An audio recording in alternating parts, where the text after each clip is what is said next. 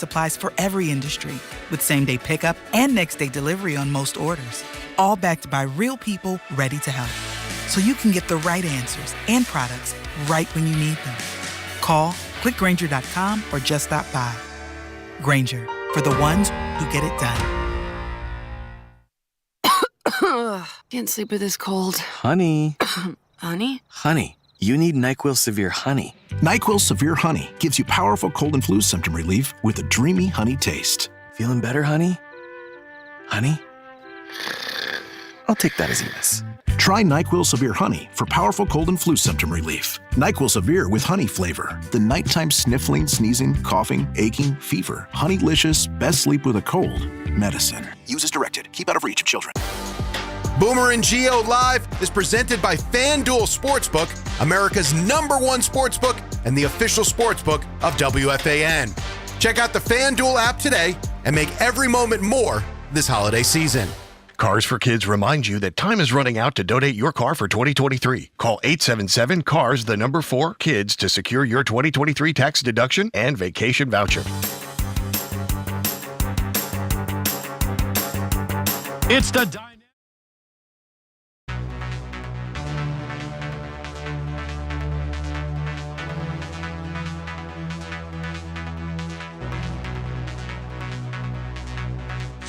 45 seconds remaining.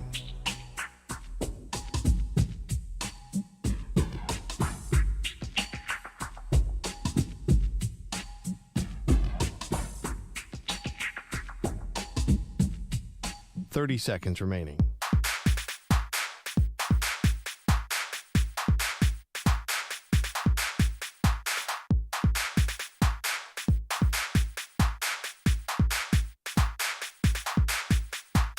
Seconds.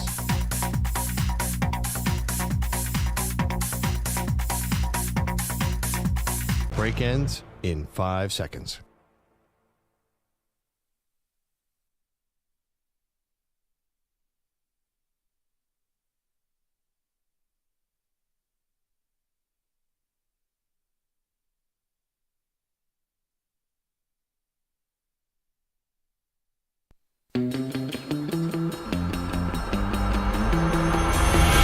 He's a violin prodigy. Her full name is Maggie V. Stallion. They are Maggie and Perloff on CBS Sports Radio. Monday Night Football doubleheader, and it delivered. Welcome to the show, Maggie. Great, Andrew Perloff. You had 2 upsets last night, including the Tennessee Titans beating the Miami Dolphins, Perloff, and it was historic. The only team this century to overcome a 14-point deficit in the final 3 minutes of a game and win it in regulation.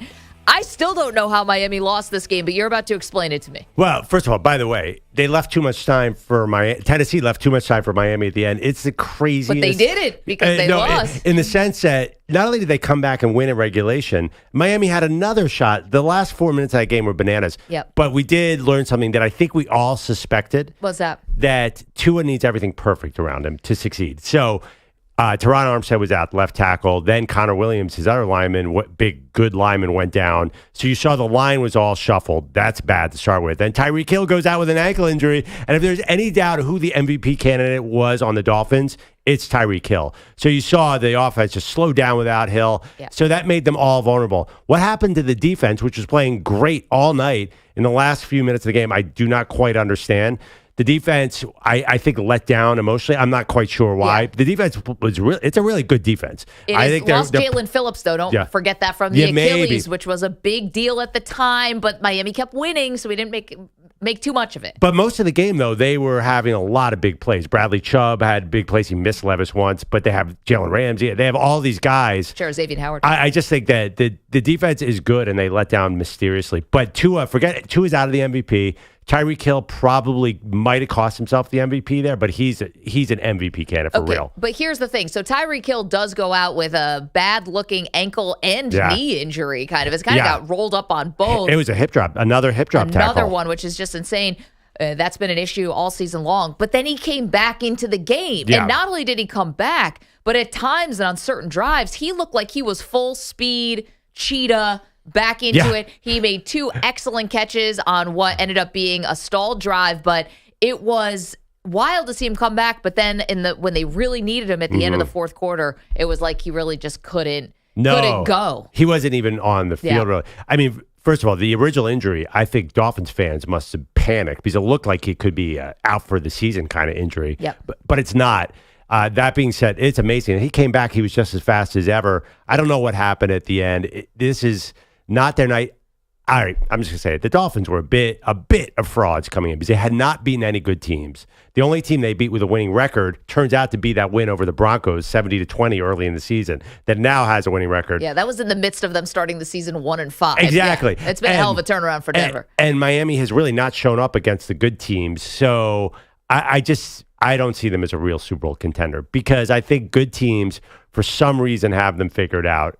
Even though all the pieces are there, but you see already the pieces are starting to fray. So they're having injuries, and Tua, I think you exposed him a little bit last night. You know, it's interesting because instead of having that signature win against a good opponent, remember, losses to Kansas City, losses to Philadelphia, the loss to Buffalo, but because they had that 70-pointer, it was like all the offensive numbers end up getting a little bit skewed, and you're like, all right, well, they don't have a signature win, but they did like have a historic blowout win. That has to count for something. And I think you're right about the everything has to go perfectly because it felt like even though they have Waddle, they have Mostert, to me it was half Tua gets it's a little tougher when it's not perfect for him, and I think it's a little difficult for Mike McDaniel.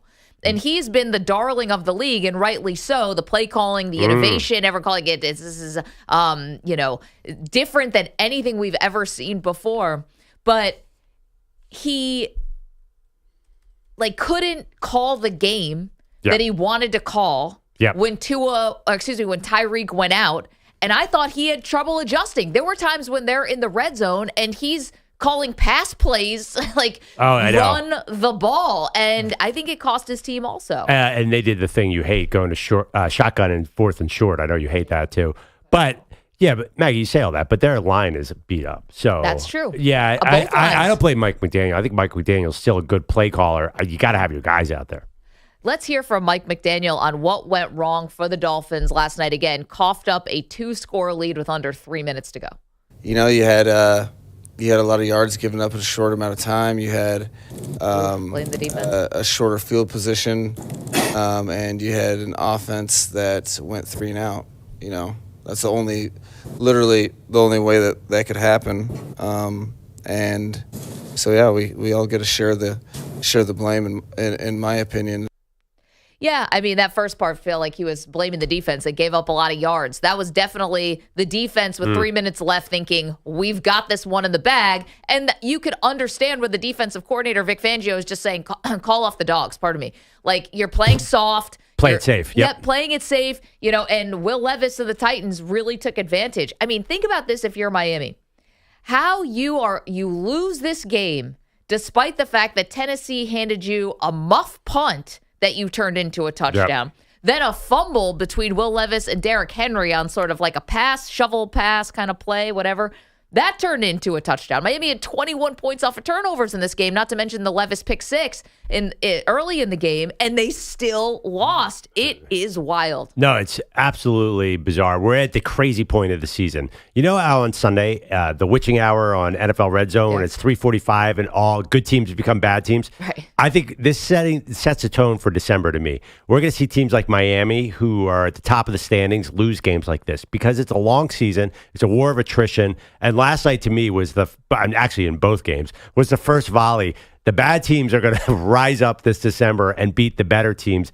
I remember, I have to admit, we do a thing here called what we were wrong about. Yeah. I did not think either of these games was going to be good. And specifically, I thought the Titans had no chance. They haven't won a road game all season. I cannot believe this outcome last night. And, you know, on the other side of the ball, by the way, I still don't know if Will Levis is good. Did the Dolphins lose to a good quarterback last night? I don't think so. I think Will Levis, I mean, listen, he's only in his rookie year now, so we have a long way to go. But he's giving us the sort of Bermuda Triangle when you talk about Derek Carr, and we're never sure if he's a good quarterback. I think now we know with Carr, but that's at the end. it's like you're not really sure. We don't have enough data yet. What I do know True. is that every team that decided not to offer DeAndre Hopkins has got to be watching this game last night and thinking, why didn't I offer DeAndre? If I'm the Chiefs, if I'm the Bills, I mean, why is DeAndre Hopkins not on a contender this year? That is wild. You could go through 31 other teams who want DeAndre Hopkins right now. Everyone's a receiver short. Yeah, I mean, except for the San Francisco 49ers. Listen, when Tyreek Hill got hurt last night, it'd be nice to have DeAndre Hopkins sitting back there because Waddle, you saw he went down one play too. Yep. They're a bit of a fragile, smaller lineup. You're right. Hopkins would be great. I'd want him on the Eagles. Imagine if the Cowboys had a second weapon like that. Oh, boy. The one team that probably doesn't need him, the Niners have That's so what many. I said. Everyone but the Niners. Right. So, but the Bills should kick themselves. Yeah, and Levis, by the way, he can run. But he runs like a madman. He runs like your guy, Josh Allen. He'll just take on a linebacker. Is that sustainable? I don't know. I've never thought it's been sustainable with Josh Allen all these years, yet knock on wood, somehow he continues to play. I mean, listen, Levis was selling out on a lot of plays. He may have been putting himself in some serious harm's way at times, but here's Levis. Let's hear from him that this win, a confidence booster, but also Titans like playing spoiler. Shoot, I mean, this is a big confidence booster for us for sure. I mean, this is not the record we would hope to have at this point in the season.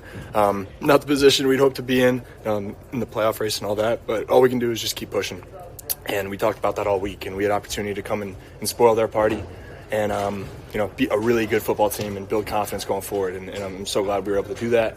Okay, so how they play spoiler is Miami, if they had won last night, would have had the number 1 seed in the AFC. Instead, now the Ravens have that locked up. Now Miami and Baltimore do play each other week 17 of the season, second to last week of the regular season. So a lot's going to be on the line there. But think about it. With Miami, this now cuts their lead in the AFC East from 3 games to 2 games. Now if Buffalo starts to surge, I mean, there is a lot to be decided in this division. And the Titans they're 5-8, right? So they're on the fringe of playoff. They have 2 games against the Texans coming up who have C.J. Stroud got a concussion. Man, the Titans remind me a little bit of Mike Tomlin's Steelers. Like Mike Vrabel, he will always find a way to be threatening. You're right. Last year, they fell apart a lot at the end. But even when they were in backup quarterbacks, they were a dangerous team. So when you look at, we probably should have seen this coming. I don't care if the Dolphins get the number 1 seed. Honestly, do you really think the Dolphins are tough enough to get through a playoff schedule? Because I think you saw it last night. Is this team really built for the postseason? They have a fancy, high-flying offense that can score 70 points in the right conditions. My fear is come January, are they that kind of team? You can't say unequivocally yes. You can't say that yet. I mean, maybe they still have time to prove that they can be that tough team, but I don't think anyone looks at Miami and says, like, man, that's a tough team. And they have a good defense. It's not about that. But I don't think they look and say that's a really tough team. They have not earned the benefit of the doubt there yet. Now, I'll disagree with you. I think the home field would be massive. Oh, for Miami? Definitely. I mean, first of all, let's yes. get it away from the Chiefs, and then let's see what happens in the AFC. But not just that. Like, think about it. Either you go and you sweat your face off in Miami, you're hot, you're dehydrated. We know the Dolphins are so good at, in those 1 o'clock game. If it is a 1 o'clock game, probably wouldn't be. But, like, you're in the sun and they're in the shade. They've got all the tricks to really make the weather work for them. Or Miami's got to go to freezing cold Baltimore, freezing cold Kansas City, like, the home field should be everything for Miami. But can we be honest about one thing, though? The players on the Ravens and the Chiefs definitely want that game to be in Miami. Even Baltimore doesn't like being in Baltimore. I mean, you play in the rain and the wind of Baltimore. I think if you're a player, like, give me Miami. The thing is, it's going to be Miami in January. Is it really going to be that hot? I think it'll be nice. No, it's going to be way hotter. And I kind of want, Tua in the elements.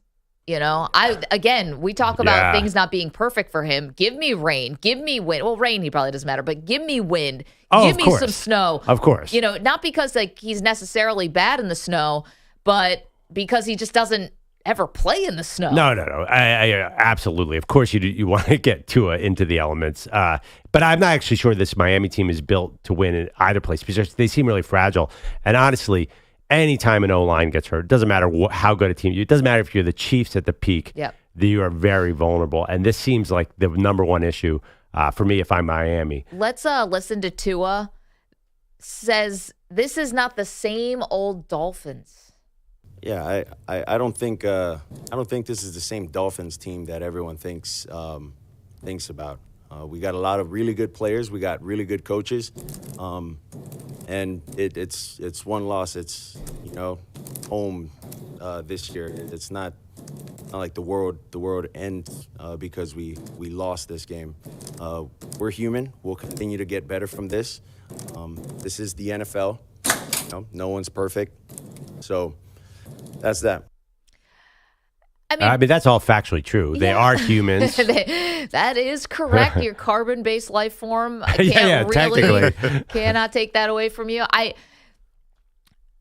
It's all the right things you should be saying in the even keel way you should be saying it. Don't make this more than it is. But to be honest, like, do you think of the Dolphins as choke artists or something like that? No, the Dolphins to me have this rap, and unfair. It might be because of the uniforms and the fact they play in Florida. They feel like a team who's going to blow out bad teams in the regular season who are not tough enough to win in the postseason. Because of the teal? No. Yeah. Because they feel like a warm weather team that is not built for the playoffs. I think that's what he's talking about. We barely get to see them really do their thing in the playoffs. Isn't that how you think about the Dolphins? Is there anyone who doesn't think about the Dolphins like that? I mean, listen, last year, Tua was hurt for the playoff game. You have no idea what could have been if he, or even the backup quarterback, if Teddy Bridgewater had been healthy in that game. Do you think Tua actually has played okay in the cold, but Tua is from Hawaii. They have this high-flying offense with Mostert and Hill and all these fast guys. When you think of playoff football, you think of the game slows down and it's super tough. Tua is the last guy you think of. Well, I don't know. I mean, they should be able to run the ball because they do have Mostert. If the line is banged up, then obviously that's not as good. But you should be able to run the ball. This is Mike McDaniels coming from Kyle Shanahan. I mean, who runs the ball better than Shanahan? And you've got the ultimate weapon in Tyreek Hill. Now we'll see. Listen, again, he came back in the game last night, was kind of in and out of the lineup in the second half. If he sustained any significant injury, that's almost impossible to overcome. Yeah, I think you're kind of stepping into my lane here, Maggie. What's that? Weather. I mean, I know, sad dad. So basically, you could take any. I mean, the stereotype is you take any warm weather team and put them into the cold playoffs. I mean, honestly, the Niners. I'm not sure the Niners are cut out to play in snow. They feel like a warm weather team too because they're used to playing in San Francisco. You take any dome team, you take them outside. Take Jared Goff outside. What do you think is going to happen? Well, so I do think. Honestly, maybe it's a cliche, but there's got to be something to that where warm weather teams play worse in a cold playoff game. Well, as we learned again last night, cliches may not be a bad thing. And I'm talking about Tommy Cutlets, who is every cliche ever imagined. Forget for an about Italian American, and everyone is loving it. Down to him, his parents, his agent, who looked like he was going to a costume party last night, dressed as like a 1920s gangster.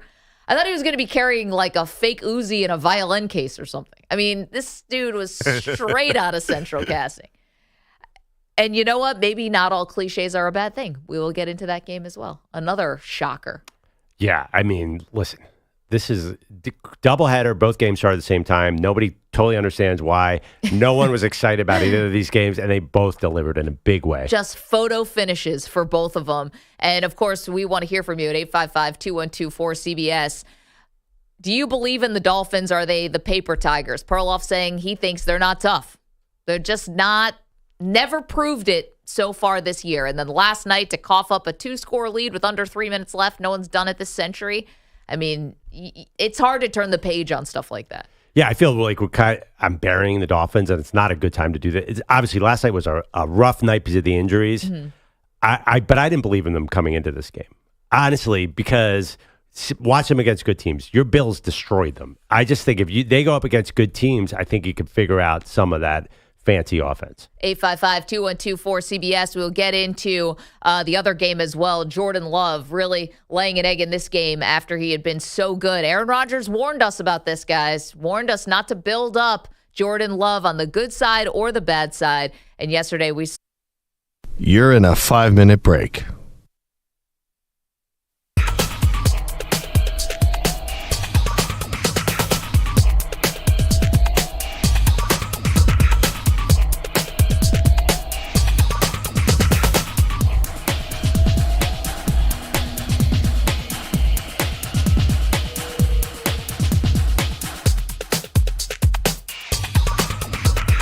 3 minutes, 30 seconds remaining.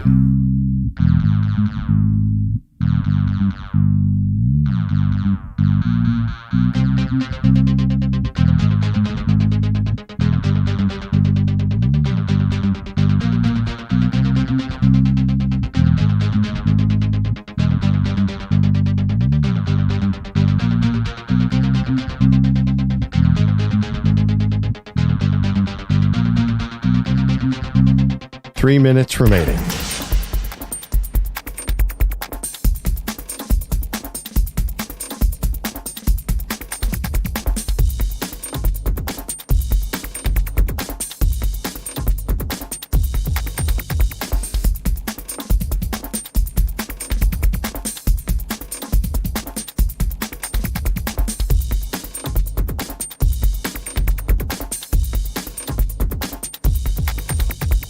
Two minutes, 30 seconds remaining.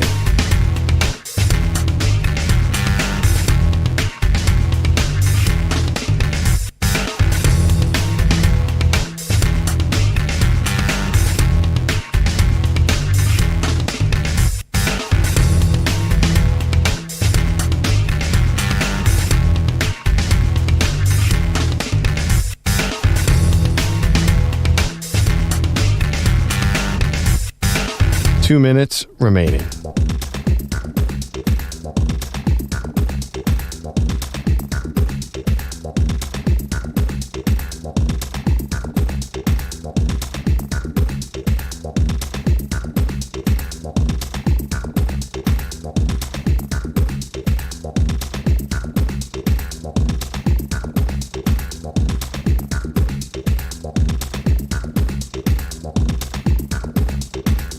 One minute, 30 seconds remaining.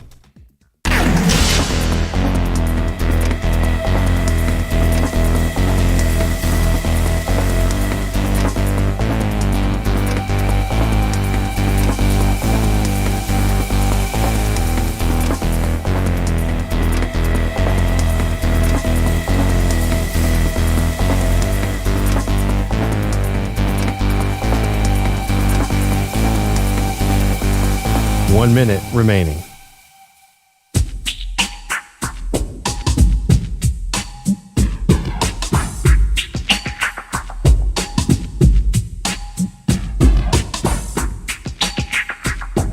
Forty-five seconds remaining.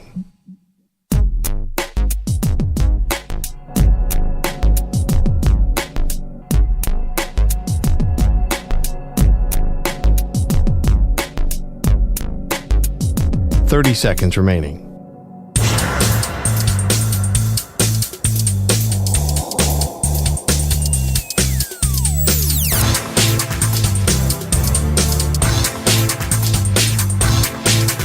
Fifteen seconds.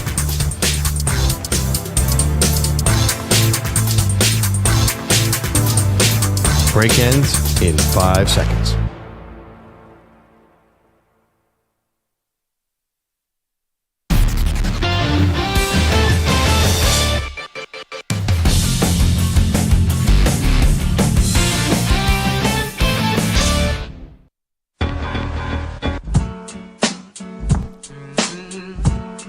Welcome back to Maggie and Perloff. Admittedly, we're playing a little Tuesday morning quarterback because I'm not sure we expected to come in talking about, hey, Tommy Cutlets just beat the Packers and Will Levis somehow had a historic comeback against the Dolphins. Okay, welcome to the NFL where anything can happen. The Tommy DeVito stuff feels like such a cliche and so obvious that it's almost not real. This whole idea that the NFL scripts itself was basically proven true last night. Yes, in New York, where there's this huge Italian-American, population, the fact that you'd have Tommy DeVito, Tommy Cutlets, with his parents who both, just a lot of proud Italians celebrating Tommy DeVito, which is great.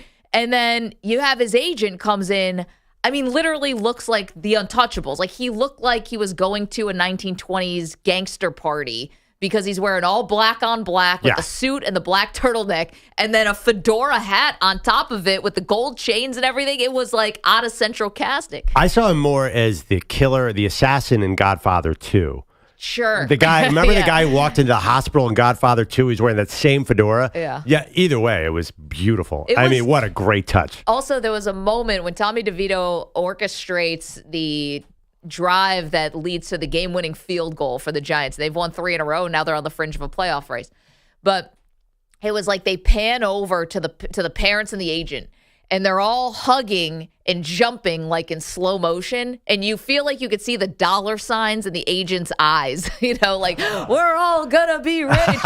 Like, they might as well have been saying that on the sideline. Yeah. Like, whether Tommy DeVito ends up being the starter for the Giants or he's the next Kurt Warner story or whatever, out of nowhere story, is yet to be seen. But regardless, he's going to be a backup now in the NFL maybe for the next 15 years. So the guy's going to get rich now. Earned a lot of money this little 4-game stretch. Generally, people don't like agents, but you like when there's an agent for an underdog agent with a player out of nowhere. That's always a great He's like Italian story. Ari Gold. Yeah, it's like a movie. Like, I believed in you when no one believed in you, and I'm here. Watch DeVito fire him and hire CAA in a week. What's the equivalent of going to Sizzler for Italian? Like, the line in White Man Can't Jump. We going to Sizzler. I need the equivalent. What is it? Olive Garden or something? Oh my God. No self-respecting Italian person goes to Olive Garden. I'm just guessing. I think if you're an Italian person with an Italian grandmother and you go to Olive Garden, that's a big no-no. I think you're excommunicated from your family. I think you're if you in have to big move trouble. to Wichita or something, you can no longer be invited to the Sunday dinners. I don't know. It's a great story. I don't know if anyone really cares about the Giants season. There's some implications. Sorry, except for Manny. There's some implications here down the road of what do you do with Daniel Jones? You're winning games, which is taking you out of the possible Caleb Williams-Drake May sweepstakes. Right, but you're out of that now. You've already won enough games that you're out of it. So I think that dream is over. Now I think they're looking at a wide receiver next year and not a quarterback, which is kind of fun. But, 4 weeks ago, it was tank. Yep. Now that dream is over. Sorry, Manny. Honestly, Manny looks kind of sad that they won. Oh, yeah. This is not good long term. No, this is not what I wanted at all. 3-game winning streak. Yay! For what? What's the point? For what? Well, you get Tommy DeVito in your life now forever. Yay! Great. Played high school football at one of the big high schools in New Jersey. And then went to Syracuse, went to Illinois, right? Oh, wow. Yeah, Big Ten powerhouse, Illinois. Woohoo! By the way, he wasn't even good at Illinois, which is the amazing Syracuse thing. For that, the amazing thing to me. Yeah, his college stats are shockingly low. Well, this is fun. Will Levis at Penn State wasn't very good, and last night Will Levis was awesome when he needed to be. And it's interesting because Wan'Dale Robinson for the Giants and Will Levis for the Titans both were great college teammates at Kentucky. 2 different teams now, both having really good nights. Wan'Dale for the Giants last night and Will Levis for the Titans. Wow. I mean, how many did Wan'Dale have more than one big play? Did he? He had that big play. He had a catch earlier that was really big, too. He's been playing well. There you go. Phones, 855-212-4CBS. Franny is in Tuscaloosa, has got a thought on the Miami Dolphins. Hi, Franny. How are you? I'm good. How are you guys this morning? Fantastic. Miami has opened the door for the Bills just a little bit. How about that? The first tiebreakers head-to-head, if they end up tied, and Miami, they both have to play Dallas, but Miami also has to go to Baltimore. Yep. Also. It's not, Franny, it's a good call. Thanks for making it and pointing it out. It's not going to be easy here for Miami, especially if they're still dealing with some injury stuff. So you welcome in the New York Jets next weekend. We're coming off a big win over the Texans. Then Dallas. At least you get Dallas at home. Then you're at Baltimore, finish off the season at Buffalo. Now, if Buffalo can keep winning, Buffalo's got to hold up their end of the bargain here to make this interesting because, let's be honest, they won in Kansas City. We talked a lot about Andy Reid and Kadarius Toney and Mahomes. We'll have an update on that story in a moment. They lose that game, but it's not like Buffalo was gangbusters in that game and definitely should have lost it. Well, so, if Buffalo wins out, though, the way the AFC is falling, they'll get at least a wild card. And this is a tricky thing. Is it so much better to get to win that division? You get home field in one of the early matchups, Definitely. but generally, though, the playoffs are funny this year. The lower seeds are actually in better position at some point. So I'm not sure that's if Buffalo wins out, they're going to make the playoffs. I think that's the point. You want to know the funny thing about the AFC? If you look at the AFC playoff race right now, do you want to know the sneaky team that owns like every tiebreaker in the AFC? Wait, can I guess? Sure. Is it Indianapolis? No, it's the Pittsburgh Steelers. Oh, yeah. They own tiebreakers, the most tiebreakers of all the 7 and 6 teams. They have tiebreakers over the Bills, over the Broncos, head-to-head over Cincinnati. Indy holds the tiebreaker over Houston, so they've got that going for them. But Pittsburgh owns all these tiebreakers, but now they're down to Trubisky. Like, can they keep this thing going? I have no idea. Well, they're 7 and 6 now. They're staring down the barrel of 7 and 10, unless Kenny. And I can't believe it. They need Kenny Pickett to come in and save them. But honestly, the other thing is too. Really, all you want to do is avoid Baltimore in the playoffs. Who else scares you here right now? I mean, do the Chiefs have to scare you just on reputation? Yeah. Yes, that's a good point. And again, they should have won that game at Buffalo. I mean, the way Sean McDermott mishandled the end of that game is kind of epic, but it doesn't matter because Kadarius Toney lined up offsides. Before we get to Bogish, can we hear a little Tommy DeVito? Manny's like at a funeral today. Manny, you got to smile, man. You got a hometown hero. Listen, at least the Knicks won yesterday, right, EJ? There you go. Yeah. Oh. Congrats to you guys. He's looking up. Let's hear Tommy DeVito enjoying the last drive. He told his team to go win the game. I mean, you enjoy it when it's an outcome like this, right? I mean, I enjoy being on the field, any play, no matter what play it is, so I'm just trying to enjoy it. Did you say anything to your teammates in the huddle before that drive? Let's go win the game. It's on us, on the offense. Movie script, guys.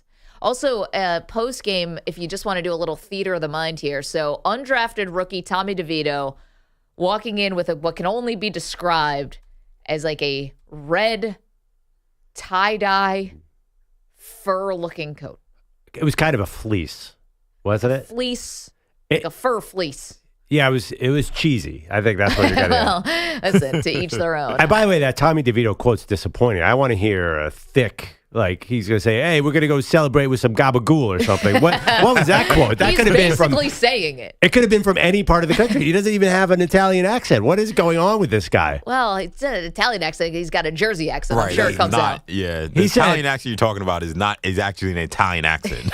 Well, I just think that he came out and said, I told the team we're going to go out and go for the winning drive. What is that? That's just quarterback cliche talk. I need something good out of Tommy Cutlets. What'd you want? Like make him sleep with the fishes? Yeah. We're going to 80s, 60s Packers now. Yeah, something like that. They play the Sopranos music when he runs out onto the field. I want a cliche. I want a stereotype here with Tommy DeVito. I mean, he's named Tommy Cutlets. What more do you want from him? The stereotype we've leaned in. We can't lean in anymore. Sandwiches at New Jersey Deli. But they're like, Tommy, signing a sandwich. What did you say to the team? I said, let's go down and get a game-winning drive. I mean, come on. That guy could have been from Kansas. Let's go win the game. Yeah, what is that? That's. Hey, let's go win the game. That's how you do it. Let's go win the game. Is this offensive, by the way? I don't even know what I'm allowed to do. Too late now. We'll find out in about an hour. I said I think it's just cliched, but everyone's loving it. You know, I don't think that there's anyone who's standing up and being like, this is insulting to me. I think everyone's behind Tommy DeVito. Hey, that's me. That's my heritage out there that's being, celebrated. Yeah. And he's winning, so. I mean, they lean into it. They call him Tommy Cutlets. Yeah. So I do think they're obviously, everyone is having a little fun here. He's not really. Look at the agent last night. Again. Yeah. Look at his celebration. Yeah, the Paisan. The chain, the TD chain. I mean, I don't think he's even leaning into it. I think this is who he is. Yeah, right. But it's almost like he's trying to be offensive. Like it's almost like an SNL skit. I mean, there are people wearing, like on the screen now, there are people wearing Italian flag colored like headbands in the DeVito section last night. It's like a bad TV show trying to make fun of Italian heritage. No, they're like kissing each other on the. Sounds like an MTV show from a couple of years ago. What was the name of that? Yeah, Jersey Shore. It made a lot of money, right? It'd be funny if it was like they're kissing, like the men, like the agent and the dad are kissing each other on the cheek. Again, it's like they can hear the cha-ching, cha-ching, and they're happy for him, I'm sure.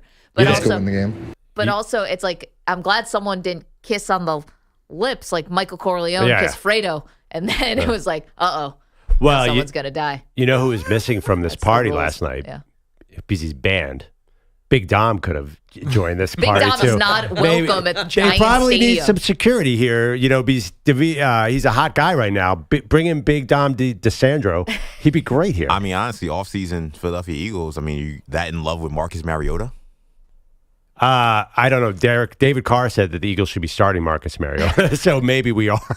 David Carr sacked 70 times. I mean, he may have some cognitive issues. That is not nice, well. CJ. That is. I didn't say that. Yeah, it was an all-time bad take, though. Bogish is here with headlines. Good morning. Good morning. Those headlines sponsored by Progressive Insurance. Insurance for motorcycles, boats, and RVs for protection on the road and on the water. See how much you can save at 1-800-PROGRESSIVE and Progressive.com. The Miami Dolphins didn't win a December game a year ago. They routed the Commanders last weekend to start this December, and then last night happened. Levis out of the gun. To his left in the backfield is Henry. 3 receivers to the left. Marks out the signals. Plenty of time on the play clock. 1:53 to play. Takes the snap. Hands it off to Henry. Running to his left. Stiff arms his way to the goal line. He dives forward. He's in.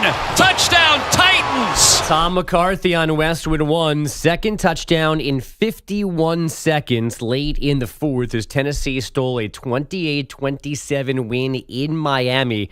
Mike McDaniel's team now 1 game behind the Ravens atop the AFC. We all get to share the blame, in my opinion, or at least know the locker room felt 100% responsible. I think that's what you want. I think there's a lot of people that are going to be it's going to be tough to go to sleep tonight. The Titans are the first team in 7 seasons to win after being down by 14 with less than 3 minutes to play. The Packers, meanwhile, kind of gift-wrapped a win for the Giants in the other game last night. 3 turnovers, other mistakes, allowed Big Blue to hang around and then steal a 24-22 home win on Randy Bullock's 37-yard field goal as time expired. Mr. DeVito was 4 for 4, 53 yards on that game-winning drive. And now his team has won 3 in a row. Brian Dable says his third-string QB has the team's confidence. He's earned that, and he knows we got plenty to work on. He's only started 4 games, but they do. They see him at practice. He has good practices.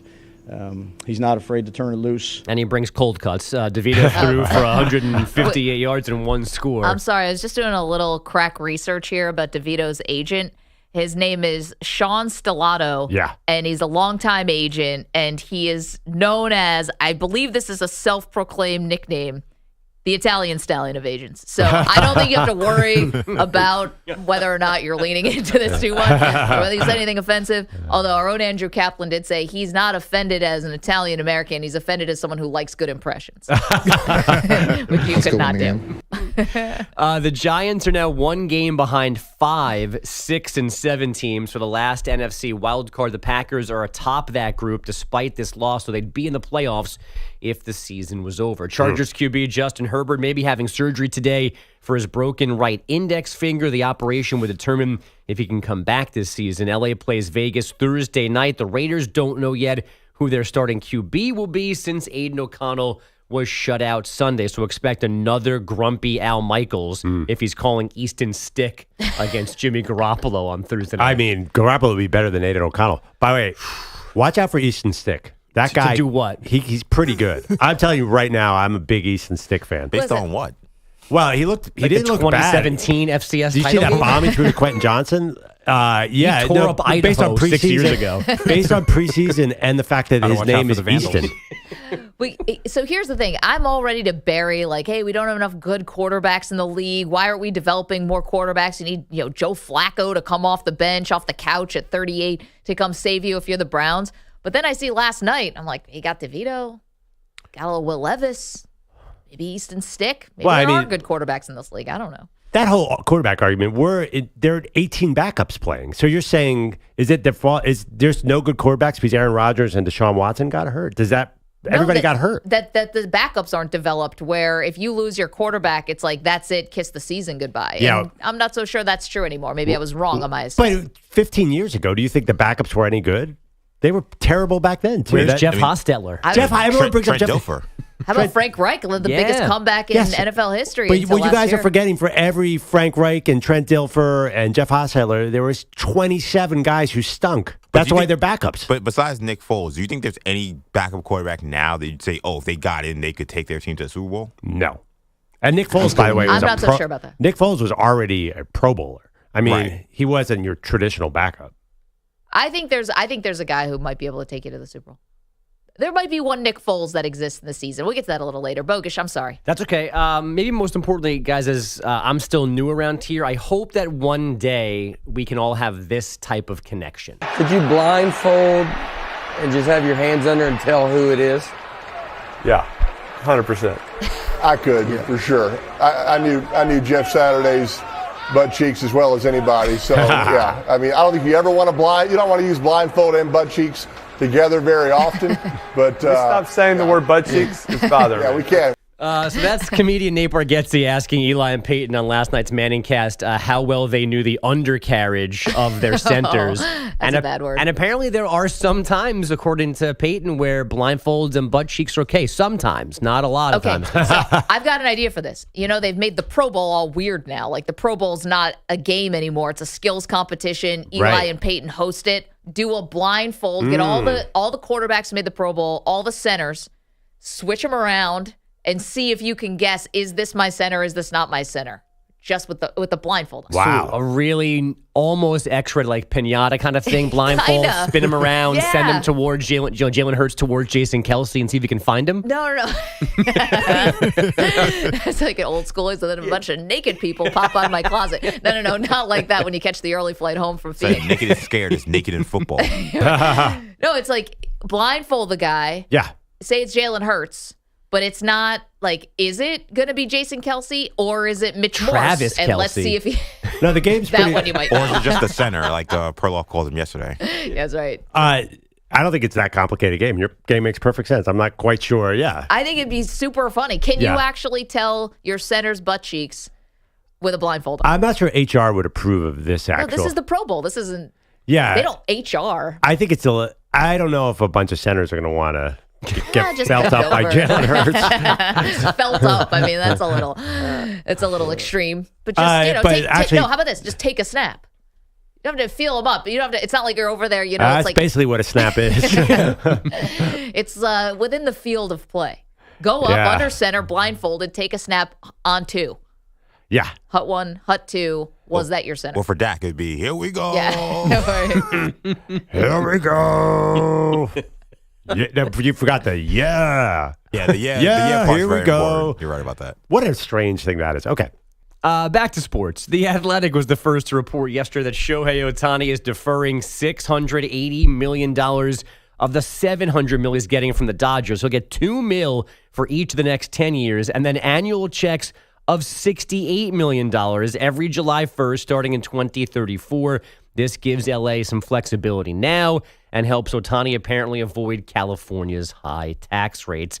This was mind-blowing, by the way. Yes. We'll get more into it. It's a mind-boggling proposition that Shohei Ohtani is going to play for the Dodgers for $2 million a year for the next 10 years. Yes. And by the way, no opt-outs in his contract reportedly. No, hey, I can hold the organization hostage if I want to. Or, hey, if I stink or get hurt, the organization can get rid of me. None of that stuff. No, and no interest apparently on the deferrals. So he's not actually making more money down the road. They're just redistributing his pay schedule. Which I don't understand. Why wouldn't he want to be the one to invest that money, not wait for a decade? I guess because he makes so much in not playing, this doesn't matter somehow. Yeah, I mean, one thing I disagree with you a little bit. That $68 million check in 2041 is going to feel sweet. Well, it's the ultimate retirement Yeah, fund. what a pension. Jeez. Amazing. I mean, I thought New York City teachers had a good pension. This is out of control. What about broadcasters? Not sure about that. Yeah, no Check with our pension. union It's called rep. good luck. I think it's bogus, actually. It's actually Rich Ackerman if you need. Okay. We're all And the we're all answer is saved. no. Rich Ackerman's our union rep? Oh, boy. Well, he's claimed the role unofficially. I don't think we technically have one, but Ack wants to be it. They got the nuts in their mouth. And then he just got fired. So we're now looking for a new union rep. Dude, Yes. yeah. I nominate Manny. Grand opening, grand closing. Step off, Dad. I mean, Manny's done updates and board op in the last 72 hours. He might as well be the shop steward as well. It's just add it on, We man. will not tolerate infestation. NBA last night, the Kings hit a franchise record 25 threes in a 131-118 home win over the Nets. Shai Gilgeous-Alexander had 30 in the Thunder's 134-120 win over the Jazz. And the Nuggets snapped a three-game skid, 129-122 in Atlanta. Jamal Murray had 29. And now back to you guys. Thank you, Andrew Bogish. I think we just came up with a really good idea for the NFL. So, everyone can poo-poo it if they want, but blindfolded quarterbacks taking a snap from the center, can you tell whose butt that is? You're not tuning in?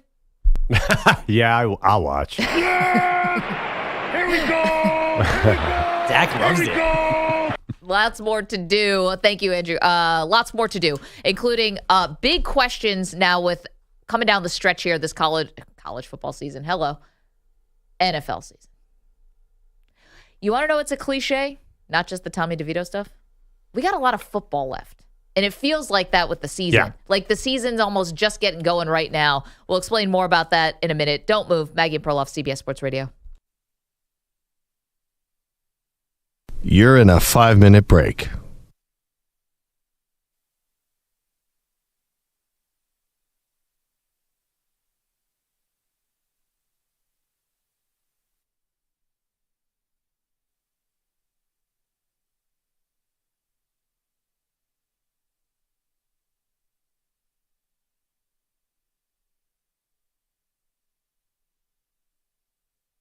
Four minutes, 30 seconds remaining.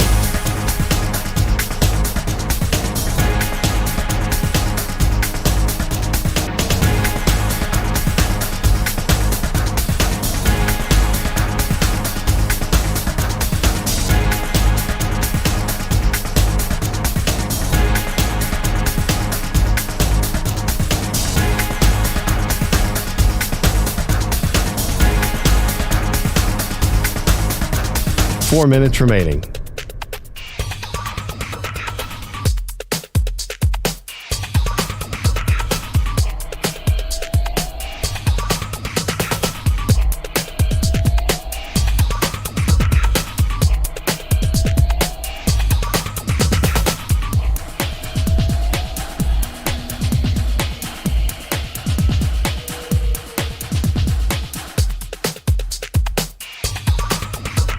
Three minutes, 30 seconds remaining.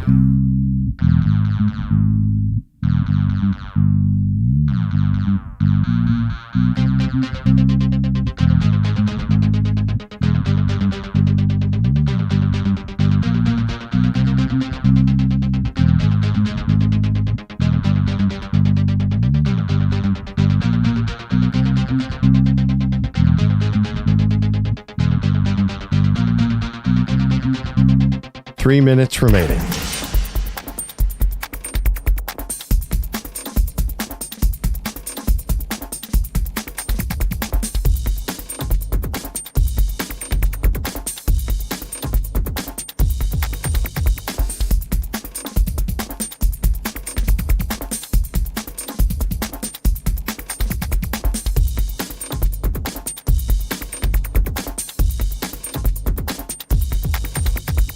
Two minutes, 30 seconds remaining.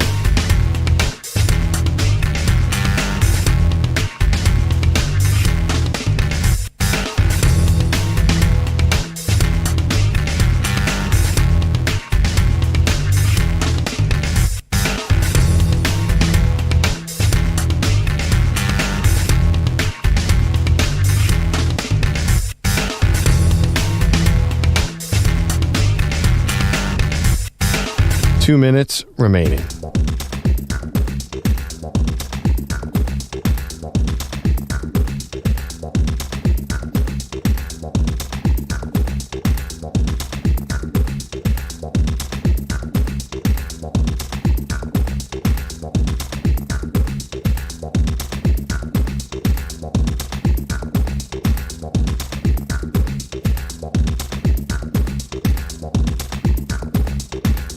One minute, 30 seconds remaining.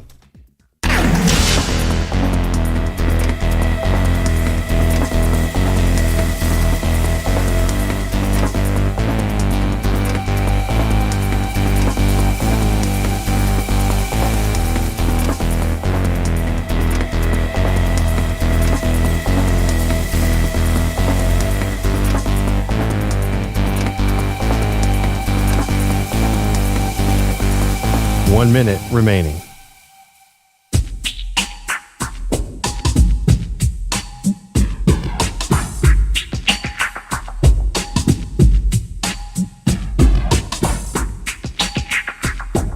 45 seconds remaining.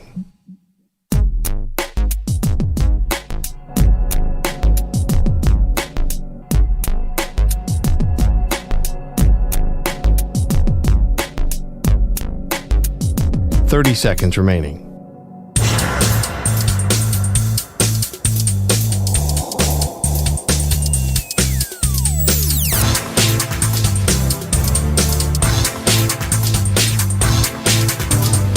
Seconds.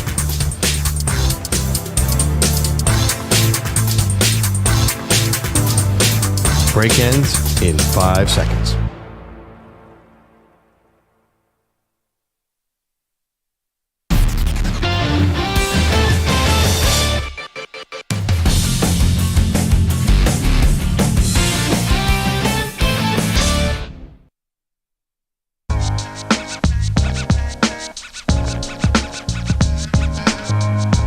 Welcome back. Maggie Gray, Andrew Perloff. We're still kind of basking in the glow of this Monday Night Football doubleheader. I mean, we didn't know why it existed. Yeah. We're not sure why the games both start at the same time. No. But they both ended up being these photo finishes. Both were upsets. And for the Dolphins getting upset by the Tennessee Titans, that was a 13.5-point spread. That was the largest spread of any game in Week 14. And not only that, the Titans basically gave this game away. They muffed a punt and had a fumble that was a muff punt return for, that was eventually turned into a touchdown. A fumble that was eventually turned into a touchdown. So this is all inside of 3 minutes. They staged this furious comeback. And then on the Giants side of things, they were 6.5-point underdogs. Green Bay Packers just played a terrible game. And now the legend of Tommy DeVito lives. Well, I think with Miami, the wind went out of their sails when Tyreek Hill got hurt early. So their offense just was slow all night long. And as for Green Bay, I have a bad feeling about this. I love me some Jordan Love. I think he's one of those guys who's not good at night, like Andy Dalton and Kirk Cousins. I'm starting to get that vibe. Somebody was saying his night stats aren't as good as his day stats. I got to double check that because I feel like he's had some wins at night. But this is he could be one of those quarterbacks. That's kind of like a one in, one out. Like Kirk Cousins goes out with an injury, and now we need someone else who can come in and doesn't play well at night. Like now it's Jordan there's Love, some really good quarterbacks who struggle in prime time. I hope Jordan Love's not one of them. Let's go to the phones. Daryl's in Northern California has a thought on Tommy Cutlets, Tommy DeVito. Hey, Daryl.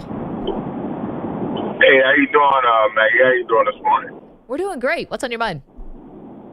I was just driving to work, and you guys got me cracking up. I thought it would have been amazing if DeVito could have went on Goodfellas like Jimmy 2 times, but at the end of the game and been like, hey, yeah, we had to score a touchdown. Yeah. He says everything twice, or get talk to his old college coach and get Danny DeVito on him and be like, hey, I don't sign shoes no more, and all that. I don't sign shoes no more. But I think that's great what you guys are talking about, man. You're keeping me awake this morning, for real. Fantastic. Well, get to work safely. Thank you so much for the phone call. I don't think we should take credit. I think Tommy DeVito and his clan needs to take credit because they're just laying it out on a silver platter for us just to entertain everybody. Last night was amazing. Honestly, the 5-8 Giants would be the most boring team in the league if they didn't have Tommy DeVito right now. Without a doubt. And yes, I would love it if somehow in the press conference after, it's like, it's funny how you converted that fourth down. It's like, funny how?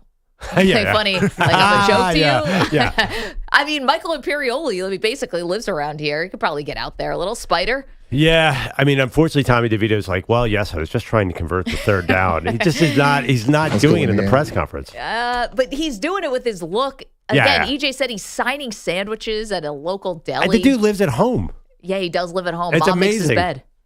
Favorite food is his mom's cutlets. I mean, spot the lie. Did you hear Looks like a pretty good cook. They said last night on the broadcast that no one's cooking in his house anymore because the neighbors are delivering meals every night. Oh, so he's a local hero. Well, interesting. They're bringing food over probably because they also want to see Tommy. Yeah. Maybe have him sign a couple things. You got to capitalize on this when it's good. There's one downside to this, though, for Tommy. What's that? He can't move out of his parents' house now.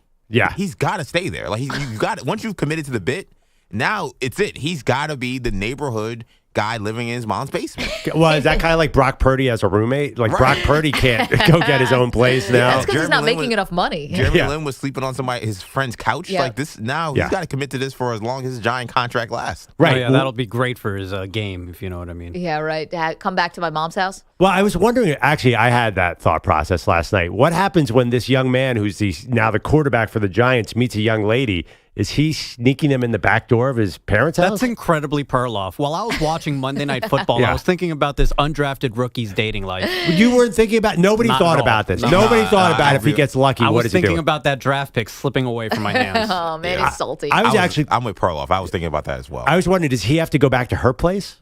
Okay, I'm just thinking, you guys think this is the first time he's encountered this? The guy's like a local high school legend, so he's probably, had this pop up before. But I'm sure now that he's playing quarterback for the New York Giants, I mean, he may have some New York, New Jersey starlets calling his phone. Could you bring them to your mom's basement? I don't know. I don't know. If I'm in a bar and the Giants quarterback walks up and talks to my girl, I'm nervous. If the Illinois quarterback walks up, I'm not nervous at all. I'm like, Illinois? When's the last time you topped 30 in a game? That's the guy they told you not to be worried about. And here we go. Now it's Tommy Cutlets, and he's got your girl. Yeah. Can we maybe who's the best celebrity girlfriend for him? I'm thinking somebody from Jersey Shore. Is there somebody available? Snooki. Is Snooki? Is she single? They're all married though, right? They're all like 15 years older than him. Old now. The woman who plays Meadow Soprano. She's like 45. Oh, yeah, but 40. Meadow? Come on.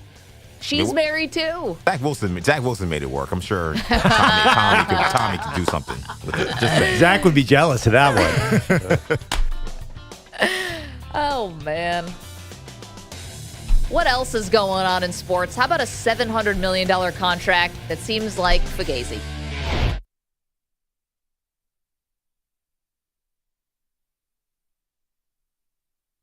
You're in a 5-minute break.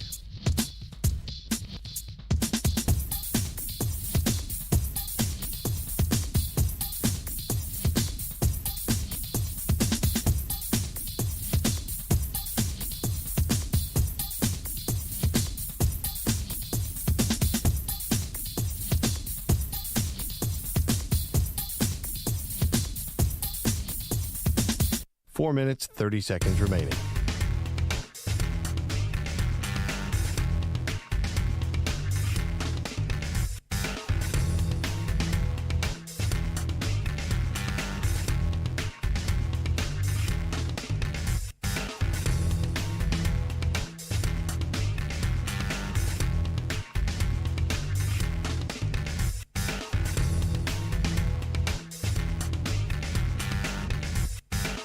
Four minutes remaining.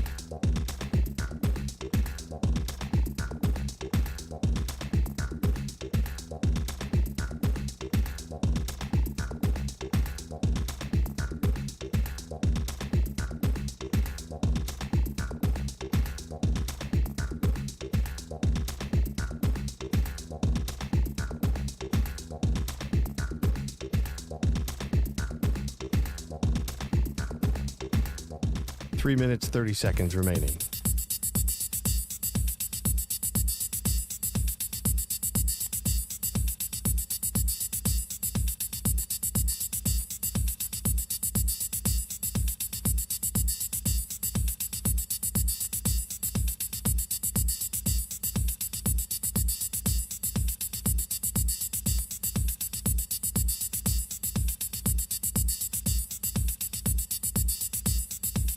Three minutes remaining.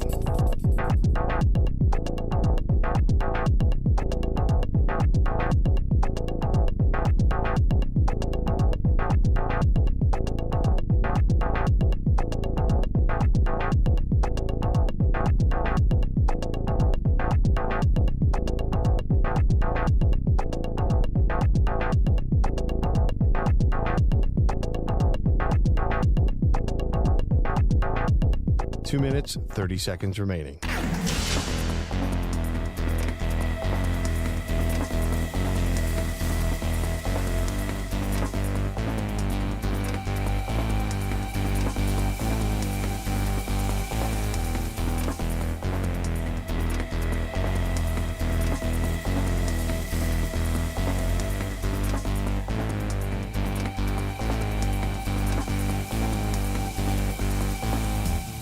2 minutes remaining.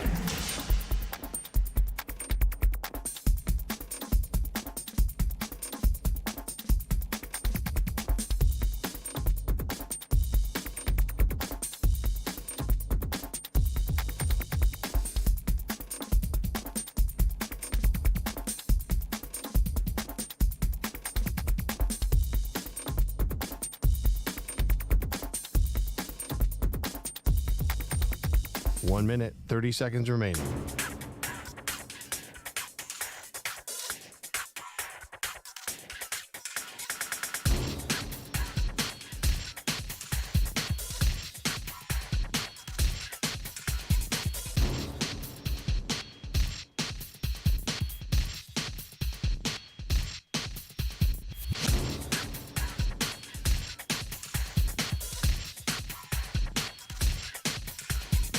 One minute remaining.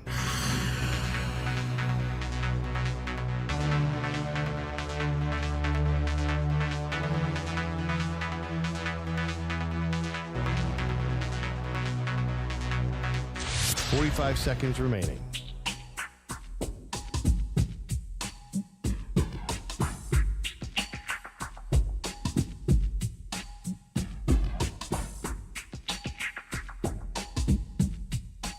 Seconds remaining.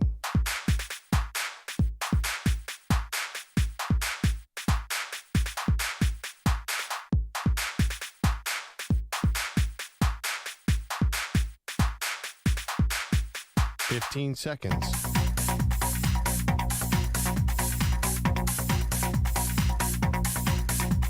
Break ends in 5 seconds.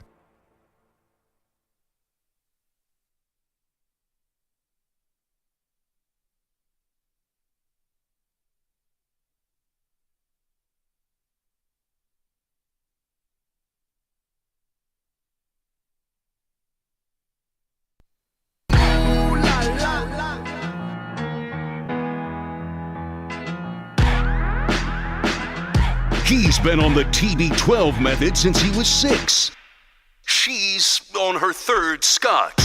They are Maggie and Perloff on CBS Sports Radio. If we learned anything last night, it's that we have a lot of football left to play in this season. Hey, welcome to the show, Maggie Gray, Andrew Perloff. We thought we knew what we were going to watch last night. We thought the Miami Dolphins would cruise to a victory over Tennessee. We thought the Packers would continue to win and go beat the New York Giants. And we got anything but that. We got a wild, wild ending, especially for the Titans in Miami. Miami loses the game, even though they were up by 2 scores with 3 minutes left to go.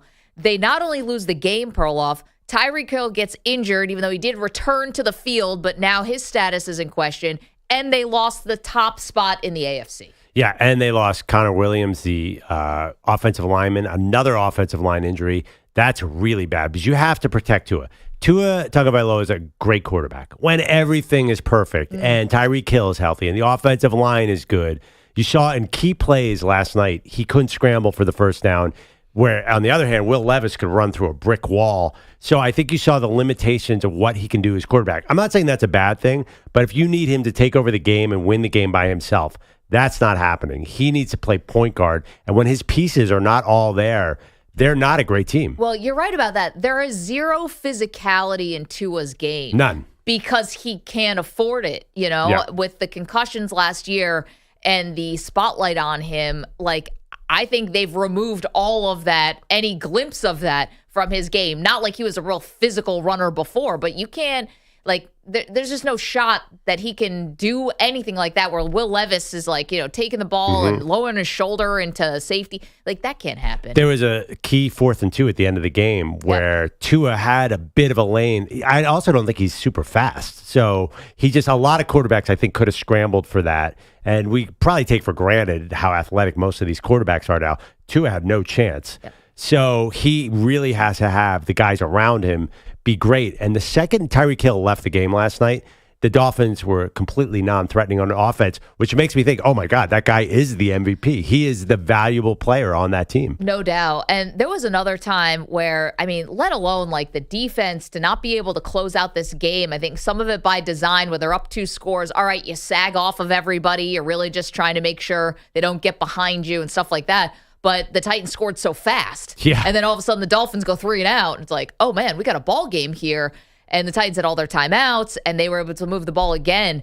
But there is another part here with Tua. He sailed a ball on Devon Achane, and Achane got laid out. Do you remember this with Harold Landry, the linebacker? Yeah. And then later on, similar play, and Achane couldn't make the play. And I think he might have been seeing the linebacker coming across. Like, that's on Tua. Yeah, and also, he's a running back, and he was in a wide receiver position. I think the second play you're talking about, there's no way a running back was going to make that play. Yeah, you're right. I mean, that's the thing. Waddle got destroyed on a play earlier, too. The way that offense works, there's a lot happening over the middle of the field, so guys are going to take big hits. I feel like Jalen Waddle, in his career in Miami, he's gotten a lot of huge hits. They make him vulnerable all the time, and he probably weighs, 175? He is not a big dude. So, yeah, I think the Dolphins feel fragile right now. They don't feel tough. Their defense feels tough. I think Bradley Chubb he'll hurt somebody. And the cornerbacks are great. It just right now they feel really, of all the contenders, they feel really down. Yeah, and they lost Jalen Phillips to an Achilles. What was that, 2 games ago? And I playing great this year. He was playing great. And I think also I think the defense got a lot of confidence from him, and there was a scene in the in-season Hard Knocks that they're doing with the Miami Dolphins where Jalen Phillips gets hurt, and you just see the teammates like, no. And he's like, no, man, it popped. And his other teammate won't believe it. Like, he can't come to grips with the fact that Phillips might be hurt. Maybe they're reeling a little bit from that as well. So, wild game last night. And then on the flip side, the legend of Tommy DeVito grows. The Giants win 3 in a row. They're no longer in the hunt for a top pick and maybe a quarterback. Now we flip to they're on the fringe of the playoffs. Yeah, I mean, we don't know for sure. They could end up with a number 8 or 9 pick, which could be a quarterback. There's a lot of quarterbacks possibly in this first round. I think the way the Giants operate, and you follow them closely, they always stick with their quarterback too long. So Daniel Jones is going to be the starter week 1 next year. Even if they did, I would have they probably would have number 2 and drafted Marvin Harrison because they seem to love Daniel Jones. And listen, I don't think Tommy DeVito is really going to push Daniel Jones, but he's the perfect backup for this team. Yeah, unless sometimes the backup can be more popular than the starter. Yeah. That could definitely be the case because I don't think that Giants fans have a lot of patience for Daniel Jones. And meanwhile, on the flip side, what happened with Jordan Love in this Green Bay, offense? Like, they'd been awesome. Gangbusters, 3 wins in a row. Chargers, Lions, which was a really big one, of course. They beat Kansas City, and you're like, we're in business here, even though Kansas City may have gotten hosed or did get hosed on a no defensive pass interference call. Then they come on the road, and Jordan Love just couldn't hit the ocean from the beach last night. No, he was bad. That one pick that he threw up in the air, it didn't seem to like the weather last night. He just seemed uncomfortable windy the whole game. Yeah. So I'll give him a pass. You know how I blame weather on everything. He was 25 for 39, 218. It was bad, but it wasn't a total disaster. I honestly thought they were going to win the game. When Saquon Barkley fumbled late in the fourth quarter, I thought they're definitely going to win. Yeah, I did not see Tommy DeVito with the last-second drive because DeVito really wasn't moving the ball last night very well. It was a lot of Saquon. So, yeah, the Packers blew a big game here because they're a playoff team. They still might be a playoff team because the bottom of the NFC playoff picture is so bad. Yeah, this is very disappointing. But then again, not shocking. You go on the road on a Monday night in cold weather. I think the Giants are cold weather, though. The Packers, cold weather, they should be the best at cold weather. Which, ironically, they haven't been. Well, it's funny because now the Giants are 1 game behind the Packers for that 7th wild card spot. I know. Yeah, Crazy. But they played the Eagles twice. I mean, are the Giants going to win those games? What's going on here? You're asking me? I don't have think the Eagles fallen that much? I look at the Giants' schedule and say they're much more likely to get a top 8 pick than to be in the playoffs. I mean, do they want to be in the playoffs? What's the point of that? I mean, the fact that they are where they are is maybe a miracle. I know Manny does not want to see his New York Giants in the playoffs. And I think for Green Bay, listen, it was I don't want to say it was too good to be true with Jordan Love, but even Aaron Rodgers warned about this, right? He's like, he was asked on McAfee last week. We'll see what he says later this afternoon, but he was asked, do you buy this with Jordan Love? And he said, no, because I'm not going to buy all the good and I'm not going to buy the bad. I'm not going to crown a guy and I'm not going to cancel a guy. We're too early to, evaluate these quarterbacks. Yeah. We got to give them at least the full season. And he had been looking great, and now he really fell back to the pack last night. Well, he did. But, I mean, he did have what could have been a game-winning drive, too. He played okay at the end of the game, so it wasn't a total disaster. Something weird was happening last night in New York. It just didn't feel like a normal game. Tommy DeVito. Once that agent showed up, it was game over. Both games are a lot of fumbles, a lot of special teams miscues. Yeah, both games, you said, right? Yeah, the rhythm was way off on this game for Jordan Love. He did make some plays in the second half, so I'm not writing off Jordan Love. I'm fully on Team Jordan Love. Are you? You jumped off Jordan Love I jumped a month and a half Well, ago. what happened was I was all about him in the preseason. Then he came out in week 1 and beat some terrible team like Atlanta, and he didn't look good. It took him half the season to get going, and now I'm back in. He does throw a beautiful pass normally. I mean, if you were just eyeballing it's not 15 yards out of bounds. I don't know. He wasn't that bad last night. He had better than Tommy DeVito. Tommy DeVito sailed some passes. He came into the last drive with 98 yards passing on the night. He can run. Rush for 70 yards. Can we hear Jordan Love, please? Manny says the play was just not good enough to win. Not good enough, obviously not good enough to get the job done there at the end. And obviously 2 costly turnovers hurt us a lot. So just not good enough. Yeah, he's right about that. And facts. More facts. I mean, judging on the final score, this is accurate. You're right. Both of these quarterbacks got their facts in order. Maybe it was starting to look like it was really clicking. And it's like, of course, the Packers made the right decision. And they still did make the right decision. It's not about that. It was just, how were we going to do this the easy way with Jordan Love, or are we going to do it the hard way? And the easy way would have been going on a Lions-like run at the end of the season to have all this positivity building for next year. And now it looks like it's not going to be that easy. It's not going to be such a straight line. No, you're right. And Aaron Rodgers was right. It never was going to be. But listen, they're up 22-21 against a pretty bad New York Giants team with a couple minutes left in the game. They should expect that defense to hold up. And they did. The defense really started to take on water, too, at the end of the game, which is always a thing with Green Bay. Say what you want about Jordan Love, and a big game is that defense and all those first-round picks all over the field ever going to show up. They've disappointed Aaron Rodgers. I think Jordan Love is a great move. And these receivers, Romeo Doubs and Watson, they're all going to get older with Jordan Love. Yeah. I really like where they're headed. I know he's on a short-term 2-year deal. I have a feeling it's going to be a decade of Jordan Love, and I'd be excited if I was a Packers fan. 855-212-4CBS, 855-212-4227. The Titans comeback, it's being called epic. They're the only team to ever come back from 14 points down in under 3 minutes and win the game in regulation this century. But you know what's funny about that? It doesn't feel epic. It felt like that was on the normal flow of the game. It didn't even feel like they pulled off some miracle. They kind of just drove. Well, they just drove down the field with a bunch of screen passes where the running back went out of bounds. Sure. It wasn't like boom, boom, boom. They were hitting these massive plays, and somehow they left a minute plus for Tua Tagovailoa at the end of the game. It was a very unusual. Miami had the ball and they couldn't take any time off the clock. It was a very weird kind of last 4 minutes. Oh, it definitely was, but it did feel like you've got to be kidding me, because the Titans had given the ball away on a muffed punt and then on a fumble. It's like, and the Dolphins turned both of those into touchdowns. Like, you're not supposed to win that game. No, absolutely not. And the fact that Miami really did nothing on offense is shocking for this Miami team. And you had an interesting point earlier. The 70-point win, 70-20 over Broncos, is definitely skewing the Dolphins' overall offensive numbers. They don't feel like that offense anymore. 855-212-4CBS, 855-212-4227. Okay, so you're welcome to weigh in on what we saw last night, because it was costly for Miami. You cost the top seed in the AFC, which you would have had, close the gap on Buffalo and yourself in the AFC East. Now, listen, Miami's going to play Baltimore week 17, so this is going to get decided on the field, which is where it should get decided. But, we still have a lot of football left to play. I'll reiterate that. Yeah. We have a lot to get to in terms of Shohei Ohtani as well, but I do want to bring attention to something we are doing this holiday season. So if you like to listen to our show on all of these incredible CBS Sports Radio stations, fantastic. We love it. Amazing. The free Odyssey app, always there for your SiriusXM channel 158. It's all perfect.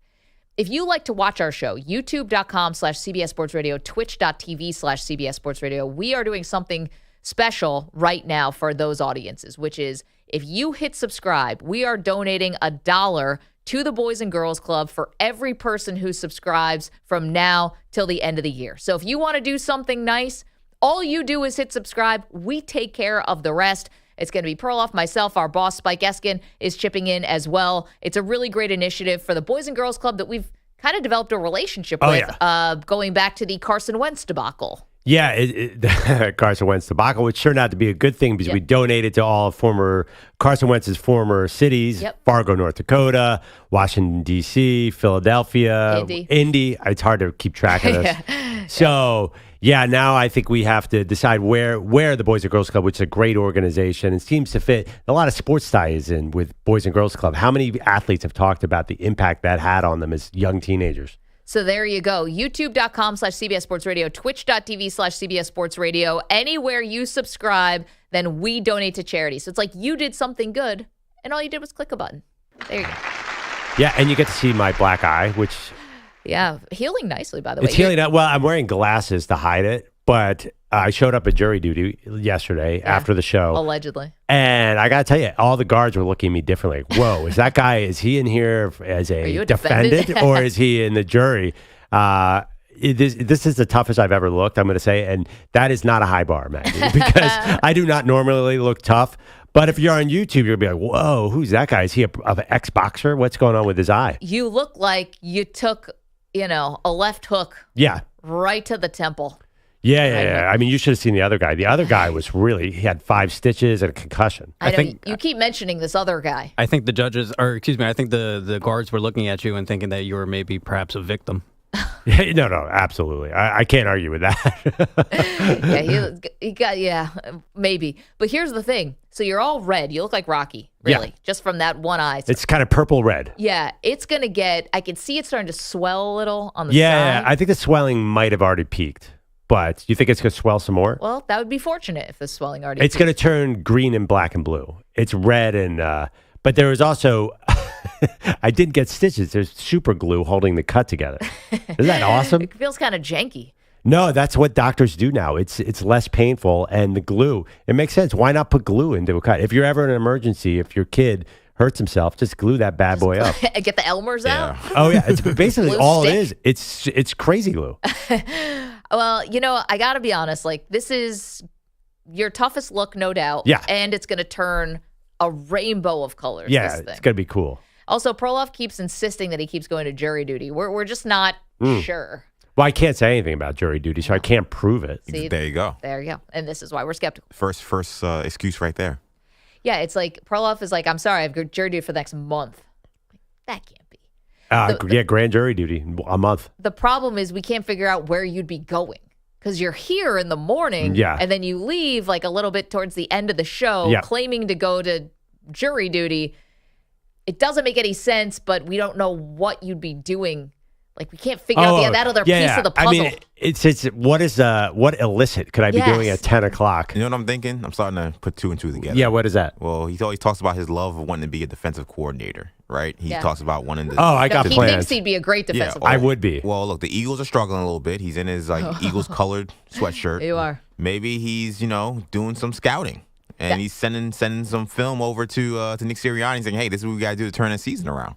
You think he's hitting the turnpike after this and going straight down to Philadelphia? Yeah, I think he's getting to the NovaCare Center and helping out the coaching staff. Connor Stallion style. I was about to say, I may or may not have showed up at a Central Michigan game in a fake mustache the other day. It was you. Did I maybe drop off a casserole at the DeVito household the other night with 2 games coming up against the Giants?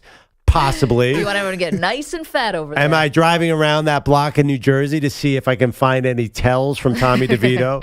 Hiding in DeVito's DeVito's closet. Family is, I think, savvy enough that you show up with a black eye, giving them like a lasagna, and they're not eating that. they know where that's coming from. Yeah. It's probably some rat poison in it or something. Yeah, no, we don't like this guy. I'm actually sitting in my apartment with these headphones trying to decipher what, here we go, means. Trying to decipher what it means. To me, it seems like the same 3 words over and over again, but they're completely different meaning. So I'm on a special project for Sean Desai. See, we knew he wasn't going to jury duty. All these things make way more sense. But actually, you guys know me pretty well, and you know how much I value lunch. So the amount of research I put into the best lunch places near the jury duty place was intense. Oh, I'm sure there's got to be whole articles written about this. Yeah. So know what I ended up with, though? I couldn't find anything, and I went to Chipotle. And I'm going to do it again today. Wait, say that word one more time. Chipotle? Man, he's offended. How do you guys say Chipotle? Chipotle. Oh, Chipotle? Sorry. I think we would also accept Chipotle. No, I'm just kidding. Chipotle. Oh, Chipotle. You said Chipotle. Chipotle. Chipotle. Littering and smoking the reefer. Chipotle. The shot of the day will be at 9:50 approximately. when Perloff's long gone. Yeah, I'm not going to be here. You guys will know exactly what it is. Chipotle. There right? you go. Is that not what I said? Oh, I said definitely Chipotle. not. Chipotle. Chipotle. It sounds like you're saying the same word over and over again. And let's get back to about Tommy. have a seizure. Let's get back to Tommy DeVito. Forget about it. That's not helping. Forget. Hey. 855. Check on the sauce. I don't need non si può sto parlo. I don't need the gabagool. Give me the chipotle. Oh boy. And it's just officially been butchered. Somewhere a little part of Tommy DeVito's Am I ruining the aging. Tommy DeVito experience? We went from gabagool Italian. Now we're talking about Chipotle Mexican. Where are we now? Where in the world is Andrew Perloff? Here we go. Now we're in Texas. Here we go. Here we go. Here we go. By the way, Dak sounds like Patrick Mahomes, which is the weirdest thing about this entire. None of this is making Maybe that's why he's playing so well. I know. I was thinking about that. This is a movie where Dak steals all of Mahomes' powers, And now they Mahomes- flip bodies. Oh, by the way, we got to get into later. Mahomes Freaky Friday. We got to get into Patrick Mahomes' apology later in the show because Maggie's on team anti-Kansas City Chiefs.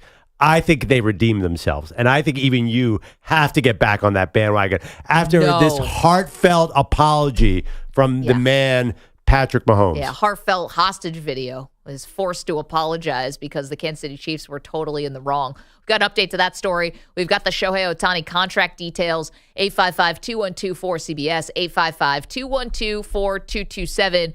Maggie and Perloff, do not move. We're back in just moments.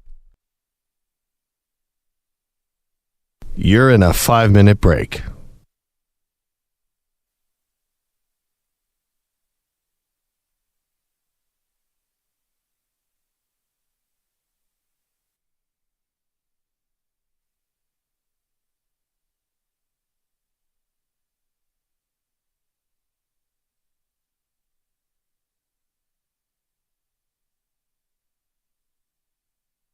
Four minutes, 30 seconds remaining.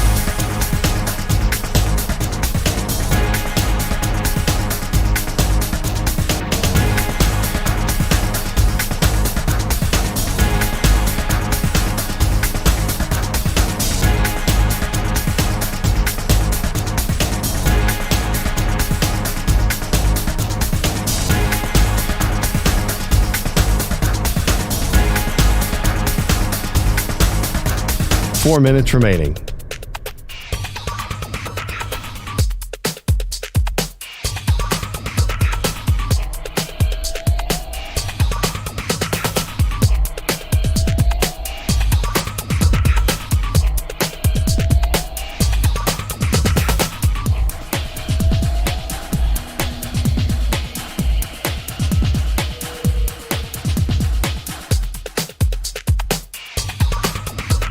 Three minutes, 30 seconds remaining.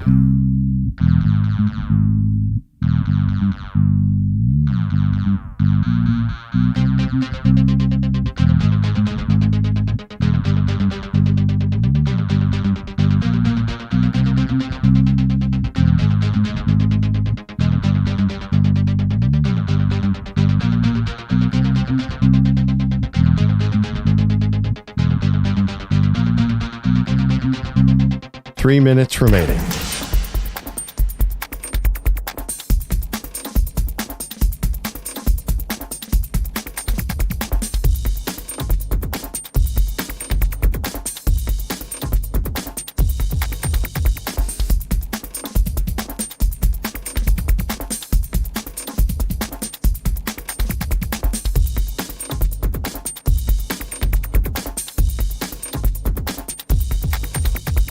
2 minutes, 30 seconds remaining.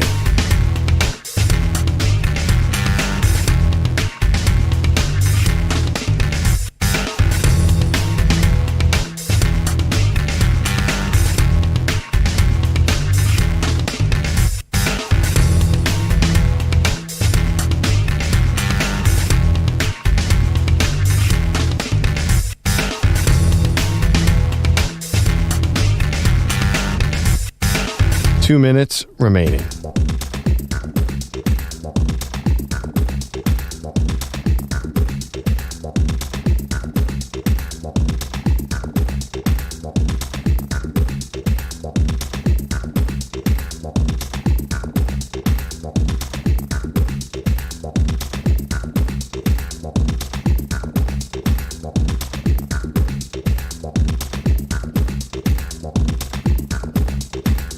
One minute, 30 seconds remaining.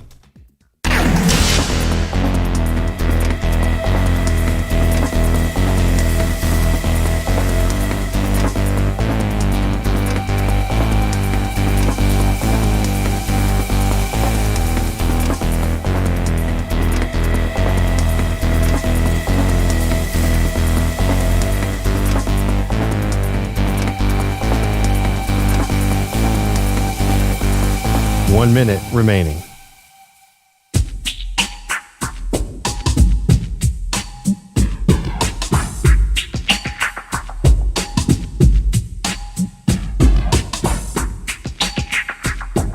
.45 seconds remaining.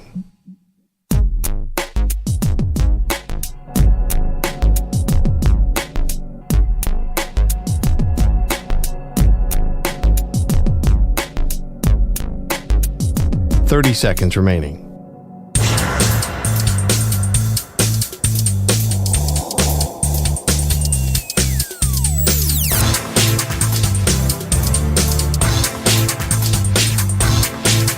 .15 seconds.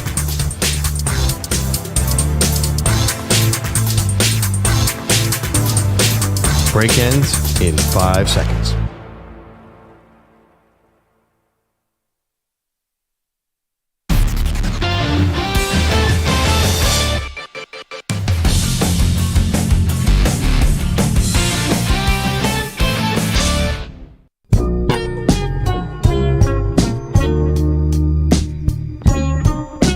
Welcome back to Maggie and Perloff. If you went to bed early and missed the end of both bizarre football games, the Giants come away winners over the Packers. Don't ask me how. Tommy DeVito, forget about it. And the Miami Dolphins.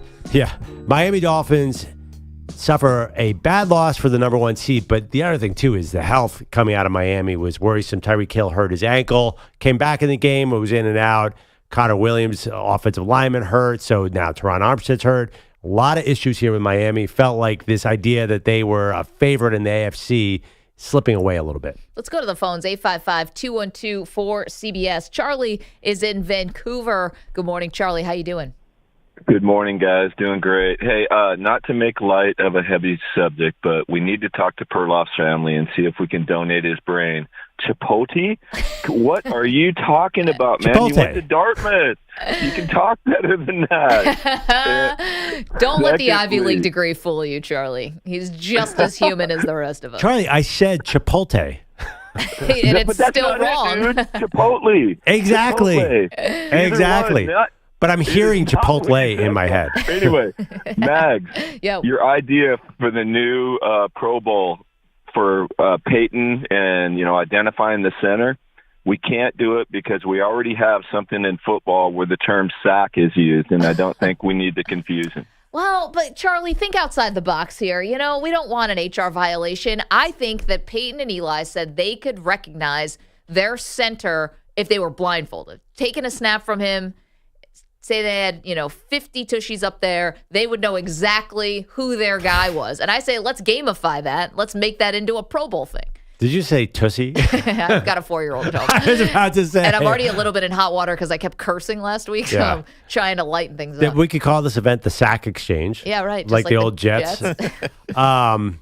Yeah. I mean, it is easy. Kind of the jokes write themselves here. I just think we have an opportunity here. That'd be pretty funny. Do you think that all these Pro Bowl quarterbacks can, they know their centers? You know what? Just by feeling? I'm not sure I want to know. It's taking a snap. It's not groping. I don't know. HR might get involved in this. I love how you guys think there's HR where? In the NFL, you're telling me the Pro Bowl? There's got to be HR departments for these teams. No, in the teams for sure. But this is the Pro Bowl. It's like international waters. Could you imagine HR department at New England and Bill Belichick said something sideways, how that conversation would go? I bet it's fast. It's a quick meeting, like all of his. Dennis is in Union City, California, ready to do some victory laps off the Shohei Ohtani news. Hi, Dennis. How are you? Hey, how are you guys? I'm very happy with Ohtani. I'm glad he's a Dodger. He's a Dodger. I'm a big Dodgers fan, and it'll be worth it, even if we have to pay a little more, for the Dodger dogs because they're good and he's worth it. You know, Dennis, the way that the contract, congratulations, because this is a huge day for the Dodgers. I mean, You're used to these big days because, you're the Dodgers. You're the Dodgers. There's no shortage of stars on this team, but this was the big fish, and you landed him, so congrats. But not only that, you landed him, and he's going to make $2 million a year for the next 10 years.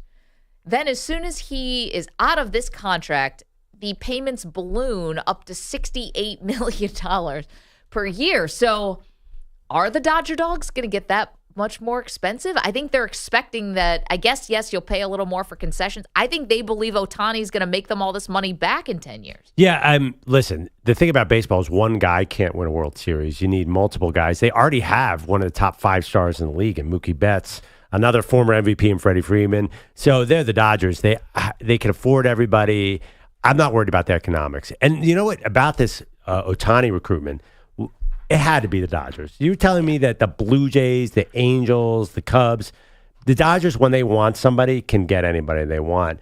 My question, too, is forget all that. But he did them a huge favor. To me, this is less about... Not really, though.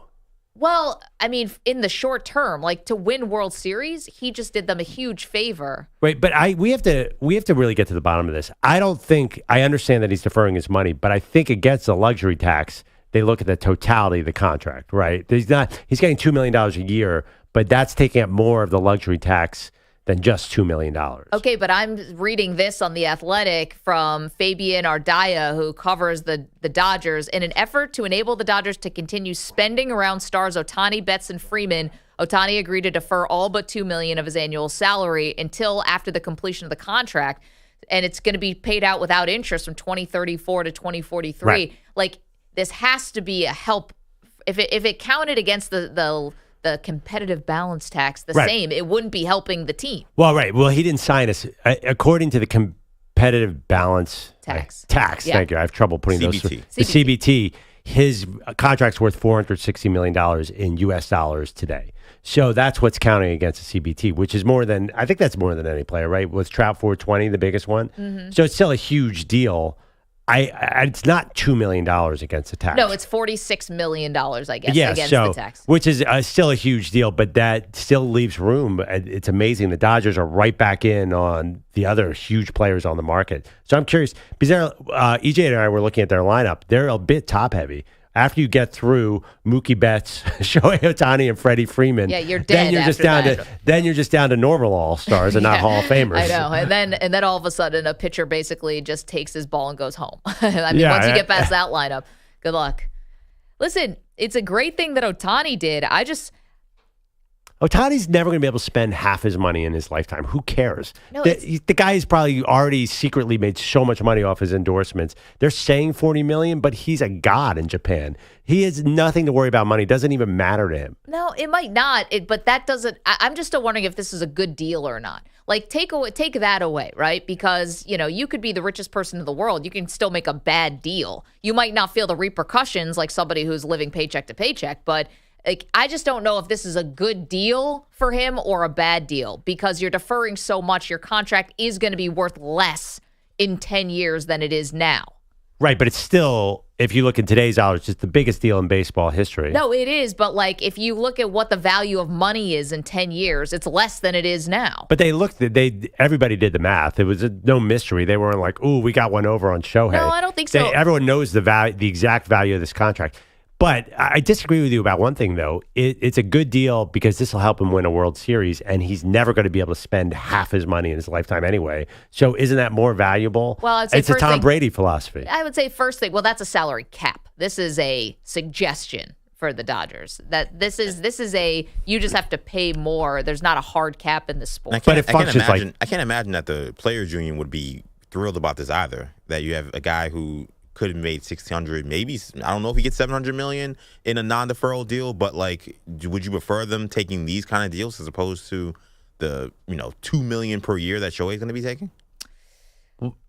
It's always tough, right? It's like, what did you do for the next guy? And that's why I wonder. That's why this was eyebrow raising to me, because the staggering amount of deferred money reported $680 million of deferred money, but some guys will take defers. Max Scherzer took deferred money. It's like less than half of what this is.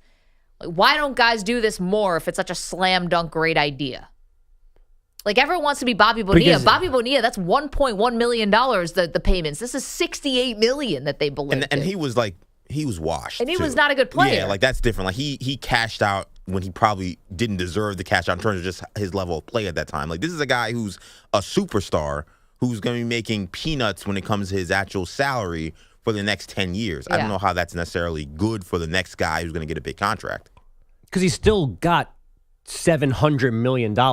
Like, this is a weird, it seems exploitive, but it's accounting more than anything else. It feels like they're skirting the system. Not that Ohtani's necessarily getting a bad deal, or that the Dodgers are pulling one over on Ohtani. It does feel like it shouldn't be legal. It feels like if you're going to pledge $70 million annually to somebody, you should come closer to actually giving them $70 million. Yes. Like, there's no penalty for them to give him so much per year because they're only going to give him $2 million when it actually matters. Like they got a superstar on layaway. Right. It allows them to go get other people. Like, if they sign Yamamoto now because they have extra money now, because they're writing him $68 million checks in 2039. And spoiler, Yamamoto doesn't get paid until the year 3000. Right. Like, that's what's going to happen. So it all sounds good for the Dodgers. It does. Yeah. I just wonder, was this available to any other team? Like, was this deal available to the Yankees, to the Toronto Blue Jays, to anyone else who was in on Shohei? I think the thing that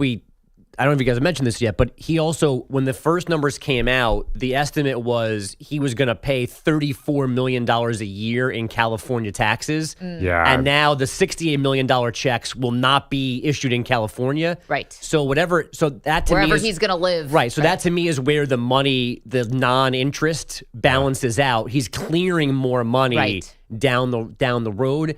And so that makes this unique too. Players that go to Texas or Florida, they don't need this. But I heard someone say that that's not a done deal, that California is still going to claim that money. Because Los Angeles is a California corporation. It's not that simple. Right. Well, see, and that's funny. And that's why I said it felt like this is a more risk than he needs to take on. What if all of a sudden you're getting into some kind of you-know-what match, starts with a P, with the state of California to try to wrestle back state income taxes like for a soccer player. Something like that. And honestly, this is what leads to, I think, in some place for soccer players, I'm not saying this is going to happen with Ohtani, but this is what happens with them having to face legal issues about not paying back taxes. Like Lionel Messi and Ronaldo, they got into some serious trouble. Well, Ohtani should pay his taxes. Well, but on what number? Well, on $68 million. When he gets that $68 million check, he should pay whatever the appropriate taxes are. Okay, but if he's not a resident of California anymore, then why would he pay that in California? Because it's a California company. I mean, listen, let his lawyers figure it out. Either way, I don't think it's a huge deal, because you said, what about the next player? The next player is going to be on the open market. He can craft any kind of deal he wants to take. If the Twins are offering him deferred money, he could go to the Twins. If he wants immediate money, he could go to the Royals, whatever. Yeah. I think that all these players are fine. And I love what we say, this paltry $2 million a year. No, he's got endorsements. Again, this isn't about whether Ohtani is poor or not. Is poor. No, he's a millionaire many, many times over. Right. It's was it a good deal or not? But would you guys do this? If I was the Dodgers and I came up to you at Shohei Ohtani and said, hey, I have a deal that is going to let us build great players around you too and help us win the World Series, and you're still going to get this massive windfall, pretty much the same amount of money. You're going to be the highest paid. It's the most valuable contract ever, but we can also help the team now. Wouldn't that be interesting to you? I would not take this deal. I don't know if That's I me. would. Yeah. Why? Because first of all, you already have a really good team around you. So it's not like, why is it, I know Mookie Betts had some deferred money, but why is it on me to have to make the big sacrifice when everyone, like, Well, because you're getting $700 million. Because you have more money than you'll ever be able to spend in your life. You're basically a billionaire. okay, but that's not the point. That if let's, And you won't be. I with disagree. I inflation, think by that the way. is the point. I think that's the old Tom Brady dilemma. I know, but then I could say to the Dodgers organization, you have more money than you're ever going to be able to spend. Like, that, we always forget about this. Whatever the players are getting, there's someone cutting that check who's infinitely richer. Right. So I could go to the Dodgers and the Guggenheim Group and say, you guys, there's no hard cap here. There's nothing that's saying you can't go into the competitive balance tax and pay through the nose if you want me and Yamamoto. Like, there's just nothing stopping you. I except think for that's money. unrealistic, though. I mean, I don't think anybody expects the Dodgers to go 3 times more than every other franchise in history with their salary cap. They're not. I think, yes, I understand what you're saying. The Dodgers have infinite money in a sense, but still, they're not going to. They're not going to go that much into the luxury tax. I think this helps the team. Again, there's some penalties, draft picks, stuff like that, some compensation, but you're all in. So what does it matter? Because it matters. I mean, realistically, you're saying, so say, what's the highest payroll?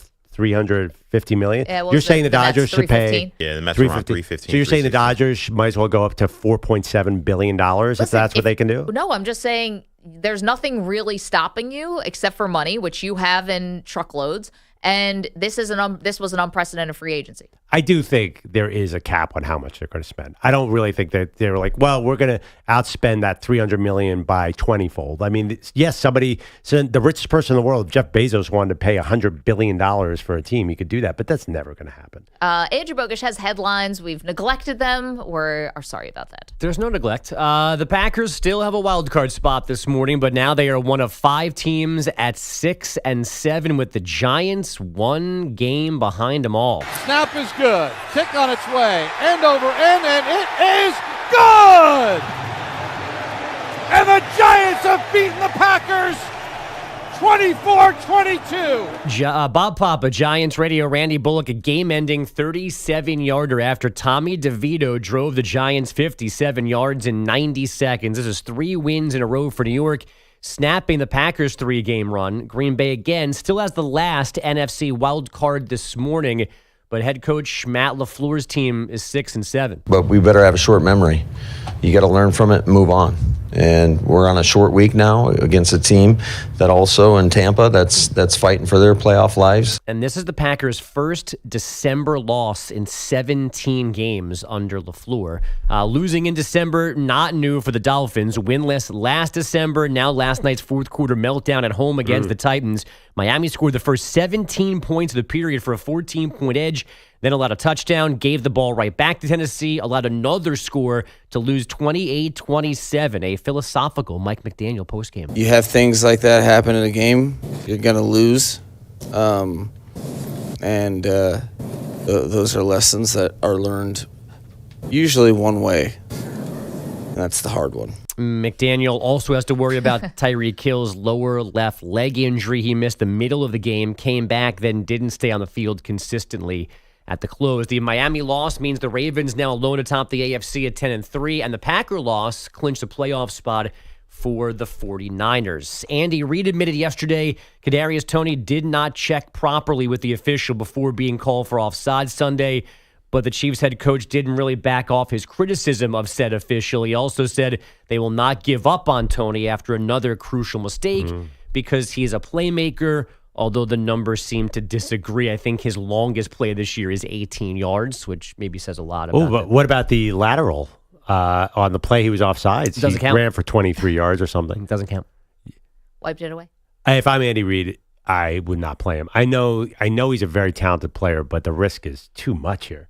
I mean, he didn't play, I don't think, the last 3 plays of the game Sunday. I don't think he was out there after that.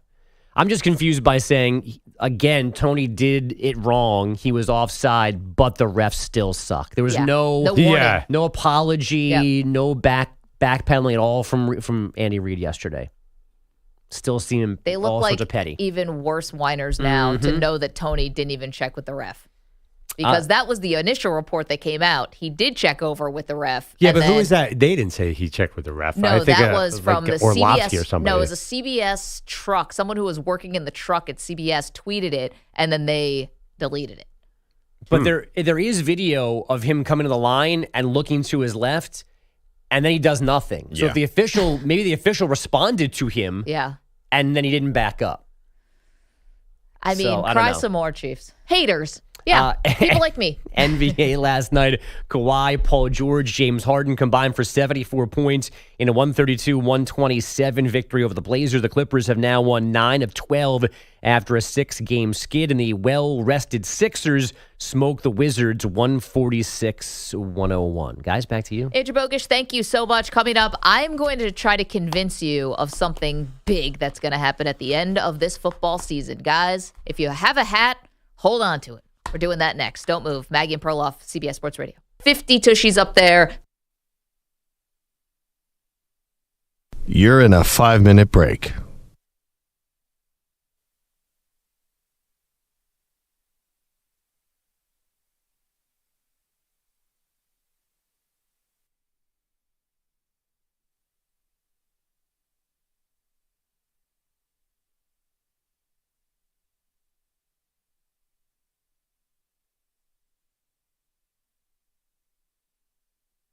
Four minutes, 30 seconds remaining.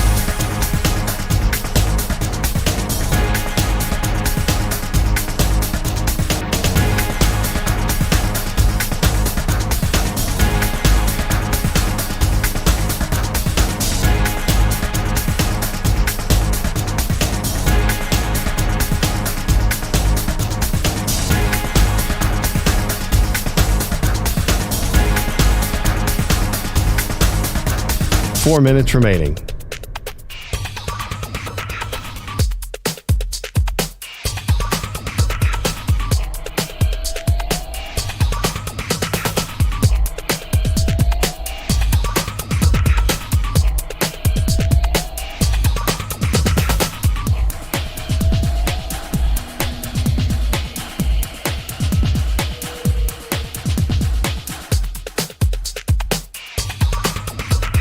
Three minutes, 30 seconds remaining.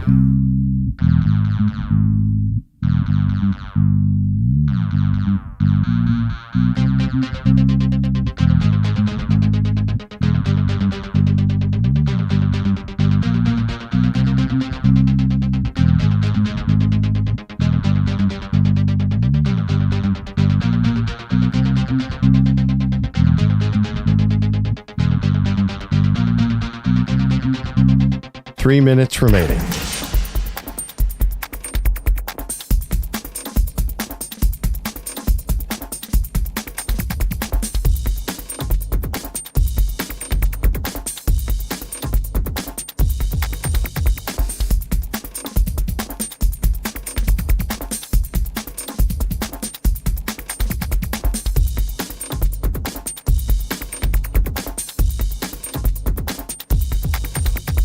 Two minutes, 30 seconds remaining.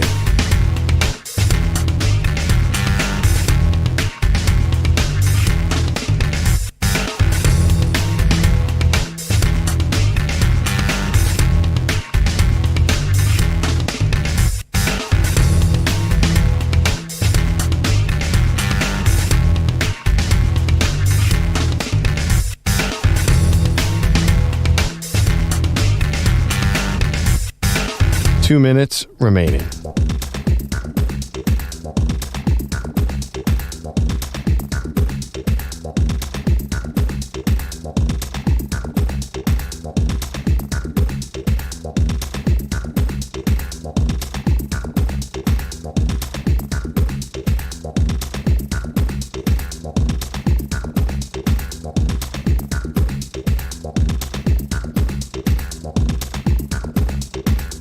One minute, 30 seconds remaining.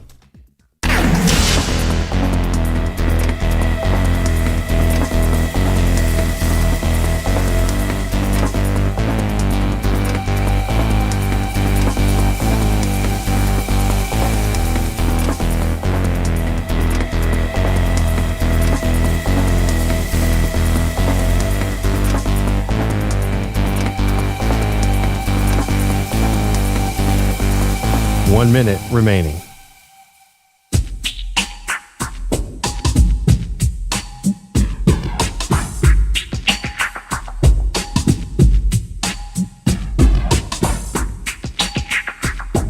.45 seconds remaining.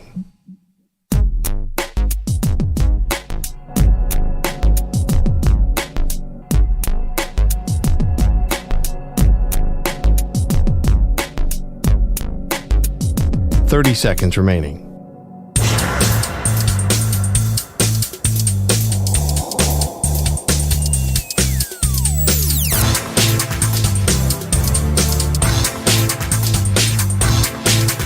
.15 seconds.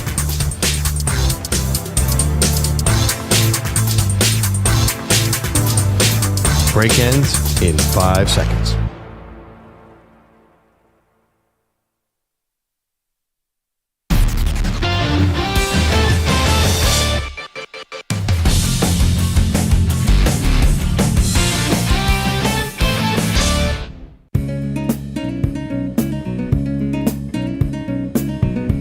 Love it. Dolly Parton having a moment again. Why not? Although, did she ever really go away? We just saw her on Thanksgiving. I know. In a Dallas Cowboys cheerleader outfit. She's 77. Amazing. I say she's back, but she didn't go anywhere. She's always been here the whole time. She literally did not move on that stage. Oh. Would you, Manny? That's a hell of a costume. 855-212-4CBS, Maggie and Perloff. Another duo that needs no comeback because we've been here all the time. Another iconic duo. Okay. We had to talk about this because last night we saw a couple backup quarterbacks have really big nights. Will Levis coming through for the Tennessee Titans and Tommy DeVito coming through for the New York Giants. So let's do a little something we like to call Let Me Convince You. And this portion of the show is brought to you by Wesley Financial. If you're stuck in a timeshare and want out, get a contact Wesley Financial Group now and get a free timeshare exit information kit at wesleyfinancialgroup.com. Now, despite the fact that Tommy and Will Levis both did a great job last night in pulling off upsets, I believe that the two best backup quarterbacks playing right now are the immortal Joe Flacco Okay. and the legendary Jake Browning. Okay. And not only that, with no disrespect to Gardner Minshew, but beyond that, I think that both Flacco and Browning, Perloff, are not only the best backups, but they also have a chance to be this year's Nick Foles. And by that, I mean, it's possible these backups could win a Super Bowl. And I'm going to tell you why. First of all, they're both playing in the AFC, which is like a jumbled mess right now. Besides the Baltimore Ravens, give a team in the AFC that you 100% trust. We just saw Miami lose a 2-score lead in the last 3 minutes of the game last night to Will Levis and the Titans. And the Chiefs' offense is clearly not the same. There's just so much happening in the AFC. There's not a clear-cut winner. For the Cleveland Browns, this defense still is elite, much like Flacco in his prime. And Flacco only has to really be upright here for like 2.5 months. Now, he's 38, but that offensive line is not bad. The run game is still okay. And you're not asking for Flacco for a full season behind a crappy offensive line like when we last saw him with the Jets. You're not asking for that. This is different. It's a different assignment. He just has to distribute, and Flacco can do that just like Nick Foles was able to. And then go to Jake Browning. Totally different situation because he's been on many rosters but hasn't gotten any playing time. Now you're seeing what he can do in the NFL, and what he can do is be accurate. That's the biggest thing you always want from a backup quarterback. You don't want him to turn the ball over. And in the last 3 games he's played, he's delivering the ball at over a 72% completion rating. The guy does not make a ton of mistakes. And while the Cincinnati defense doesn't jump off the page with you in terms of like their numbers and stuff, they have one of the best defensive coordinators in the league in Big Lou Anarumo. And they still have all their weapons with Jamar Chase and T. Higgins and Mixon playing well now and all of that. So you're in a good spot here. So, yeah, I like all those things you said. You convinced me that they're both dangerous teams. Yeah. But when you say Nick Foles, that means win the Super Bowl. Okay, well, here's the thing. The Eagles were underdogs in that Super Bowl against the New England Patriots. And I think a lot of people thought Tom Brady, who threw for 500 yards in that game, was going to win. Once you get to the big game, then it's just a game. Right. But I'm talking about getting through the AFC. Here's the other difference. So Nick Foles was at home that entire playoffs. And maybe Cleveland gets a home game, but generally those guys are both going to have to do it on the road. And you really see Jake Browning and Joe Flacco getting through this AFC playoff. The other thing, too, is backup quarterbacks. How many games of tape do they have on Jake Browning? And Joe Flacco, as good as he was amazing against the Jags on Sunday, he almost gave that game away about 5 different times. He is Joe Flacco. The whole time you were talking, I'm like, wait, are we talking about the same Joe Flacco Yes, everyone on earth gave up on last year? Yeah. And now Joe Flacco is elite again after 2 games? Well, I'm not saying he's fully elite, but I don't know if you need to be at this point So because you're your saying it's a defense is function so of the good. Browns? Yep. Yes, but is that really going to is it enough to get you through this AFC playoffs? Well, again, I'm convinced. You convinced me that they are good quarterbacks and these are good situations and dangerous teams, but you're talking about getting all the way to the Super Bowl. Okay, I know that this was with Burrow, but the Cincinnati Bengals were road warriors when they got to the Super Bowl. Yeah, with Joe Burrow. Well, with Joe Burrow, but if Jake Browning can distribute to the same playmakers that Joe Burrow was distributing to, then he's poor man's Burrow. And Burrow's like top of the heap, so poor man's Burrow is not terrible. Are you sure that America's not embracing Jake Browning like they did Josh Dobbs 4 weeks ago? And then He's better than Dobbs. Well, yeah, but Dobbs was, we sat here in this studio and you guys said Josh Dobbs was great. I was here. I heard it. I just tell you, backup quarterbacks have a certain arc that is very traditional, and I'm not quite sure where Jake Browning's going. That I'm partially convinced, and you made really good points, but I would tend more to believe that Jake Browning and Joe Flacco come to earth a little bit. Well, part of the argument is that the Chiefs no longer look like the all-out juggernaut, and we've got more evidence about what happened in that controversial moment against the Bills, things that came out yesterday. You're going to hear all about them next. Maggie and Perloff, CBS Sports Radio.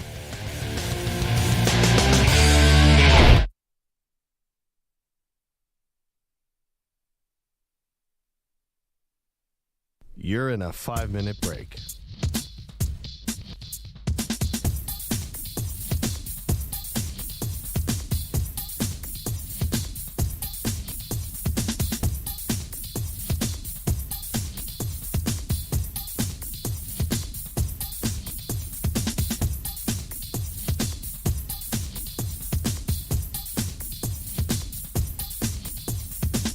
Four minutes, 30 seconds remaining.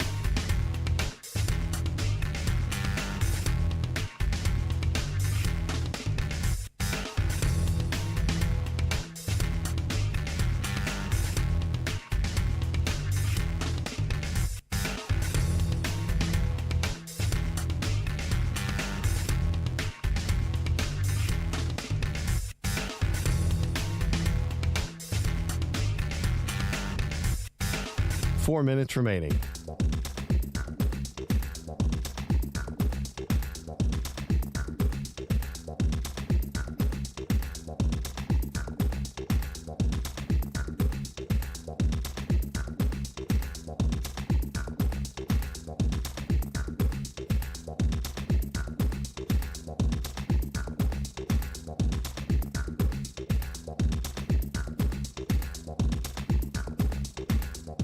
Three minutes, 30 seconds remaining.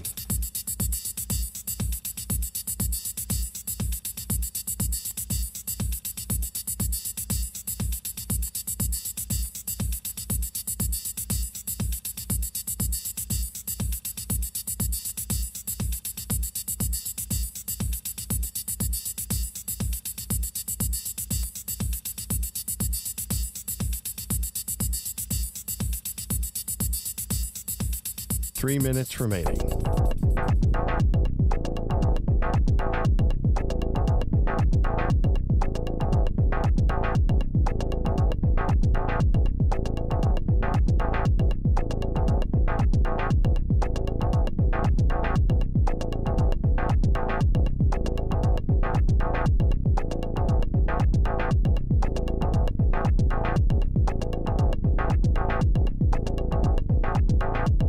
Two minutes, 30 seconds remaining.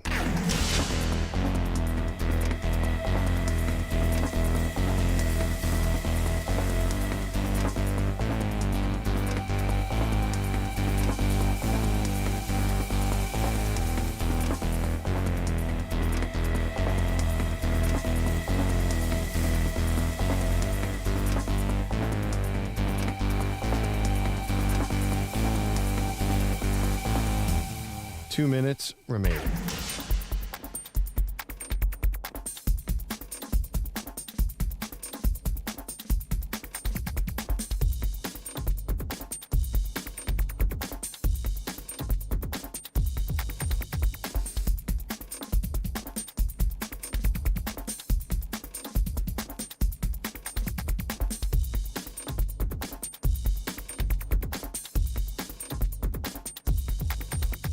One minute, 30 seconds remaining.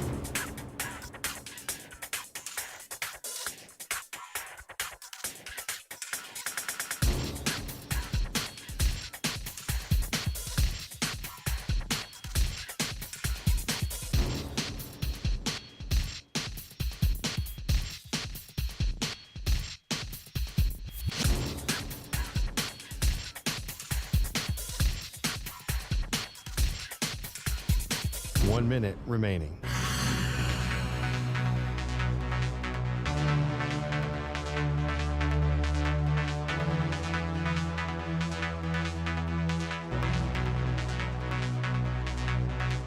Forty-five seconds remaining.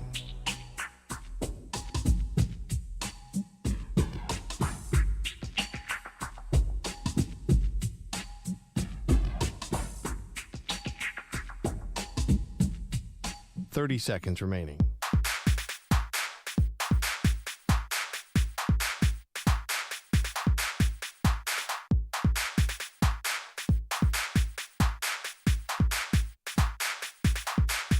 Fifteen seconds.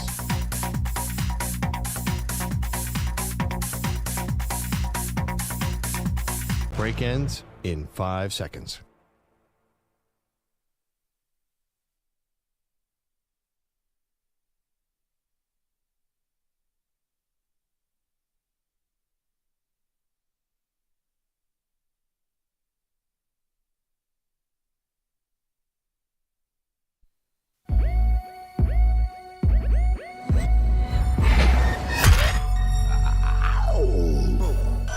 He's the reigning Fortnite champion.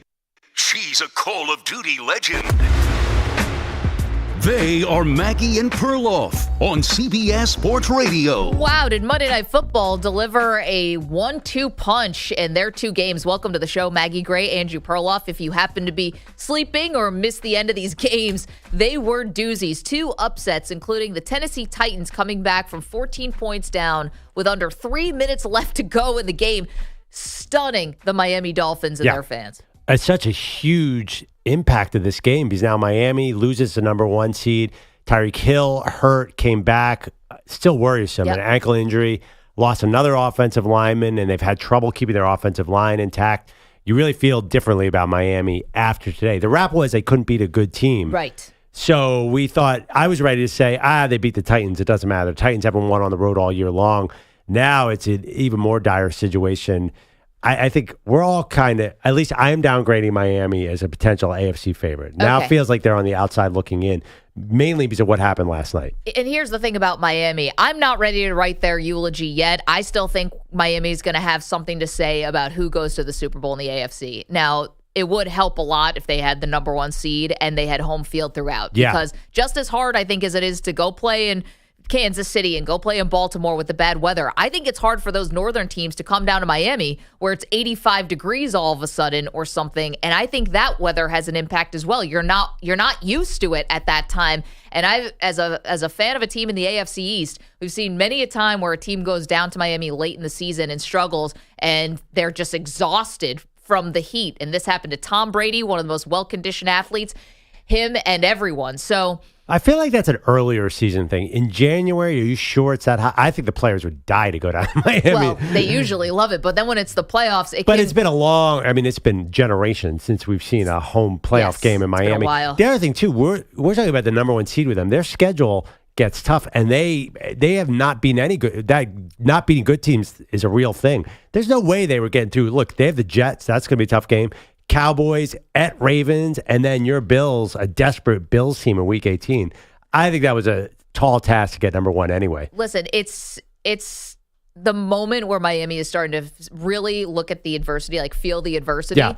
And it's December, and they sort of have a reputation in the past of kind of wilting, if you will, at times. So let's hear from Tua, Manny, because he said this is not the same old Dolphins, but does he convince you?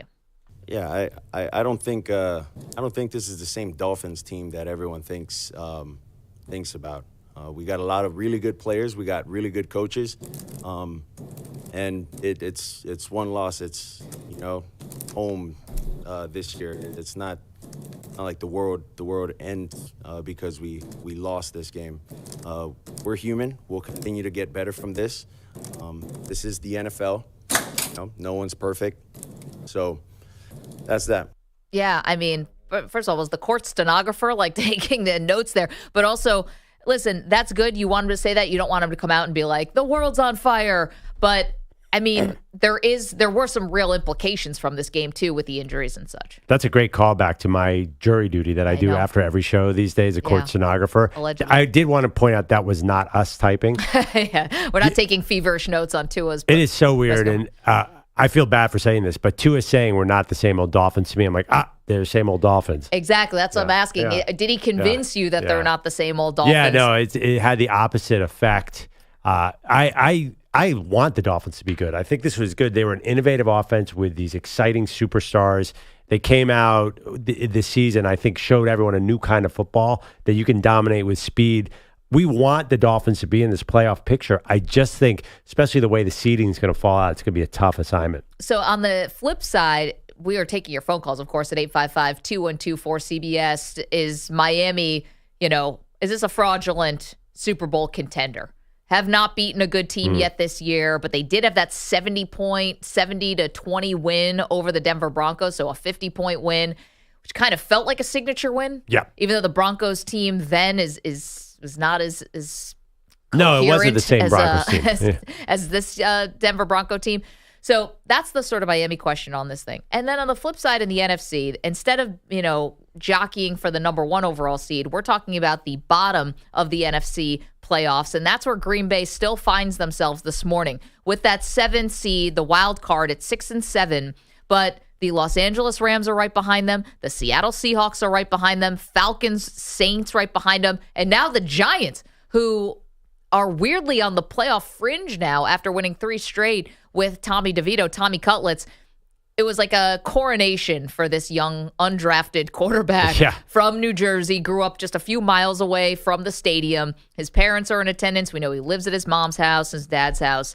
And his agent was there who looked like he was out of central casting for name your favorite gangster movie. Yeah, it was great. I mean, all the cliches came to life last night. It's not the first time. I feel like we've already all in on the Tommy DeVito story. Yep. He's already played a night game, too. I seem to remember Tommy Cutlets being a thing. So the funny thing about this is the bottom of the NFC playoff picture, you named all those teams. Yeah. I mean, you're going to get in at 8 and 9 into the wild card. It's kind of sad. Every year. It's kind of sad. And the Packers had that game won. That's the other thing, too. They're going to look back at this and say, all we had to do was stop Tommy DeVito for one drive. They're up with less than a minute left, and they couldn't do it. It's almost irrelevant to me.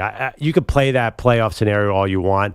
Are any of these teams, even the Giants are in the mix now at 5-8. And the Bears. Is anybody actually making any real noise in the NFC, or is it just a down year on the bottom half of the playoff picture? Without a doubt. I mean, and the thing about, this could have been a coronation for Jordan Love. Instead, we're talking about a coronation for Tommy Cutlets. It could have been one for Jordan Love on a big stage. He's been playing very well over the last 3 games, including a win over the Kansas City Chiefs last week. Yeah. Got a little help from the refs for sure. But now Jordan Love, put together a nice touchdown drive at the end to take the lead, but he did not play well during that game. No, there was a lot of wind. He threw a pick that was a disaster that might have been affected by the wind.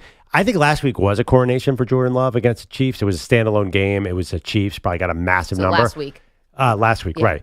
But I think last night's dual Monday night games, it wasn't quite the big stage. Mm-hmm. I don't think everyone's counting this against Jordan Love because it was weird. I would hope, maybe locally you think differently. I would hope people were watching the Titans-Dolphins game over the Packers-Giants. No, the Packers-Giants was also close.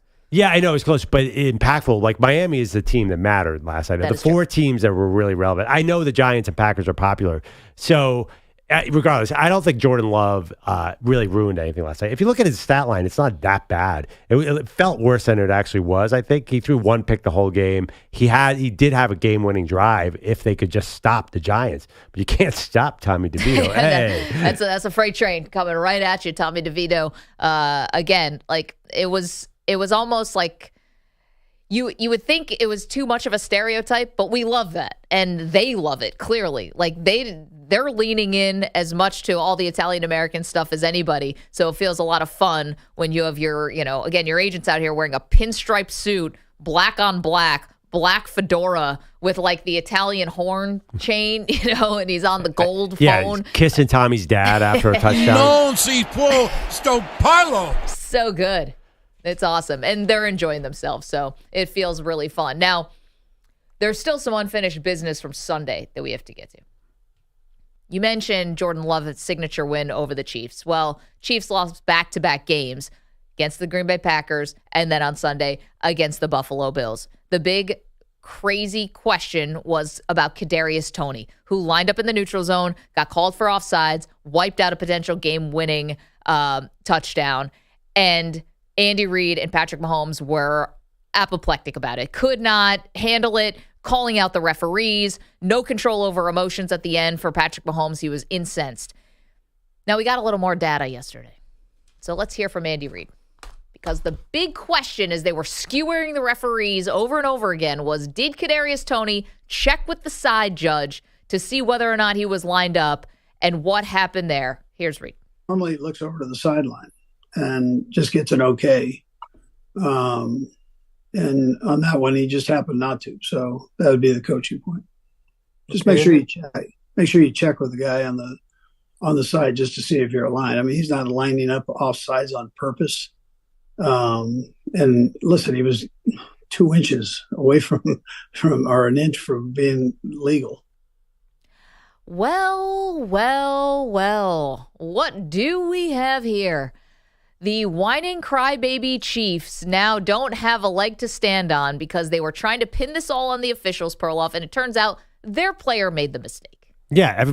Is that a mystery to you? Well, the Chiefs were standing on ceremony like they got hosed in this game because the officials, had done them dirty or something. And now we have the absolute definitive from the horse's mouth himself that Toney never looked over and that the referee doesn't owe them jack. Like, the referee doesn't work for the Chiefs, okay? So he doesn't have to tell Kadarius Toney, hey, by the way, you're lined up in the neutral zone. Hell no. It's on you. And the way that Reid and Mahomes were skewering the officials afterwards, I think they owe them an apology. Just want to be, okay, maybe. But I want to make something clear here. You're going after Andy Reid right now. That's what's happening. And Mahomes, too. But in this particular moment, Andy Reid. So are you also going to attack Mahatma Gandhi and Santa Claus and who's somebody who has 100% positive approval rating? Gandhi? Andy Reid is the Gandhi of the NFL. Who does not like everything Andy Reid does? The guy is awesome.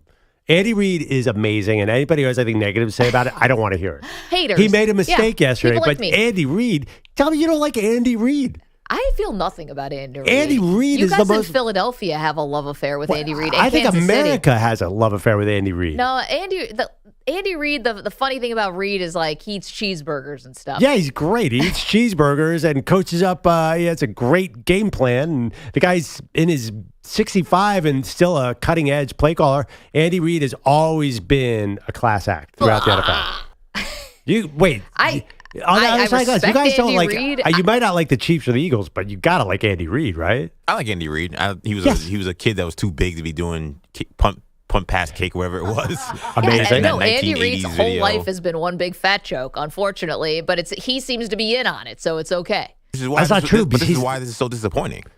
Well, yeah, he made one mistake, and I think he kind of owned it yesterday. He said, "All right, I screwed up yesterday." Listen, I think he deflated the whole story by saying, "Yes, we were." Basically, the implied message: we were emotional yesterday. He screwed it up. He said it's a coaching point. It was on us. He said all the right things. I know, there. But then also did say that he believed that the referee should have warned him. And so still hanging on to the fact that the referees owe something to the Kansas City Chiefs, or that the Kansas City Chiefs somehow deserve this or deserve to be what? Like, deserve nothing. He kept talking about there's a working relationship that he has with the referees. I'm sorry, as an average fan, I don't want to hear about working relationship with the refs. The refs are supposed to be the impartial, nonpartisan figure in the situation. Do we know the refs and coaches chat? Sure. But him talking on and on about a working relationship with the refs, give me a break. That's why the whole thing, him about sounding all entitled, talking about how you're supposed to do this, supposed to do that. That's why that sounded so out of touch to me. Because then the next day you're saying, well, we have a working relationship.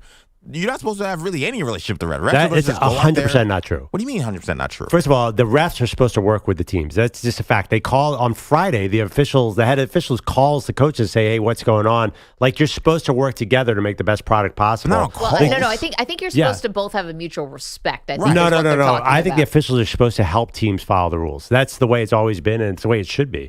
Nobody in the NFL office wants teams breaking laws and not understanding what they're doing. Okay, the officials are always supposed to help the players follow the rules. That's the way it works. He referenced Tyreek Hill to the sidelines or to the locker room because of his socks. Now we're talking about they work together? Yeah, I mean, back when he was head of officiating, D. Blandino would call... the coaches would call him and say, "Hey, what's going on this week? Like, are you guys sure you're following? There's going to be an emphasis on this, that, and the other thing." The officials have an open dialogue with the coaches, and they should. Okay, but open dialogue is one thing. I said this yesterday. I think it still applies. It's like the blackjack dealer in Vegas who's like, "Are you sure you want to hit on 18?" But here's the thing. When you hit on 18, then they still have to flip the card over and you still bust. So when Kadarius, you can have a working relationship, whatever you want to call it, mutual respect, but when the player does something, you got to flag it and call it. And it seemed like Andy Reid was incensed that they would have the audacity to call that in the moment without a warning when the rule was broken. Yeah, I understand. And that's why people are upset. I understand. Andy Reid made one mistake here. But that does not tarnish the fact that he's an awesome coach and an awesome force of goodness in the NFL. Right, There's one mistake, and he screwed up. And I think he owned it to a large extent right there. He admitted the guy was offsides. It's not like he's trying to pretend that, they screwed up the call. He's admitting, my player messed up. It was bad coaching. He's admitting everything. I just think that you guys are taking one mistake from Andy Reid and Patrick Mahomes and blowing it into some sort of pattern that's not there. I didn't realize that there was an Andy Reid cult that I was not part of. Oh, my God. Andy Reid's the ultimate football guy. I'm surprised you guys don't think Andy Reid is popular? I know he's popular, but I didn't realize that he was Gandhi. You just compared to Santa Claus. Santa. It's December. Come on. Also, he looks like Santa. Of the 30, I think Red-headed Santa. Andy Reid, I would say, is of the 32 coaches the most well-liked coach. Well, he's also been around for much longer than a lot of these guys, besides who? Harbaugh and Pete Carroll, who are also guys. Belichick. And Belichick is trying not to be liked. He's the anti-Belichick in many ways, which I think is why he's so liked. Right. Well, I'm just saying he is the most well-liked coach. But by the way, he's a legend too. He's also a Hall of Famer, and he's also a great offensive mind. By the way, you want to talk about more Philly fraudulent behavior? I mean, this love affair of Andy Reid. Oh God, they could not stand Andy Reid for like a decade. It was he can't convert 3rd and 1. His clock management is terrible. That's Get all him true. out of here. Doesn't run the ball enough. He's with the Chiefs, and you guys won a Super Bowl, and they won a Super Bowl. Now it's like, oh, we love Andy Reid. I didn't know why does New York hate Andy Reid. What's it? Nobody hates him. It's not about that. Nobody sounds hates like him. you guys hate him. No, we just we're not praying at the feet of Andy Reid. Why not? I'm good on Andy Reid. Yeah, I mean, do you watch the commercial where he's stealing the chicken nuggets? What is it not like here? He's a very good actor. I don't care for him as a coach. Well, that's part of the overexposure of the Chiefs. Chicken nuggets nuggies is a little weird to me. You have to admit, all right, one thing you say, that dude can play call. There is no doubt about it. I know it's slowed down a little bit this year, but he can take any quarterback and come up with big numbers. Okay, so we have some Mahomes sound for you as well. We're going to play that for you coming up. Same thing. Another completely 100% likability rating, Patrick Mahomes. 100%. He made one mistake. Who cares? It was a hostage video with him having to apologize for this. Haters like me. People like me. Wearing it proudly on my sleeve lately. Okay, so the Shohei Ohtani contract, Perloff and I cannot really, there's a lot to it. $700 million, but $680 million of it is being deferred. Does this pass the smell test? Does it feel like the Dodgers are really getting away with something? We're going to break that down with Guy ADAMI from CNBC Fast Money. This is somebody who can explain financial terms in the most easy way possible. If I can understand it, you can understand it. He's going to help us get to the bottom of Ohtani. Don't move. Maggie and Perloff, CBS Sports Radio.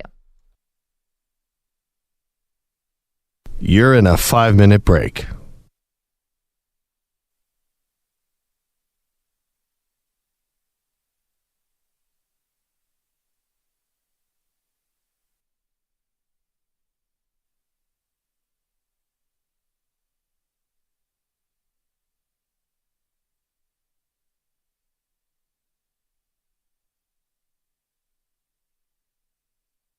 Four minutes, 30 seconds remaining.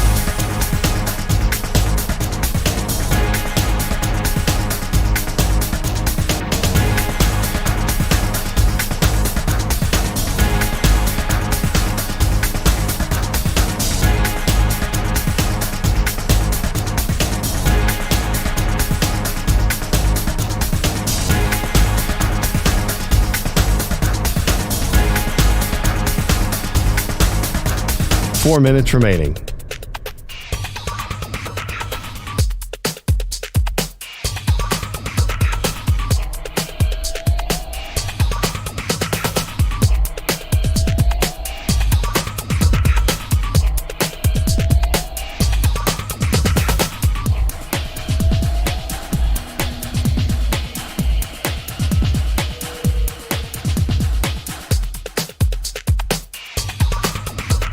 Three minutes, 30 seconds remaining.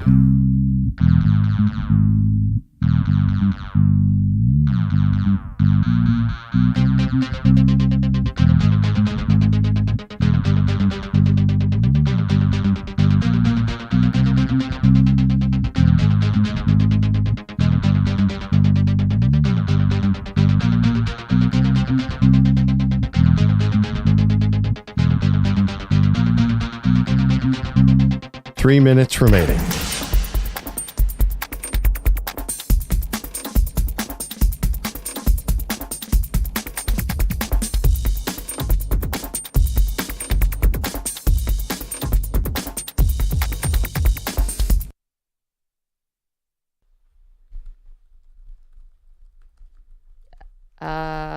And I haven't. Okay, here we go.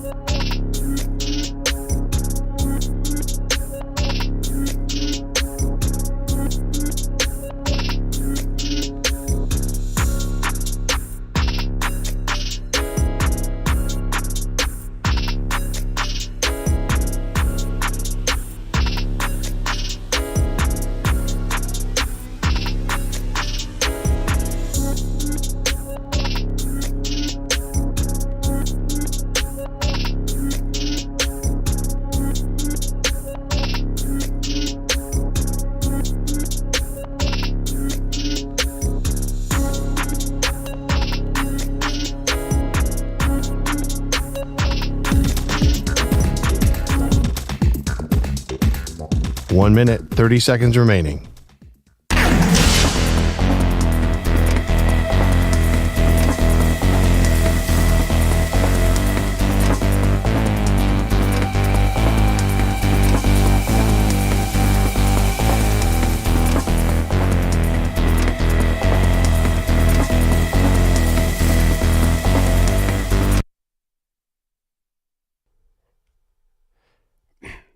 This is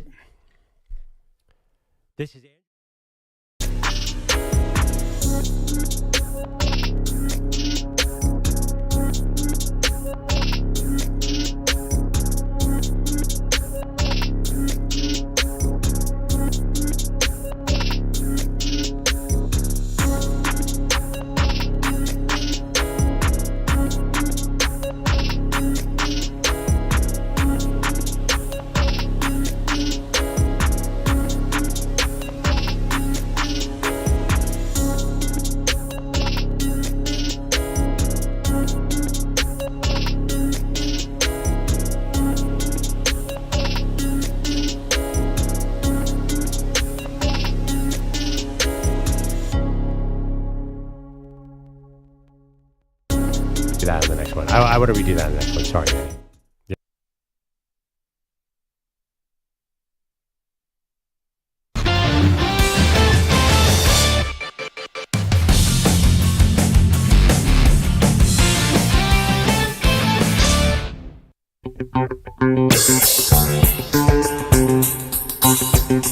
Welcome back to Maggie and Perloff. A lot of debate on many topics today. Kansas City Chiefs, do you like them? Do you hate them? But really, most of our time off air has been debating the structure of Shohei Ohtani's contract, Maggie. We're smart people. We went to college. We cannot figure it out for the lives of it. By the way, going to college doesn't mean diddly squat. Yeah, we were not accounting majors. No, not at all. And so because we are not smart in this area, we decided to bring someone who is smart into this area onto our show. And that is Guy Adami, who is on CNBC Fast Money and is the go-to person, in my life at least, for financial advice. Guy, thank you so much for the time today. How are you?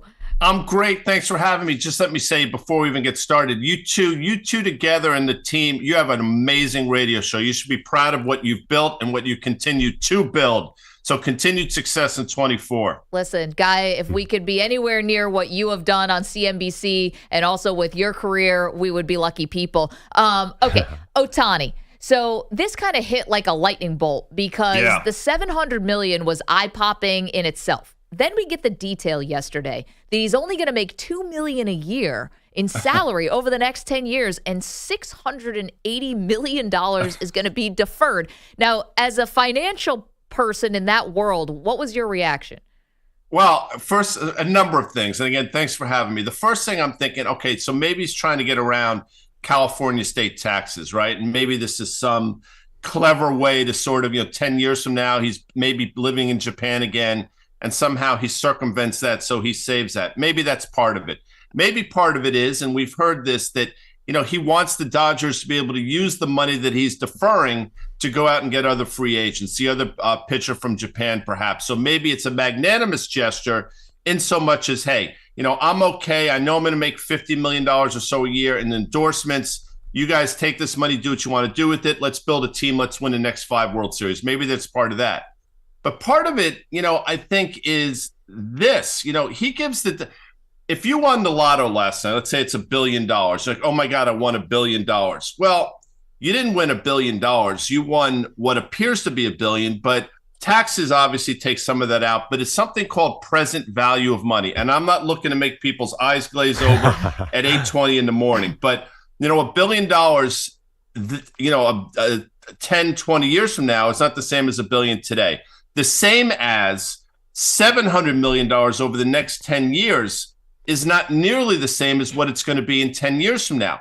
Think about inflation. Think about 10 or 15 years ago, what your $20 bought and what it buys now. So that $700 million contract in present value terms is clearly not what it appears. So there's some other things going on behind the scenes, I'm sure. I'm sure he has great agents. Maybe hired the Giants kid last night as well to put on his team. I don't know. But there's a lot going on here. So, again, people can Google present value of money and see what that $700 million exactly is. But trust me when I tell you, it's probably half of what it appears. So I completely get that from the Dodgers standpoint, why they would like this deal, so they can use that money and spend it elsewhere. How do you think they convince Shohei Ohtani's group to take this deal?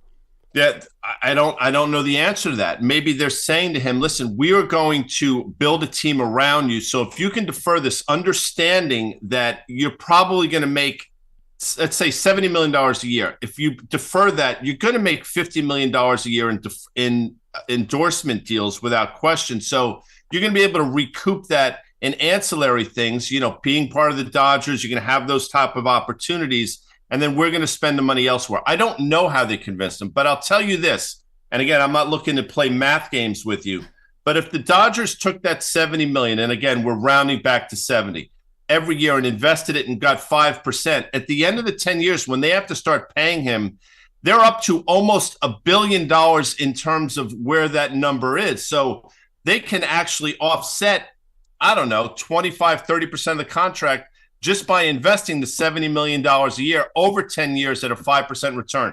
And again, I'm not looking to make people crazy, but there's this rule of 72 that if you every 7 years or so, money doubles at a certain interest rate. So it feels as if, to me, and again, I don't know all the details and tax ramifications, but the Dodgers clearly got the upper hand here, in my opinion.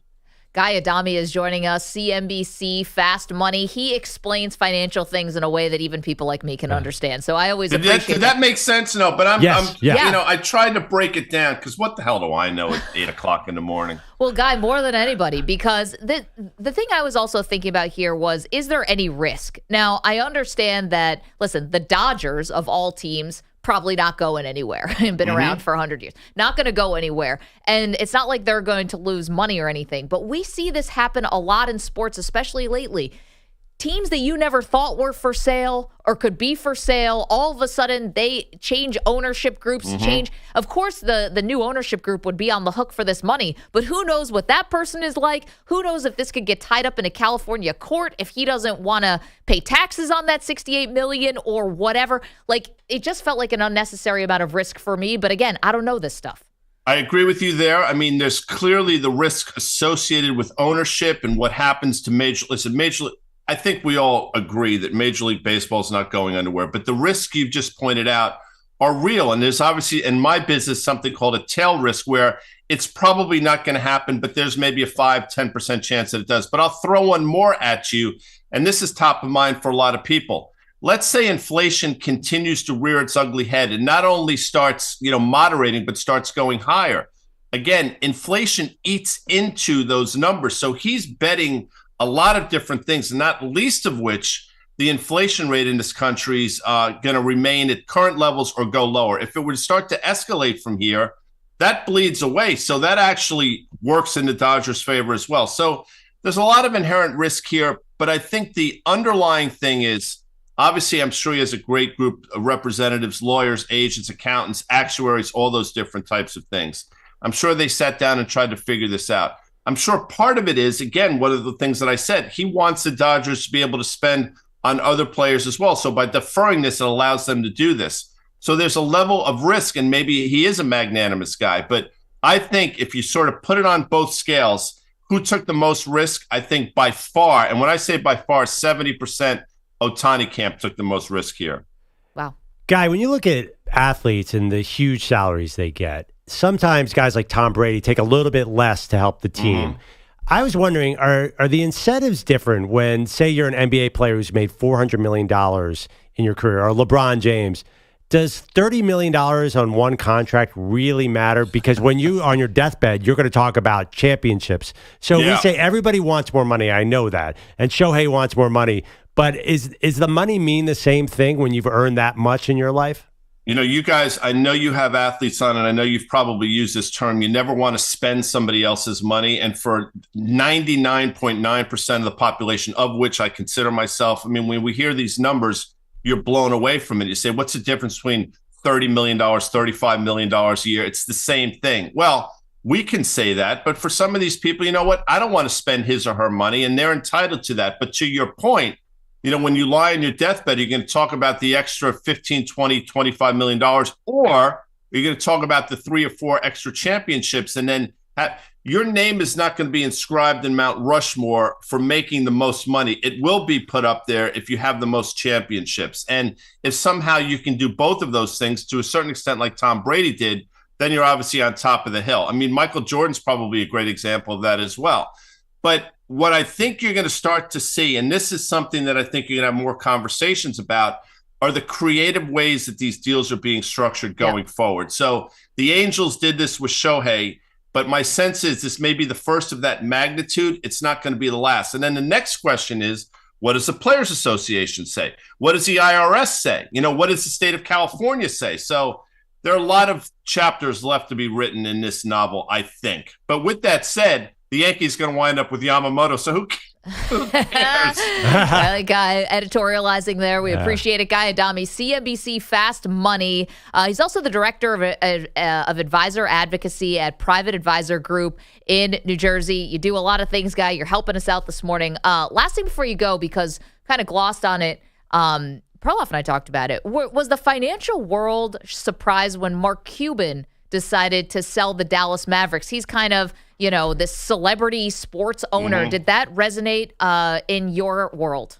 100%. And I'm not dropping names, but I've gotten to know him through his, obviously, time at Shark Tank. And that, by the way, I know you know this as well, coincided with him saying, he's stepping down from Shark Tank. Yep. So a lot of people are speculating, okay, what does this mean? Is this going to mean Mark's going to put a run? Obviously not for 24, but maybe something in 26 on a state level or 28 on a national level. I don't know. But you think about somebody who's played his cards exactly right. You think about when he sold his company to Yahoo back in the day and then cashed out there basically at the top of the market. And I think what he's saying to a certain extent is, all right, I have an opportunity to ring the register. I'm not going to sell the top necessarily in terms of valuations of NBA teams or sports teams in general, but it's going to be probably pretty damn close. And I'm going to be able to parlay it into something else. So when a guy like Warren Buffett sells something, you take notice. You don't have to agree with him, but you have to listen and watch. When somebody like Mark Cuban does something like that as well, you absolutely have to take notice. You can say, Mark, you're a nut.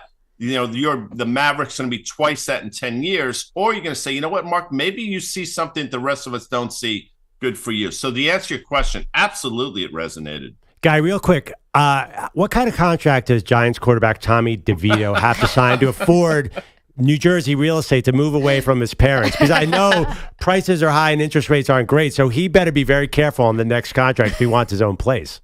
It is interesting to see. Now, listen, I am a lifelong Giant fan, and obviously I grew up in New York. I live in New Jersey. Everybody knows, and I'm probably that type of family as well. Very Italian family, very close. You see a lot of hugging. It's actually a beautiful story. I hope this 15 minutes, I hope that wasn't minute 14 last night. I think what he did for himself is if he's not on the Giants next year, he's definitely somewhere. To answer your question, man, oh man, he's playing it pretty well right now. And as long as the Giants win, I think you're going to do a lot of time talking about Tommy DeVito. And that character sitting next to his father with the hat, it looked like he was off the set of either The Sopranos or Goodfellas. I don't know. And that's not a slur. That's actually, to me, a ringing endorsement. I would imagine that he's like taking all of his commission out, like in some kind of trade for some home cooked meals or something. I don't know. Something, or maybe a new suit. That was I'm gonna go out on a limb and say if this was October 10th, which it's obviously not, you would have seen a lot of guys and gals dressed as that agent for Halloween. I said it looked like that was off the charts, man. He was going to a costume party. It's like who's managing the rest of your career? This guy. This guy is. All calls go to this guy. This guy, Guy ADAMI. Guy, cannot tell you how much we appreciate this. Love watching you. CNBC, Fast Money. I basically understand like 4% of what you guys have on your show, but I'm smarter because of it. So thank you. I appreciate that, Maggie. Thanks both of you. Thanks to the entire team. And again, I mean this sincerely. Circuitous routes to get here, but think about where you are now. This show, what you're doing together, you are building something, and I couldn't be more proud of both of you and the entire team. Guy, thank you. Guy. Feeling is mutual, obviously, and you've done it at the highest level, so thank you so much. We'll talk to you soon. Bye, guys. Bye. The Giants make the playoffs. We're calling in Guy. Oh, my gosh. Tommy DeVito another whisper. One. All in on Tommy DeVito, no doubt. Of course. Yeah. And we're all in on Tommy DeVito. I don't have a shred of Italian heritage. Guy ADAMI from New Jersey? Come on. This is Tommy DeVito's people. Yeah. Andrew Bogish is here. Also a Tommy DeVito fan. And let's stick with Tommy and the second biggest star in Jersey last night, his agent, Sean Stellato, the self-proclaimed Italian stallion of agents. Yes. Here is some of his great negotiating style, courtesy of NFL Films. Is it possible the two youths? Two what? What was that word? What word? Two what? What? Did you say utes? Yeah, two youths. What is a ute? Oh, excuse me, Your Honor. Two youths. And then Stellato and John Mara worked out the final details of DeVito's rookie contract. But Perloff was kind of joking, but kind of not. I know this is a big deal other places in the country, not just here. So Tommy DeVito's making $750,000. That's a really nice salary. Mm-hmm. Gets you about a one-bedroom apartment with one bathroom in New Jersey right now. Non si può stopparlo. That means I need a roommate. He's going to need several. But for now, he's a winner. 24-22 over the Packers last night in Jersey. DeVito leading a game-winning drive. It ended with Randy Bullock's 37-yard field goal as time expired. The win gets the Giants to 5-8, one game behind 5, 6, and 7 teams, a group led by those Packers who win that tie, hold the last NFC wildcard spot this morning. Green Bay losing, though, does clinch a playoff spot for the 49ers. The Titans of all teams, the ones who gave the Dolphins their first home loss of this season, Tennessee scoring 15 points in the final 2:40 for a 28-27 stunner in Miami. Will Levis out dueling Tua. This is the biggest probably stage I've played on, so it's probably the biggest game I've won. So, not really, but it feels great. It feels awesome. Winning a football game, regardless of the stage, is the best feeling in the world. But this definitely makes it that much sweeter. So, does he celebrate by eating a banana with the peel on? I don't know. Pounding Mayo in the coffee. Exactly. So that went touchdown, stop, touchdown, sack of Tua to end Miami's last chance for this win. The loss leaves the Ravens alone atop the AFC at 10-3. Texans QB CJ Stroud still in concussion protocols as of yesterday, and the Vikings optimistic Justin Jefferson plays Saturday against the Bengals. After Sunday's big hit in Vegas, he went to the hospital, was cleared of any internal injury. Ja Morant is almost back from his season-opening 25-game suspension. For now, he's in court at an immunity hearing as part of the lawsuit filed by the teenager who says Morant punched him in the face during a pickup game at Morant's house 2 Julys ago. This hearing can determine if Morant acted in self-defense, which would then end the suit. Morant testifying yesterday that Joshua Holloway was angry about losing, so in his frustration, one-handed a check, a bounce pass to Morant that hit him in the face. Ja said something. Holloway pulled up his shorts and stepped forward, which Morant took as a threat to fight. So he punched Holloway, who again is 17, not a full-grown NBA player. Wow. So this trial is amazing, by the way. Like, if, nobody's... Listen, this kid got punched. Everyone's alive. Everyone's and okay. alive. Right. Everyone's Yes. alive. Everyone's okay. It's a civil thing. Like, no one's going to be going to jail or anything. So I think we can look at this for what it was, and which is both the defendants, both Ja's attorney and the prosecutor's attorney both had Ja demonstrate how to check a basketball in the courtroom yesterday. And asked him if a basketball is a deadly weapon. Is a basketball That deadly was weapon? asked in court. Yes. And then In my hands, it is, because I'm a lethal shooter. So are foreheads, apparently. Yeah. So, Perloff looks like he but was by the way, just gone to so a can you fist say fight. he had a one-handed check? Is that And it hit him in the side of the face. Well, what you whipped do it at is him. you throw it at his chest. You don't bounce it. A check, you're supposed to bounce the ball. It's supposed to be a chest pass, but this was like No, one-handed. check's supposed to be a bounce pass. Right. So, yeah, but I've all done that where if you're mad, you guys throw it back at each other and throw it in their face. So, yeah, I get it. This is criminal Also, stuff. is pulling up your shorts and stepping forward is fighting. Okay. I was curious about that. Okay, That EJ is say yes. that is the international fight of Pulling I up wanna your fight shorts is like, well, what if you're wearing pants?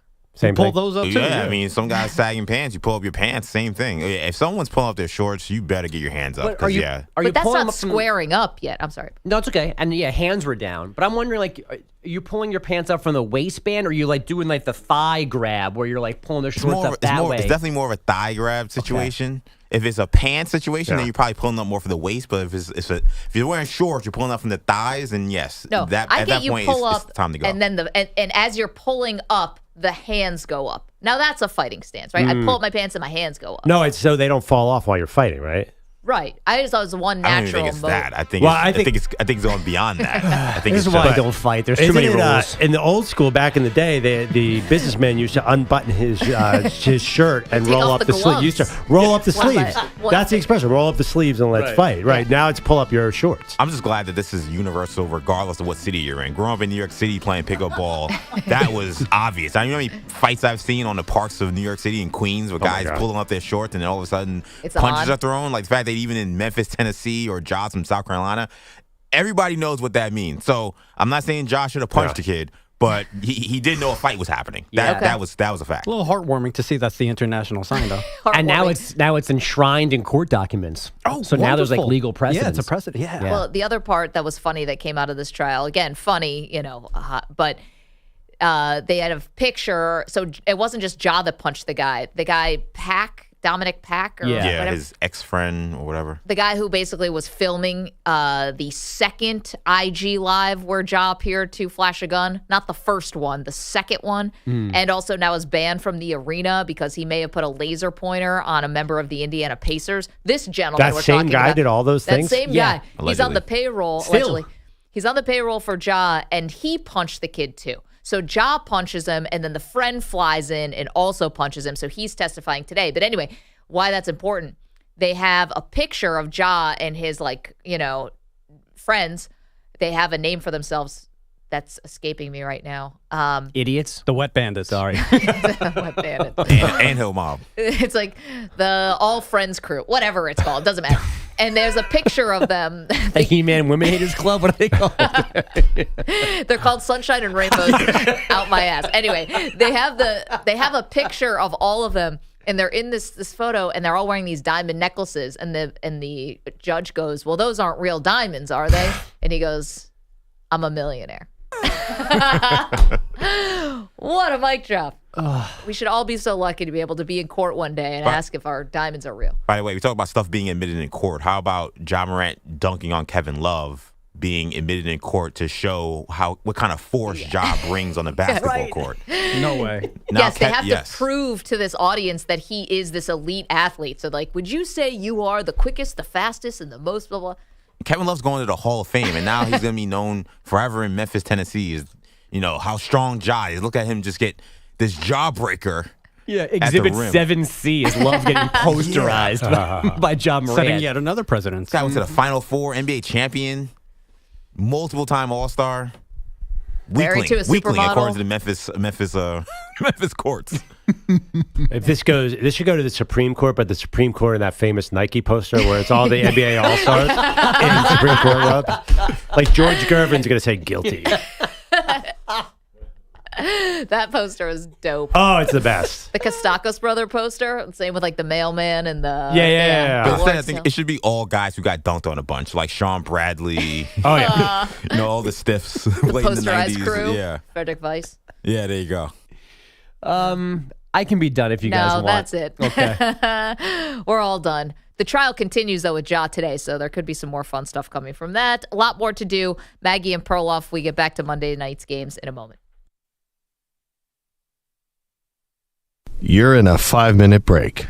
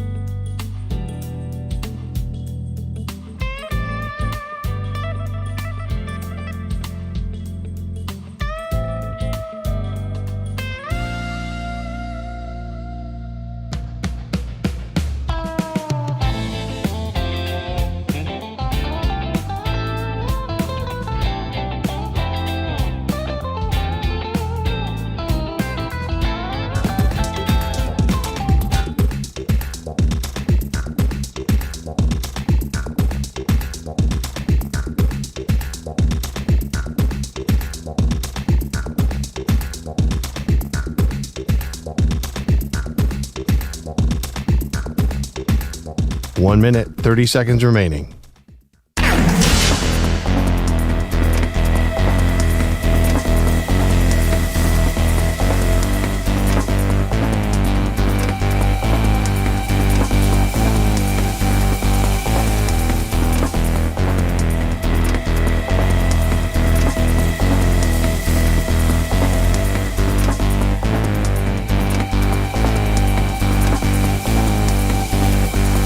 One minute remaining.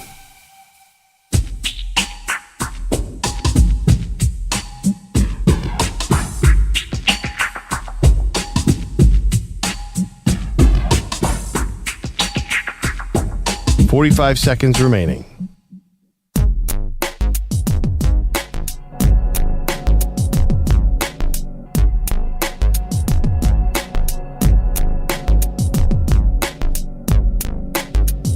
$30 seconds remaining.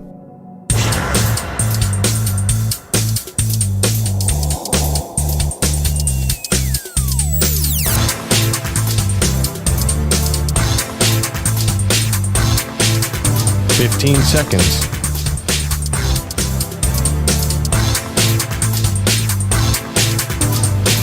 Break ends in 5 seconds.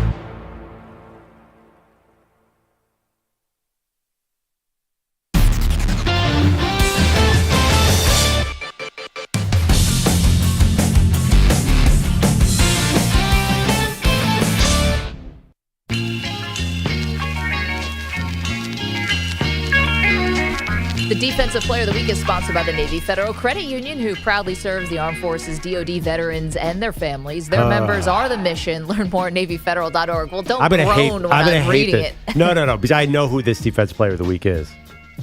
I mean, I'm imagining you picked the Dallas Cowboy, and that's why I was groaning. I love Navy Federal. I'm so sorry.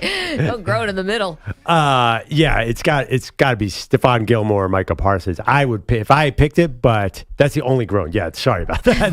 Sorry, Navy Federal. The other thing would be, I mean, we did have a game that was basically a 0-0 tie up until the last few minutes of the game, but I don't remember a big standout defensive play from that. Unless you give the quarterbacks a defensive player of the game. My vote is Stephon Gilmore. Manny, did you do this or did EJ?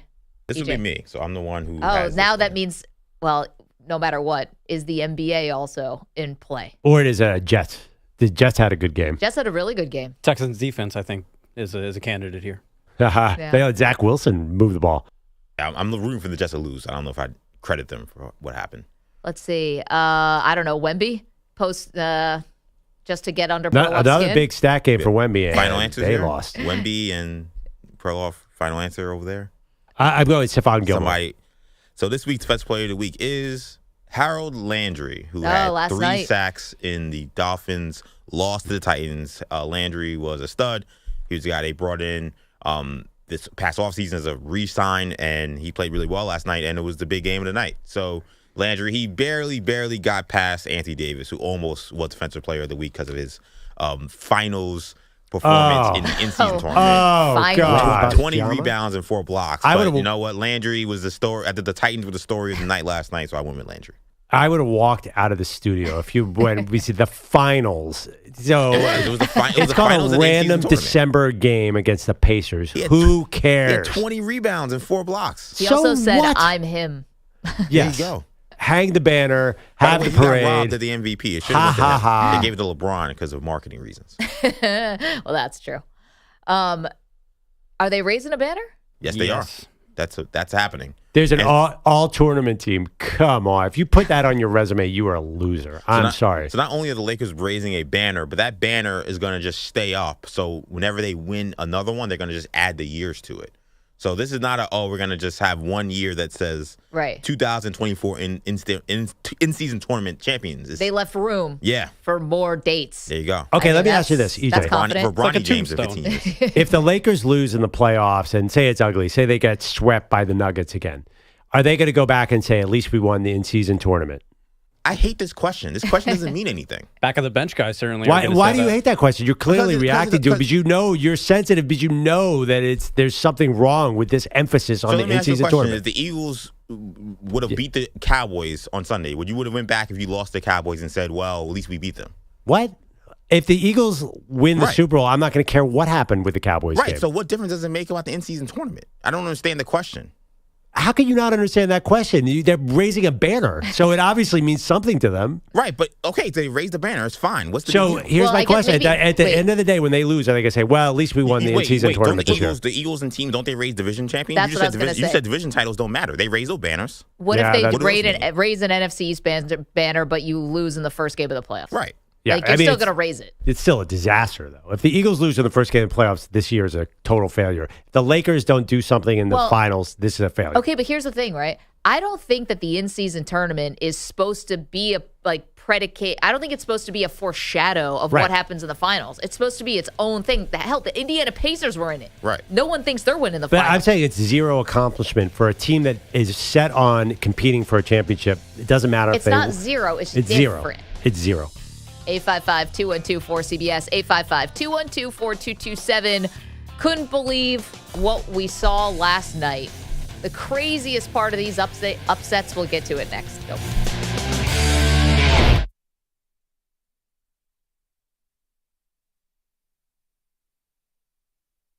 You're in a 5-minute break.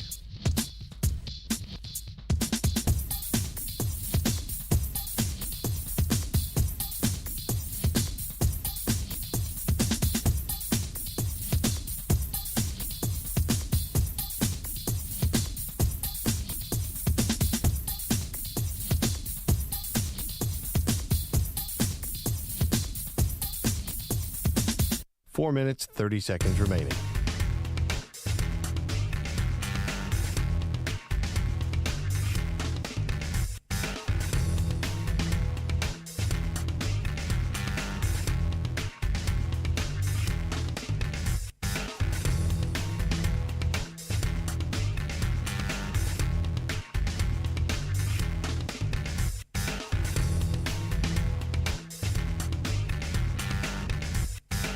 Four minutes remaining.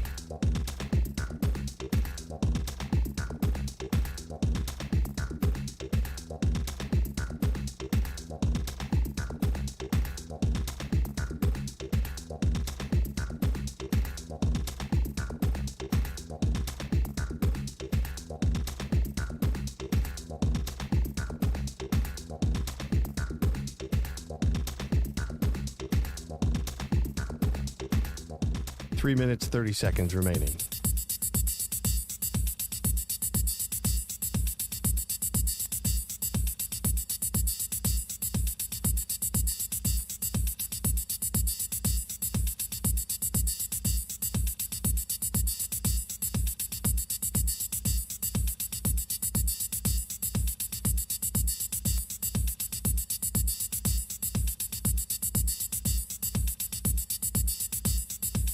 Three minutes remaining.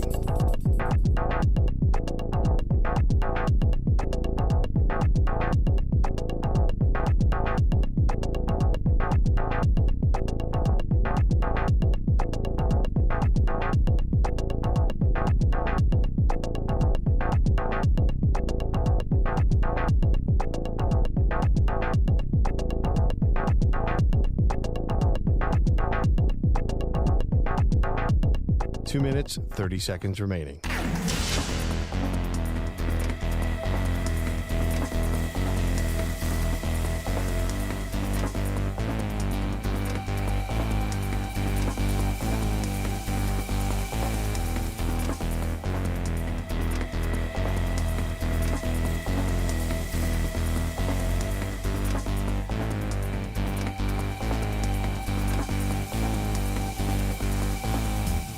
Two minutes remaining.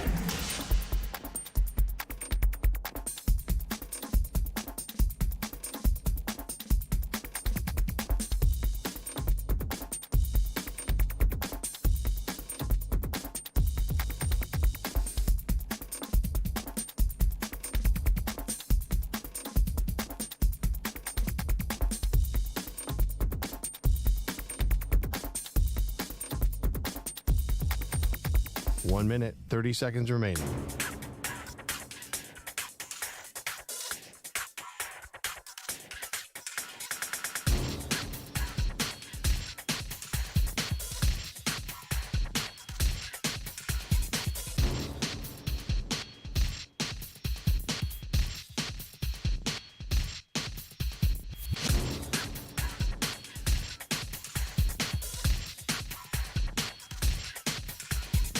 1 minute remaining.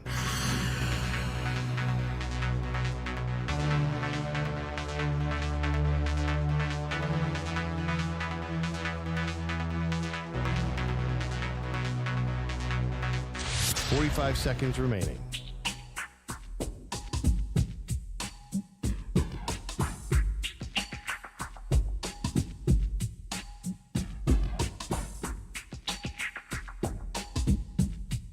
$30 seconds remaining.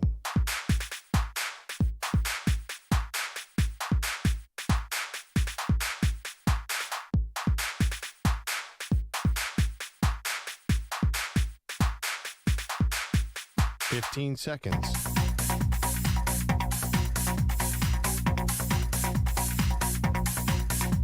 Break ends in 5 seconds.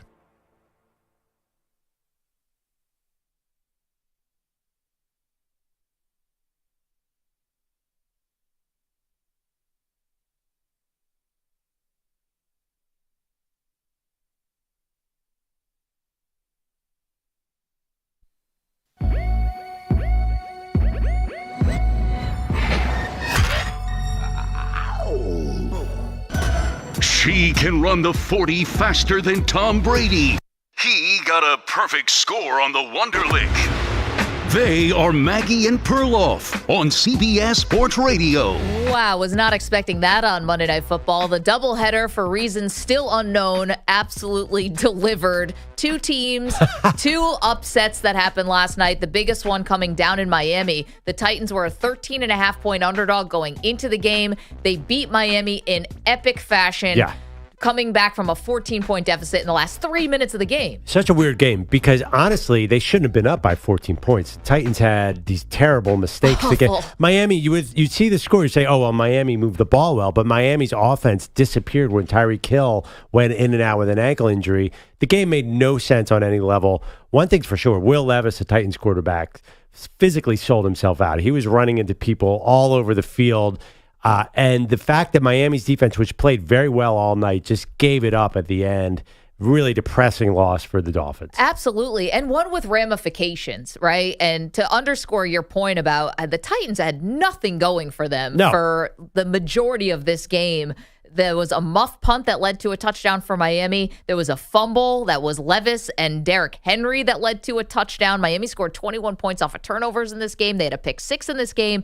I mean, and nothing was going right for the Titans until the end. And the ramifications here for Miami were not devastating. Like, they still are a 9-win team. But a lot happened last night, including now the Baltimore Ravens have the number 1 overall seed in the AFC. Now, Miami's going to play Baltimore later on in the season, Week 17.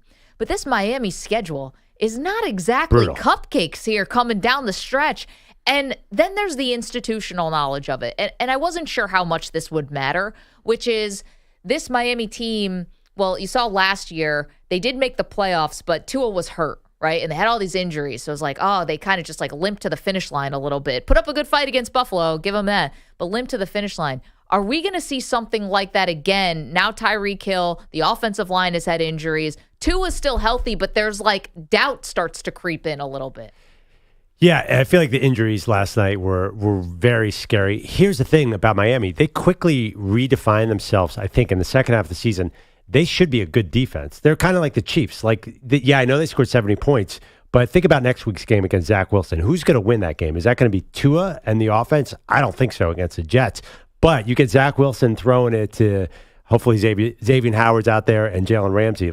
That defense is going to score some points against the Jets. So you think in the offseason, the way the Dolphins built themselves was, hey, we know we stink in December. We're going to get tough now. We're bringing in Vic Fangio. We're going to redefine ourselves on the fly. And it kind of fell short last night. So I understand that people looked at the Dolphins as a contender. I think last night they took a big blow. Well, they definitely did. But, yes, the defense deserves the blame, I guess, because they were playing so soft on that first touchdown that the Titans scored. It was like they were just playing so that no one would get behind them. And then the Titans scored so quickly. Yeah. And then the offense went, was it 3 and out, 4 and out on the ensuing drive? And that's when everything started to tighten up a little bit. No pun intended. But that's what happened. And without Tyreek Hill out there, You just got the sense that, like, Tua just could not make it happen at the end of the game. I'm sorry, it was 6 plays, and then Tua was sacked for -3 yards at the Miami 45. The other thing about Tua, what's the rap on Tua? Gets rid of the ball immediately, 2 seconds, best in the NFL. Last night, he dropped back and he did not know where to go with the ball. Yep. So credit Tennessee for playing great defense on that. But the entire formula that Miami had going fell apart last night. And when Hill left the game, that was a great case for Tyreek Hill as MVP because he is the fuel of that offense. No doubt. It wouldn't be an NFL game if there wasn't something with the officials. And this one happened on the Titans' touchdown drive that was the go-ahead drive. And so this happens where it's second and 4 at the Miami 6. Penalty, and everyone thinks, all right, this is getting backed up on Tennessee because they've been sloppy all night. It's defensive delay of game on Miami that puts the Titans at the Miami 3-yard line, and Derrick Henry scored on the very next play. That one was a little dicey, I thought. Yeah. At a massive moment in the game. Still, I guess, once again, not totally understanding. Maybe the game's rulebook a little bit overcomplicated. I was gonna say. Maybe just saying that it'd be nice to come in one day and not have to look up the rulebook. I don't think that's an excuse, though, for what happened here. Tennessee was rolling at the end. The amazing thing about that game is that Tennessee left too much time on the clock for Miami to come down and get a field goal. Now, listen, if Tua is a real MVP, you always say this. You have one drive to get a field goal. Yeah, right. They really should be able to do that. But Tua can't run like other quarterbacks. I think Josh Allen, that situation, he would have ran for 3 first downs and the Bills would have gotten it. Tua's just not that guy. Well, not that guy, and they can't have him be that guy. No, he'd get hurt. Well, or you're worried he'll get hurt. And it's, or worried he's going to get another concussion, and then you're worried about the future of the position. I mean, there's just a lot there. Let's hear from Will Levis, because this Titan team likes playing spoiler. Shoot, I mean, this is a big confidence booster for us for sure. I mean, this is not the record we would hope to have at this point in the season. Not the position we'd hope to be in the playoff race and all that. But all we can do is just keep pushing. And we talked about that all week, and we had opportunity to come and spoil their party, and be a really good football team and build confidence going forward. And I'm so glad we were able to do that.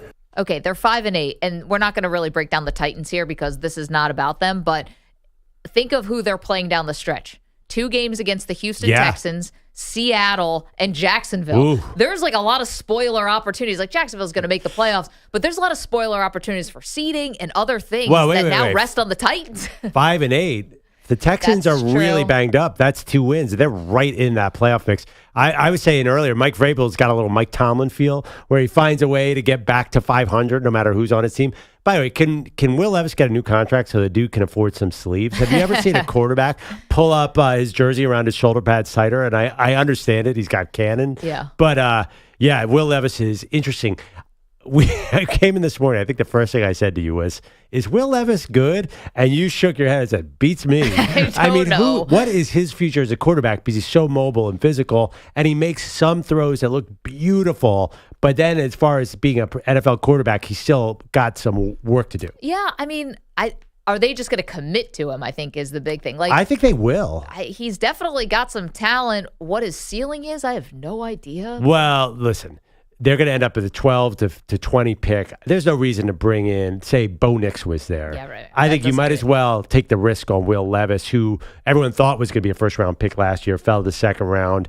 He's got 4 years under contract. I think they're going to try and build a team around a cheap quarterback. Listen, and I also get the thing about DeAndre Hopkins where maybe the guy doesn't like to, I don't know, practice that much. Nah, not for him. Who cares? Like, from the fans' point of view, and I know coaches are trying to set a culture and all that stuff, and everything has to be bought in. But I'll tell you what, if you're the Chiefs, if you're the Bills, if you're the Dallas Cowboys, if you are basically any team except for the San Francisco 49ers, you are wondering, why isn't DeAndre Hopkins on my roster? Oh, yeah. I mean, if you had DeAndre Hopkins, you would not have Kadarius Toney on the field for the Chiefs. So that's a win right there. No You've doubt. already got one more win on the schedule. Yeah, what a weird offseason. Older receivers, I tell you, the cliff's at 30, Maggie, usually. Doesn't feel like DeAndre's quite at that cliff, though. Maybe it's because he's not practicing. He's not putting anywhere. You know what? I think we finally figured it out. Saving it all for game day. Okay, so you've got that. You also had the Packers losing last night to the New York Giants, and really what should be like, it should have been about Jordan Love last night, right? Like Packers quarterback taking the torch from Favre and Rodgers, and now Jordan Love, and like the Packers and their history and everything. It should have been about Jordan Love, and frankly, he was upstaged by Tommy Cutlets, Tommy DeVito. He was. I mean, he did throw what should have been the game-winning touchdown with a minute left. He did sort of redeem himself. That's true. But the defense couldn't stop Tommy Cutlets. Which is... because we're in the middle of a movie starring Tommy DeVito. How is the defense possibly going to stop him? They were sitting ducks coming into this game. They just didn't even realize that they were going to be, the nameless, faceless team that's just one more obstacle in the Tommy DeVito Wrecking Crew movie. I mean, it's incredible. It's fun. It feels like everyone's in on it. It doesn't feel like, oh, you're taking all these, Italian-American things and you're making it, it's just the stereotypes to the T, but everyone seems to be having a really good time with it. And I think in the Italian-American community, I think he's now being raised up as like, hey, that's one of ours out there. Yeah, also sort of a New York thing, too. Totally. Feels like Non si può sto parlo. Here's the thing. Usually the local kid does not work out. If I generally follow the rule, I mean, you know this. If you're looking at the draft and there's a guy from your city sitting there, all things being equal, you do not take him because you do not want him to have the pressures of being at home. I mean, how many teams, what are the local stars? We went over this a couple weeks ago.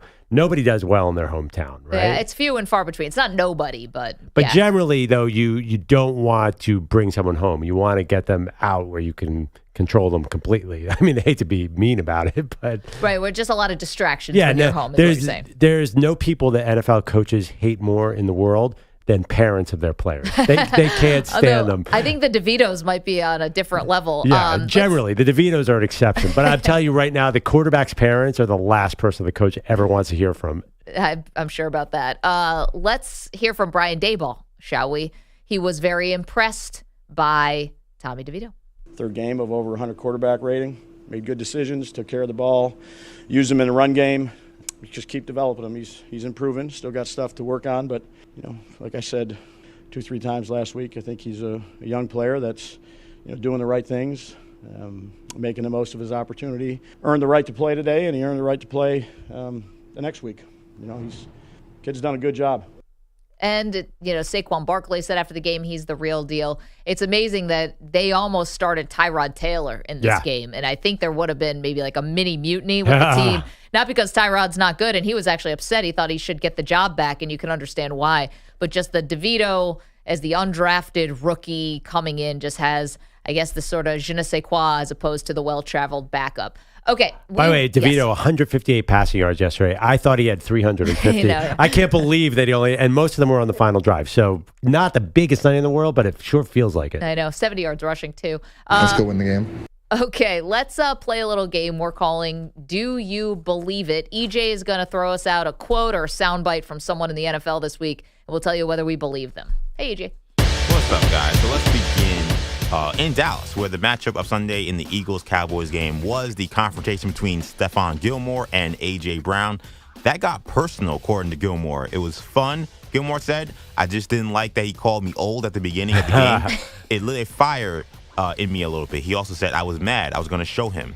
That's the only thing I could just do is go out there and show him I'm still here. I think I did that today. So, do you believe that Brown's trash talk fueled Gilmore? Yeah, and obviously, Stephon Diggs, please do not say anything to Stephon Gilmore about his age next week when you are playing the Buffalo Bills. I 100% believe this because as somebody who recently had a birthday, myself, well, back in May, where I turned 40, I now really hate it when people talk about if you're 40, you're old. So this would light a fire under me. No, first of all, I don't believe it. Because I'm going to tell you what the key is here. It's not Stephon Gilmore and trash talk. Al Harris, the defensive backs coach for the Dallas Cowboys, has made a deal with the devil because he can take any player from anywhere and turn them into Deion Sanders in his prime. Why is Stephon Gilmore good all of a sudden? Why is Deron Bland the most dangerous player in the NFL? This is all some weird Al Harris production. Gilmore is washed. I know this is a fact. I saw it before. Why all of a sudden he's a shutdown guy? It's not trash talk. It's Al Harris. The Cowboys are doing something weird with their DBs. It's incredible. Right? Am I wrong? Like, where are these? Why is Stephon Gilmore good? He hasn't been good in 3 years, Maggie. Well, don't call him old. Yeah, he's 33 years old, by the way. My girlfriend celebrated her birthday yesterday. She's 33 years old, so she definitely don't want to hear about Stephon Gilmore being old. Botox for everybody. So let's get to the Jets. There were questions about Zach Wilson's commitment to the Jets after reports came out that he was reluctant to play. But after a stellar return to the starting lineup on Sunday, DJ Reed, the Jets corner, says Zach gave him insight on his new approach. Quote, he told me, I've got nothing to lose. What's the worst that can happen? I get benched again? That's what he said. And that's the way he played. It showed. Zach Wilson had 301 yards and 2 touchdowns, no picks in the Jets win. Do you believe that it can't get any worse for Zach Wilson in New York? No, it could get way worse than just getting benched again. Because in this town, you can get benched and embarrassed badly. So yeah, you can get embarrassed badly, and every radio host will call you out and say you're the worst player ever, and then jump right back on your bandwagon when you have 300 yards in a game. So it really is beyond meaningless because there's absolutely no consistency here. And the New York reaction to Zach Wilson is killing me. It's just so funny. I hope he goes on in this massive 5-game run, and all those rants just dissolve into thin air and be like, you know what? I always liked Zach Wilson. Oh, yeah, sure you did. Because that guy has been killed for a year straight. Well, if you believe some reports, he'll be doing it in a different city. Those reports he was going to be traded this offseason. Yeah. But wait, if he throws 5 more 300-yard games, watch. He's going to be back with Aaron Rodgers. Listen, Aaron Rodgers runs a team. Are you sure he's going to trade him? If they beat the Dolphins next week, maybe he's lifetime contract. I predict 4 interceptions on Sunday. I'm 10 toes down. I am done with Zach Wilson. He can throw for 500 yards next week. I don't think he can play. Don't be a freaking weirdo. Let's get to Chicago. Chicago is riding high after their upset win against the Lions on Sunday. While the Bears were largely left for dead, they started 2-7 this season. Now they're 5-8, and DJ Moore, their star receiver, told 67 The Score that they may be able to win them all. Do you feel like you're as good as any team in the division right now? For sure. Why? It would be no reason not to. You know, right now, what are we, 2-3 in the division? I want to say. Mm-hmm. Yeah, because we still got to play the Packers at the end. So, I mean, we feel pretty good. And then by then, we hopefully be 3-3 in the division. And like I said, we our plan is to win out. We're just going to take it one game at a time, and hopefully the chips fall where we want to on the side of being 9-8 at the end of the season and making that run. Can I say, by the way, sorry. Go ahead. That is as far from a Joe Namath-like guarantee. It's like, yeah, you know what? Maybe we'll end up 3-3 in the division. Who knows? 9-8 could happen. Why not? That's not exactly the brash prediction I expected. So, with that being said, do you believe, I don't know what DJ Moore believes, but do you believe that winning out is on the table for the Bears? Okay, here's the schedule. At Cleveland, Arizona, Atlanta, at Green Bay. Yeah, it's possible. I do think one part of that is they could be the best team in the NFC North. The question, I think, the Vikings are not good right now. They're terrible. The Lions are not that bad. The interesting question is, have they caught up to the Lions? Has the pack caught up to the Lions? I don't know what kind of jungle metaphor that is. But right. So I think the Bears probably feel like, yeah, we're as good as the Packers, we're as good as the Vikings. And now I think they believe that. I do believe him that he thinks they're as good as the Lions. I don't think they're going to win out. This would make draft season 150% more interesting, though, if Justin Fields goes on a heater at the end of the year and say they do win 7 in a row and they become last year's Lions, and you're still going to likely have the number 1 overall pick from Carolina. Now maybe we're talking about something a little different than earlier in the year. Yeah, about Caleb Williams or Justin Fields. Or even if Justin Fields plays well enough and somebody in the teens wants him as for a first-round pick, then you could just immediately build on the fly here. There's lots of great options. So the Lions had 8 penalties, 3 turnovers, and no second-half points in their loss to the Bears Sunday. And head coach Dan Campbell has an idea on how to get the team back on track. You know what? I need to push it a little bit more. I'm just going to need to be a little more irritable, which I can do that. So do you believe Dan Campbell becoming more irritable will help the Lions play with more discipline? And on the way up, we're going to bite a kneecap off. Well, it's ironic that Dan Campbell is the ultimate tough guy coach, and this team is so built to play in a dome in every possible aspect. All that speed on offense, Amon-Ra St. Brown, Jahmyr Gibbs. Honestly, I do not think Dan Campbell is going to be able to do anything here. I think they're designed for early season and dome play, and they really needed home field in the playoffs to be a real threat. I don't quite see that happening. Yeah, I mean, who's he going to take this out on? Like, who are you going to start getting real tough with? Are you starting to get tough with Goff and Amon-Ra St. Brown had a bad game? Like, who? By the way, he did not have that bad of a game. Well, he dropped a couple passes. They Right weren't in the exactly chest. put on his. Yeah, no, there was a couple drops where it was behind him. But anyway, go ahead. I mean, your player.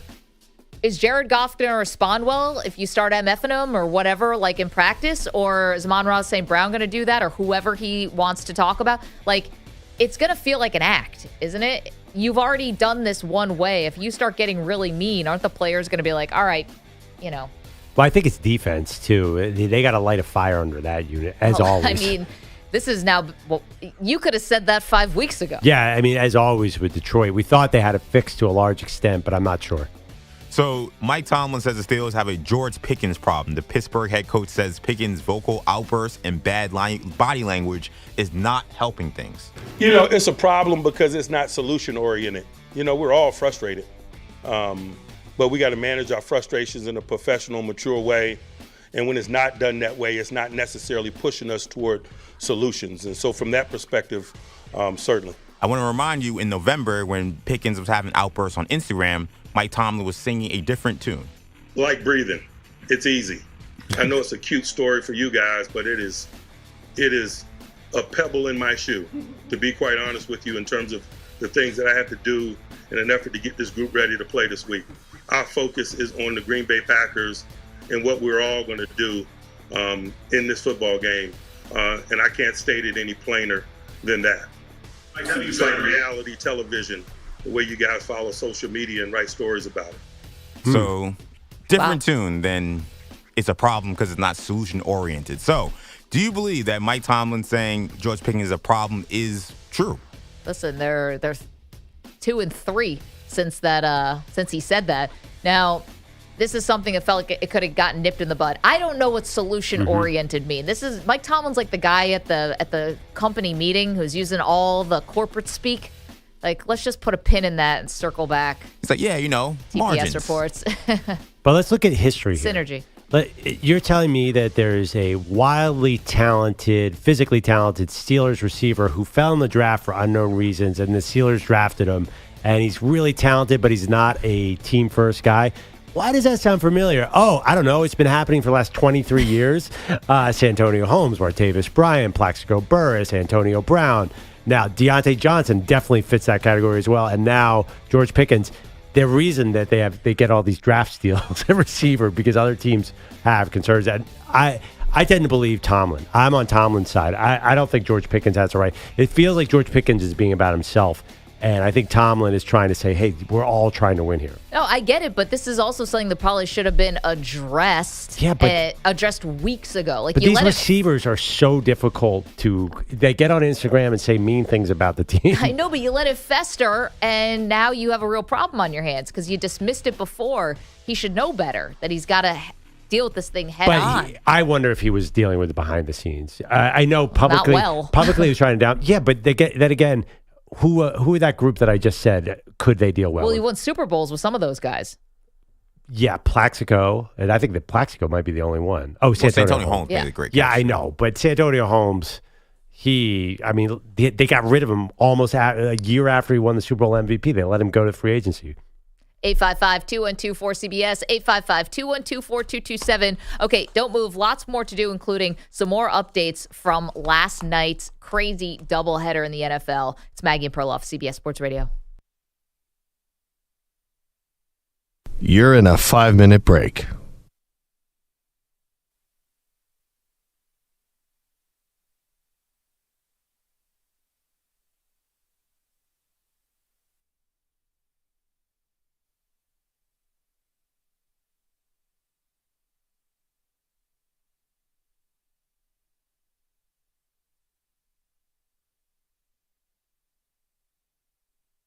Four minutes, 30 seconds remaining.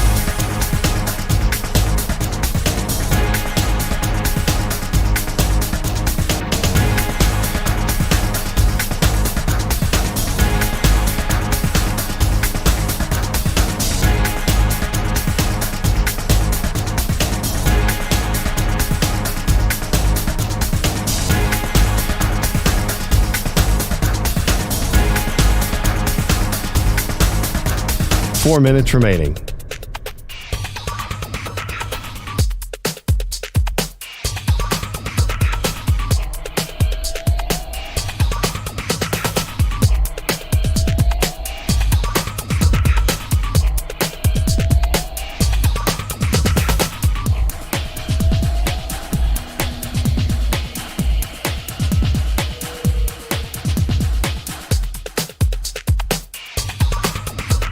Three minutes, 30 seconds remaining.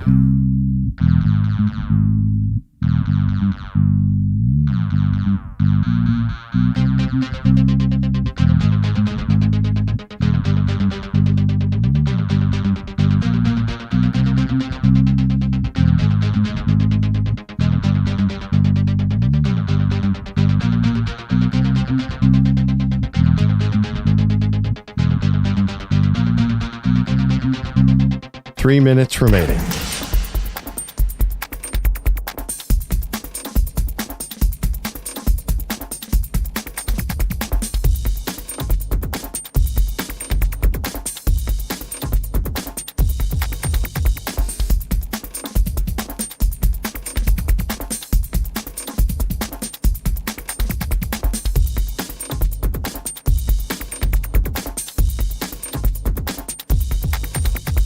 Two minutes, 30 seconds remaining.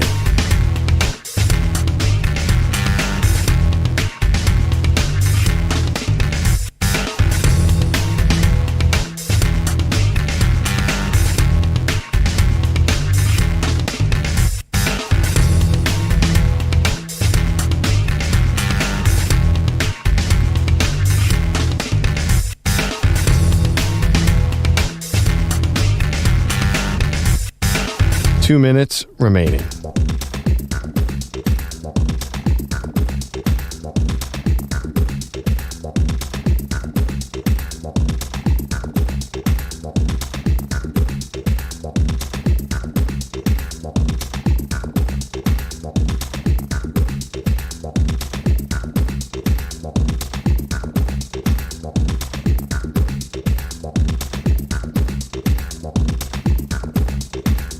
One minute, 30 seconds remaining.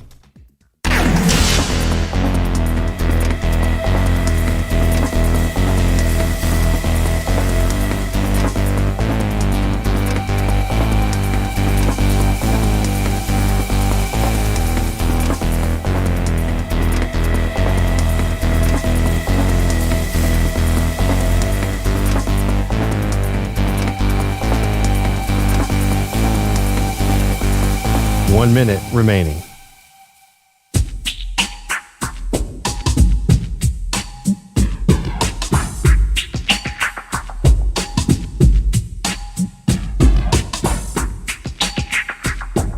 .45 seconds remaining.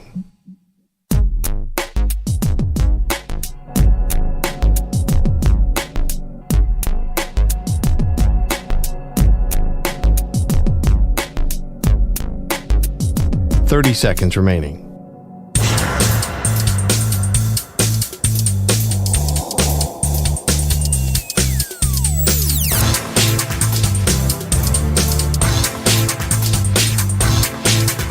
.15 seconds.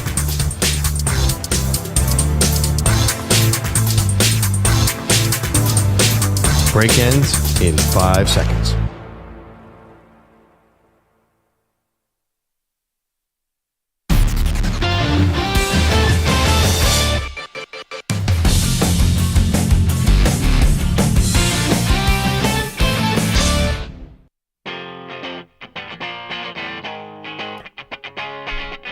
Back on Maggie and Perloff.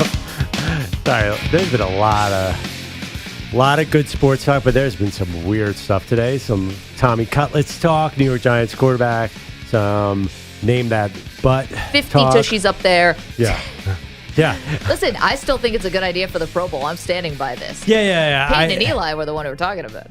Yeah, I don't know. Maybe as men, something about this makes me feel uncomfortable because the thought of having a random quarterback put his hands there, I never would want to be a center. Random quarterback, it's a Pro Bowler. Well, I know, but the way you set up the game, there'd be 5 centers from different teams. And it's different to have your quarterback do it, to have another quarterback do it. Okay, so there was Nate Bargatze asked Eli and Peyton if you were blindfolded and you were asked to take a snap from under center, would you know it's your center? Like, would you know it's, was it Chris Snee with all those years? And Jeff Saturday. And Jeff Saturday for Peyton. And he goes, oh, yeah, I know Jeff Saturday's butt cheeks better than anybody. Yeah. So No, I Chris thought, Snee was the guard. It was Sean O'Hara. Oh, Sean O'Hara, pardon me. So he basically said, all right, let's turn that into a game at the Pro Bowl. Let's put it to the test. So we'll we'll see if, Patrick Mahomes actually knows if that's Creed Humphrey or is it Mitch Morse? Does he know? So, you know what else is weird, too? A lot of quarterbacks talk about how gross the sweat is down there, and it gets on the top of their hand. That was the Brady thing with what's his name, right? He forced guys to put a towel back there. Yeah. Not good. No. This whole exchange, by the way, now that I think about it, I'm going shotgun every play. Wait a minute. But I thought the whole thing was that the uniform's wicking away sweat. No, that's a lot of guy and a lot of undercarriage. Definitely swampy. Do you know down Brady there. went shotgun the second half of his career a lot? He knew. Guys made the rules on the NFL. It's not, now all of a sudden everyone's getting squeamish. We've been playing this game for 100 years. I love when college quarterbacks, by the way, come into the NFL in the preseason. You see them under center, and they try and take a 5-step drop, and they look like a baby giraffe. So I think this is why. I don't think it's a strategic thing. I think quarterbacks finally rallied and said, this is gross. What are we doing here? Well, it's also called strategy. Andrew Bogusch is here. I think it's consent as well. I mean, the center is telling them I'm okay with it. Okay, Right? not a funny area, but this. I'm just saying, everyone's on the same page. Well, I think if you're going to make it a Pro Bowl event, we all better make sure that everyone signs a That's piece true. of paper. We do need documentation. Bogusch is here with headlines. I think it could work, Maggie. Thank you. The Dolphins gifted a 14-point fourth quarter lead last night, scoring twice off back-to-back Titan turnovers, but Miami gave it right back, allowing 2 touchdowns, failing twice on offense in the final 3 minutes. The 28-27 loss ends their 3-game run and their perfect start at home, and it leaves the Ravens alone in the 1 seed at 10-3. 0 touchdown passes last night for Tua. It's the NFL. Anything can happen. We got to do a better job finishing the game with the time that we had while we had the ball, not allowing their opposing team's offense to get that opportunity to go down and potentially score. Do we know why the Dolphins post-game press conference has a walkie-talkie? I don't know. Like that when there's any silence that little thing clicks in. Yeah. It almost sounds like a Zoom call. Like if somebody is typing while Zoom is happening, it's picking up a different microphone. So bizarre. It's weird. Wait, everyone please mute. It didn't help Tua's cause that Tyreek Hill missed big chunks of this game with a left leg injury. Miami's the first team in 7 seasons to blow a 14-point lead with less than 3 minutes to go. The Giants and Packers played their own sloppy game in Jersey. The underdog won there as well. Randy Bullock kicking a 37-yard field goal as time expired after Tommy DeVito drove the Giants 57 yards. They won 24-22 to remain on life support in the NFC wildcard chase. DeVito watched Bullock's kick alongside head coach Brian Dable. At first, he wasn't going to look. And then he was like, I'm going to look. I was like, all right. So we stood right next to each other. And it was just, as soon as we saw it going, just pure excitement. I grabbed him, hugged him, told him I loved him, and celebrated with my teammates. The Packers' 3-game win streak is now over. They dropped to 6-7, but they remain in the last NFC playoff spot for now. Their loss clinches a playoff spot for the 49ers. I'm sorry, one quick thing. It would be impossible for the DeVito family to not know when they're on camera. Remember Taylor Swift said this in her Time Person of the Year? She's like, I don't know when I'm on camera, so sorry for the Chads and the Brads and all that. She's like, I don't know when I'm on camera. I can't be faulted just because I'm celebrating because my boyfriend had a touchdown. I think the DeVitos, though, kiss on every first down, though, Maggie. I think they're always. That's my point. Yeah. Oh, okay. Either they're kissing on every first down. Yeah, they are. Yeah, they don't relax. They're just always doing this, even when the Packers have the ball. They're just celebrating in case the camera gets to them. And by the way, when Perloff says they kiss on every first down, he's not talking about the mom and the dad. He's talking about the dad and the agent. And Aikman did not like it last night. He's salty about everything. The one montage, when they're going to break and the dad was kissing everybody around and he was like, what's going on right now? And then Buck had some clever-ish line to go to break, but Aikman was not a fan of the group kissing. Aikman is not a fan of that. He was not a fan of Jordan Love last night, and he was not a fan of instant replay. No. And he was calling that out at every time. And by the way, that Giants-Packers game ended 20 minutes before the Miami Titans game. It was the kick out of bounds, right, that really angered him, that hit the Giant. And he's like, we already know that he touched it, and they still haven't figured this out yet. Just make a call. Troy Aikman acts like he was Peyton Manning, Tom Brady, and Patrick Mahomes all rolled into one. He's way overcritical of quarterbacks. I remember 2 years ago when Jalen Hurts was coming, the year the Eagles were 9-8, he was tearing apart Jalen Hurts every game. I'm like, that guy just avoided 9 sacks. He's going to be great. And Aikman hated him. Okay, well, that was a specific game that I remember because for some reason, Aikman and Buck had to go broadcast the Eagles-Tampa Bay first-round game when the Cowboys were playing the 49ers, and what was the Dak Prescott sliding in not understanding how much time was left on the clock. And I think Aikman was so incensed that he didn't get a chance. He said it on the broadcast. They were calling the JV to be game. fair, It wasn't just like Hurts was ass in that game. No. It was all season. Aikman had him all season long. He had him at least like 6 times. He was always killing him. I'm like, you are not seeing the fact that he's running around to avoid sacks. I don't like Aikman. By the way, Troy Aikman, 3-time Super Bowl champion. I think he can criticize. Well, what's the most touchdowns he ever had in the season? It was the 90s. It's the 90s. Don't give me that stat stuff. Dude, he was throwing to Michael Irvin and handing the ball to Emmitt Smith. I am sorry. Do not come after Jalen Hurts. This Perloff guy knows ball. You gotta give me a break. Troy Aikman. Listen, Troy Aikman's a Hall of Famer. What are you talking about? Troy Aikman's a Hall of Famer, but on that Cowboys team, did Troy Aikman scare you? You're like, oh no, Troy Aikman's coming to town? Nobody ever said that. Said Larry Allen and Emmett Smith are coming to town. He was the number 1 overall pick. Right. I understand, but Troy Aikman, great college quarterback. He can't. If he can't, was he a great college quarterback? Hurts, yeah, UCLA, Rose Bowl, all that stuff. I think Troy Aikman's way overcritical, and honestly, I do think he's a little overrated historically too. But I think you like it when he criticizes other quarterbacks. Oh yeah, anybody who's this is what it is. Exactly. And by the way, Jalen can Hurts I just say, if Andy Reid is Gandhi and Santa Claus wrapped together, which is something that Perloff actually said, I don't even want to know what Jalen Hurts is. Buck and Aikman do make it feel like a big game. They're awesome, but you guys don't think he's a little overcritical? He's trying to. Most guys say nothing. Yeah. Well, you can tell when he's angry about something. I hope Brady is more like Aikman. Yeah, but I don't think he's accurate. Like, he's like, this guy's no good. Then that guy turns out to be really good. It happens all the time Well, with he's him. calling the game in the middle of he's calling what he's watching. Yeah, but he'll say a guy's missing a quarter play. Like, he doesn't take into account. Like, not everybody's going to complete 100% of their passes. Anyway, that's enough on me. Last week, the report was the Lakers would not hang a banner if they won the NBA Cup. Then they won the NBA Cup, and now they're hanging a banner. They're going to put just one in the rafters, and they'll add years to it if they win the in-season tourney again. Kind of presumptuous, no? Is that going to go right next to their summer, their Las Vegas tournament title, or maybe best record in the preseason? Is there a banner for that? There's literally Kobe in like an official Laker video going, we only hang championship banners, not divisions, not conference championships, only NBA titles matter. And now they're going to put up some catch-all NBA Cup banner. Come on. Don't look at me. EJ's the one who is single-handedly on the bandwagon for this thing. They named an all-tournament team, like it's some kind of AAU weekend event. Well, come here's on. my question. Was it first team, second team? Could you get to a third team? There's only 2 teams. Oh, wait, I'm sorry. Was this the Final Four? That was the whole thing, I think. Oh, the whole thing. Yeah. Why not? Why can't you I put don't know. up This a is the banner? NBA. I That's my first. mean, we put up division championships. We put up conference championships. You can't put up, in-season tournament. You won in 2024, and maybe you'll win in 2038 when Bronny's playing for them. I don't see the harm in this. Like, everyone acts like because the in-season tournament exists, that means the NBA Finals doesn't exist anymore, and we all think it's the same. Nobody thinks the in-season tournament and the NBA Finals are the same. It is the stupidest thought exercise that we keep getting pushed from, and I can't stand it. They think it's the same-ish. Very no, it's not. Wait, here's a question. Do they get rings? Oh, God. Oh, no. I don't think so. Okay, well, I mean, they have 500,000, which is better than a ring. yeah, that's true. I'd rather have the money.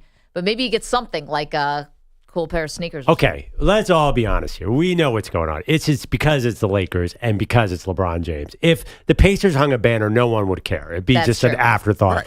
Right. Because I think the reasoning is LeBron should be so hyper-focused on winning one more NBA title that anything that's not... Why is he not hyper-focused on winning a title because he won an in-season tournament? I don't understand Well, why is he playing extra minutes in December that's probably going to cost him in June? He can't take off some games in February and March when the games are decided on who's going to be in the stand in the playoffs. Also, that's not really a LeBron thing. Isn't that more of a Darvin Ham thing? Oh, okay. Now who's being naive?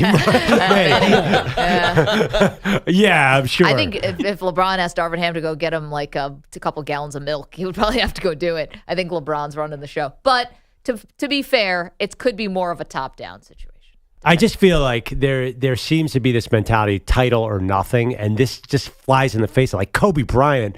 Yeah, I'm curious how Kobe would have approached this because he might have said like, I don't even want to hear about this. I just want to win a title. Every regular season game, he stepped on the court when they tore an Achilles. Like that's again, like Maggie was talking about it with MJ. Like there's this like romanticism, like Kobe and Michael, they would have never loved this thing. Meanwhile, those guys were playing with injuries, playing all 82 games without any regard for whether or not even there was a tournament or not. Now LeBron plays a couple of hard games in December, and it's like, he thinks it's an NBA championship. Wait, hold on. I just got to point this out, and obviously, may Kobe rest in peace.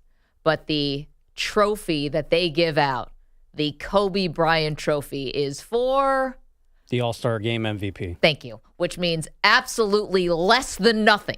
But they Kobe's did that. fault. Yeah, but he was alive when they were doing that, didn't they?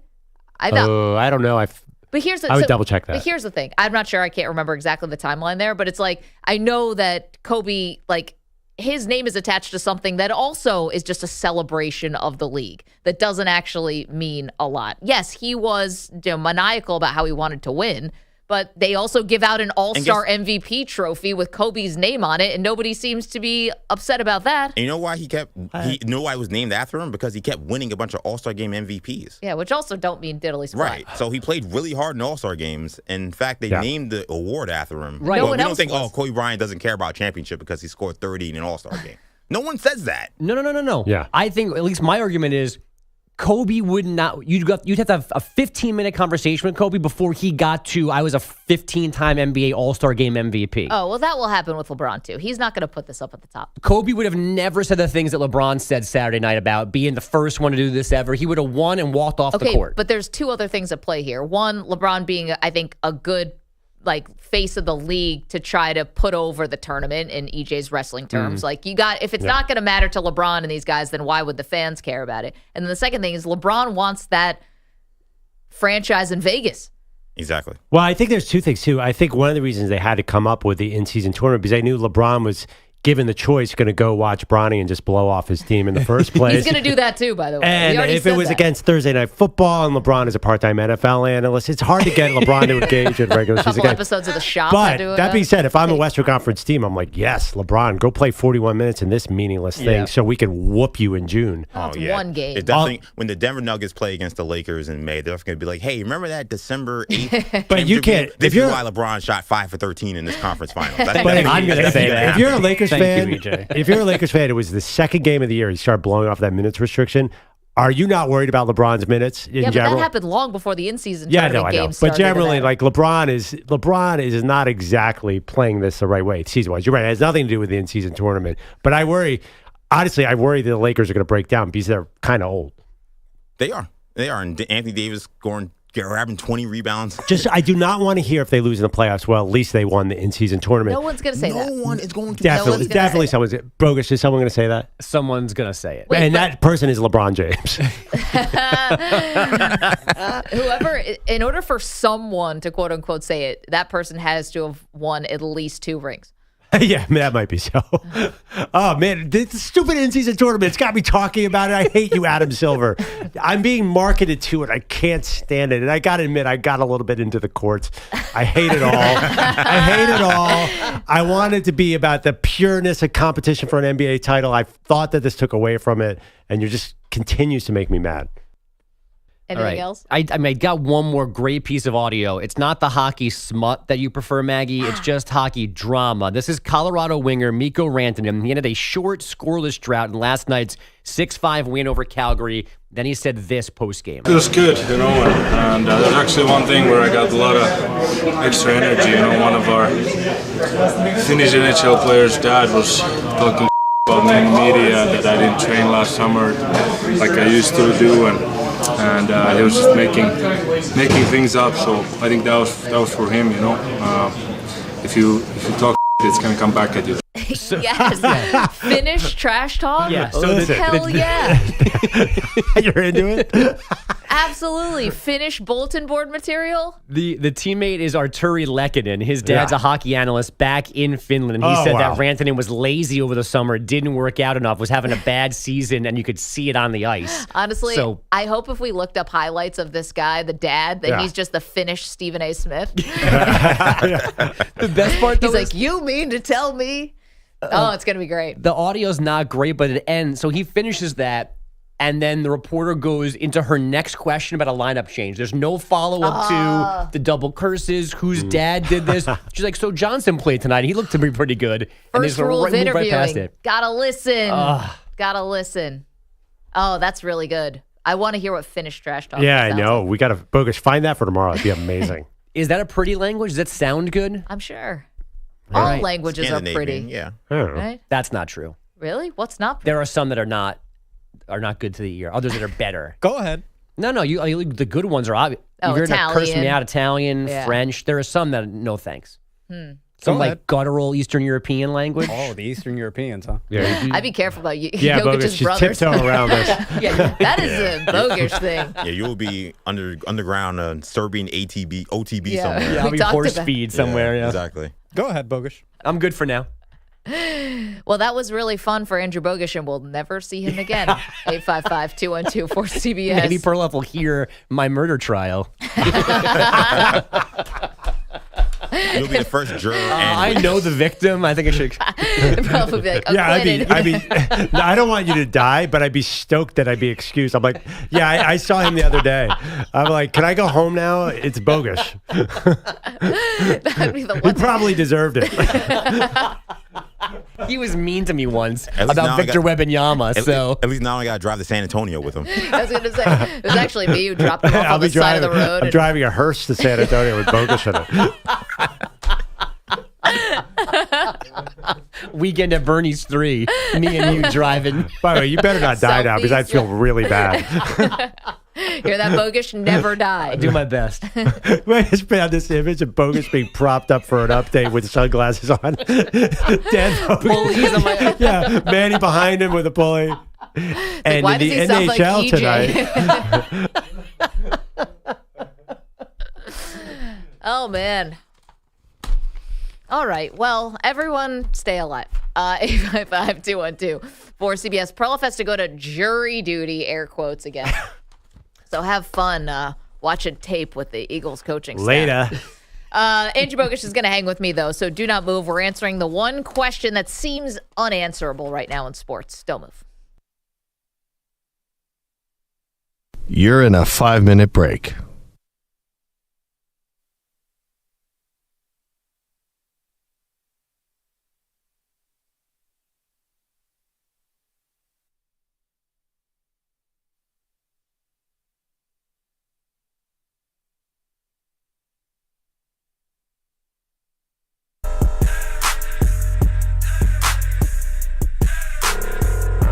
Four minutes, 30 seconds remaining.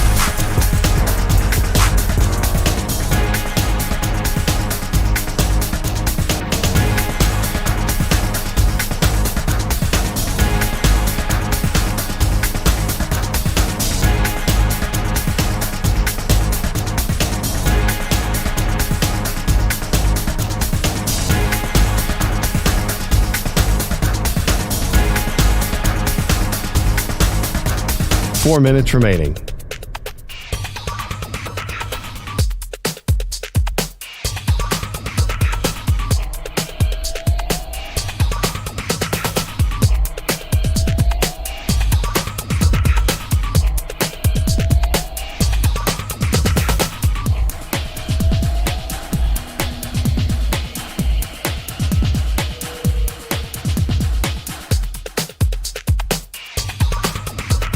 Three minutes, 30 seconds remaining.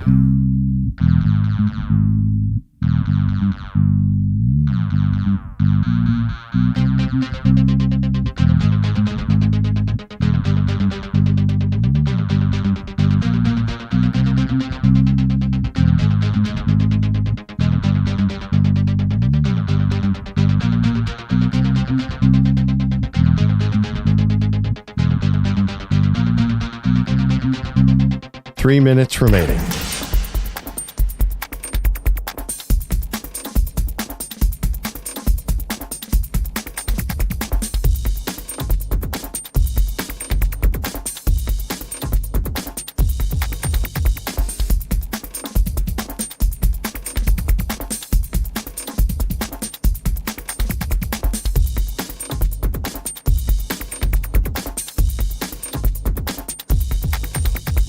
Two minutes, 30 seconds remaining.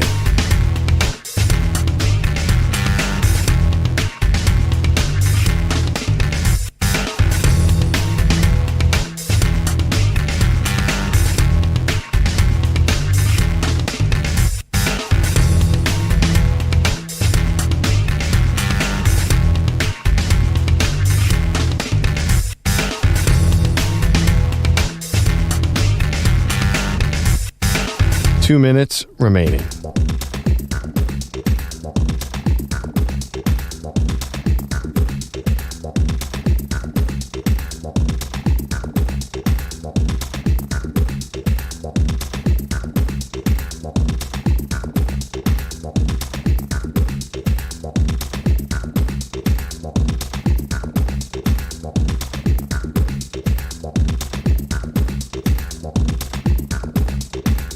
One minute, 30 seconds remaining.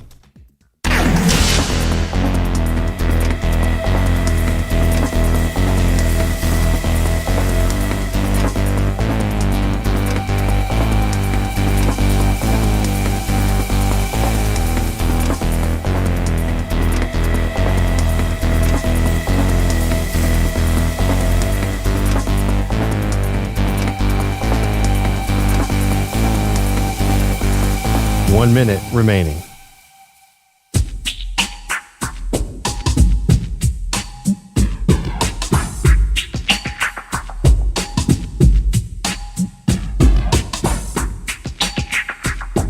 .45 seconds remaining.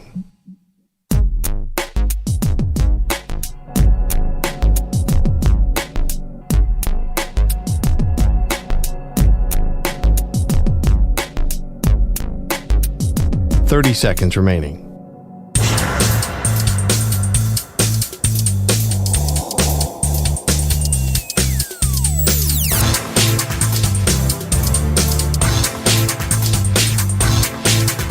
.15 seconds.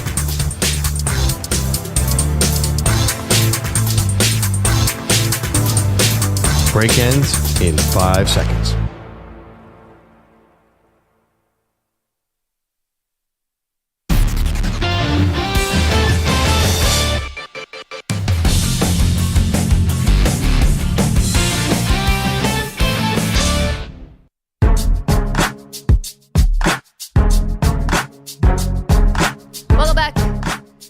Maggie Gray, Andrew Perloff is at jury duty, allegedly.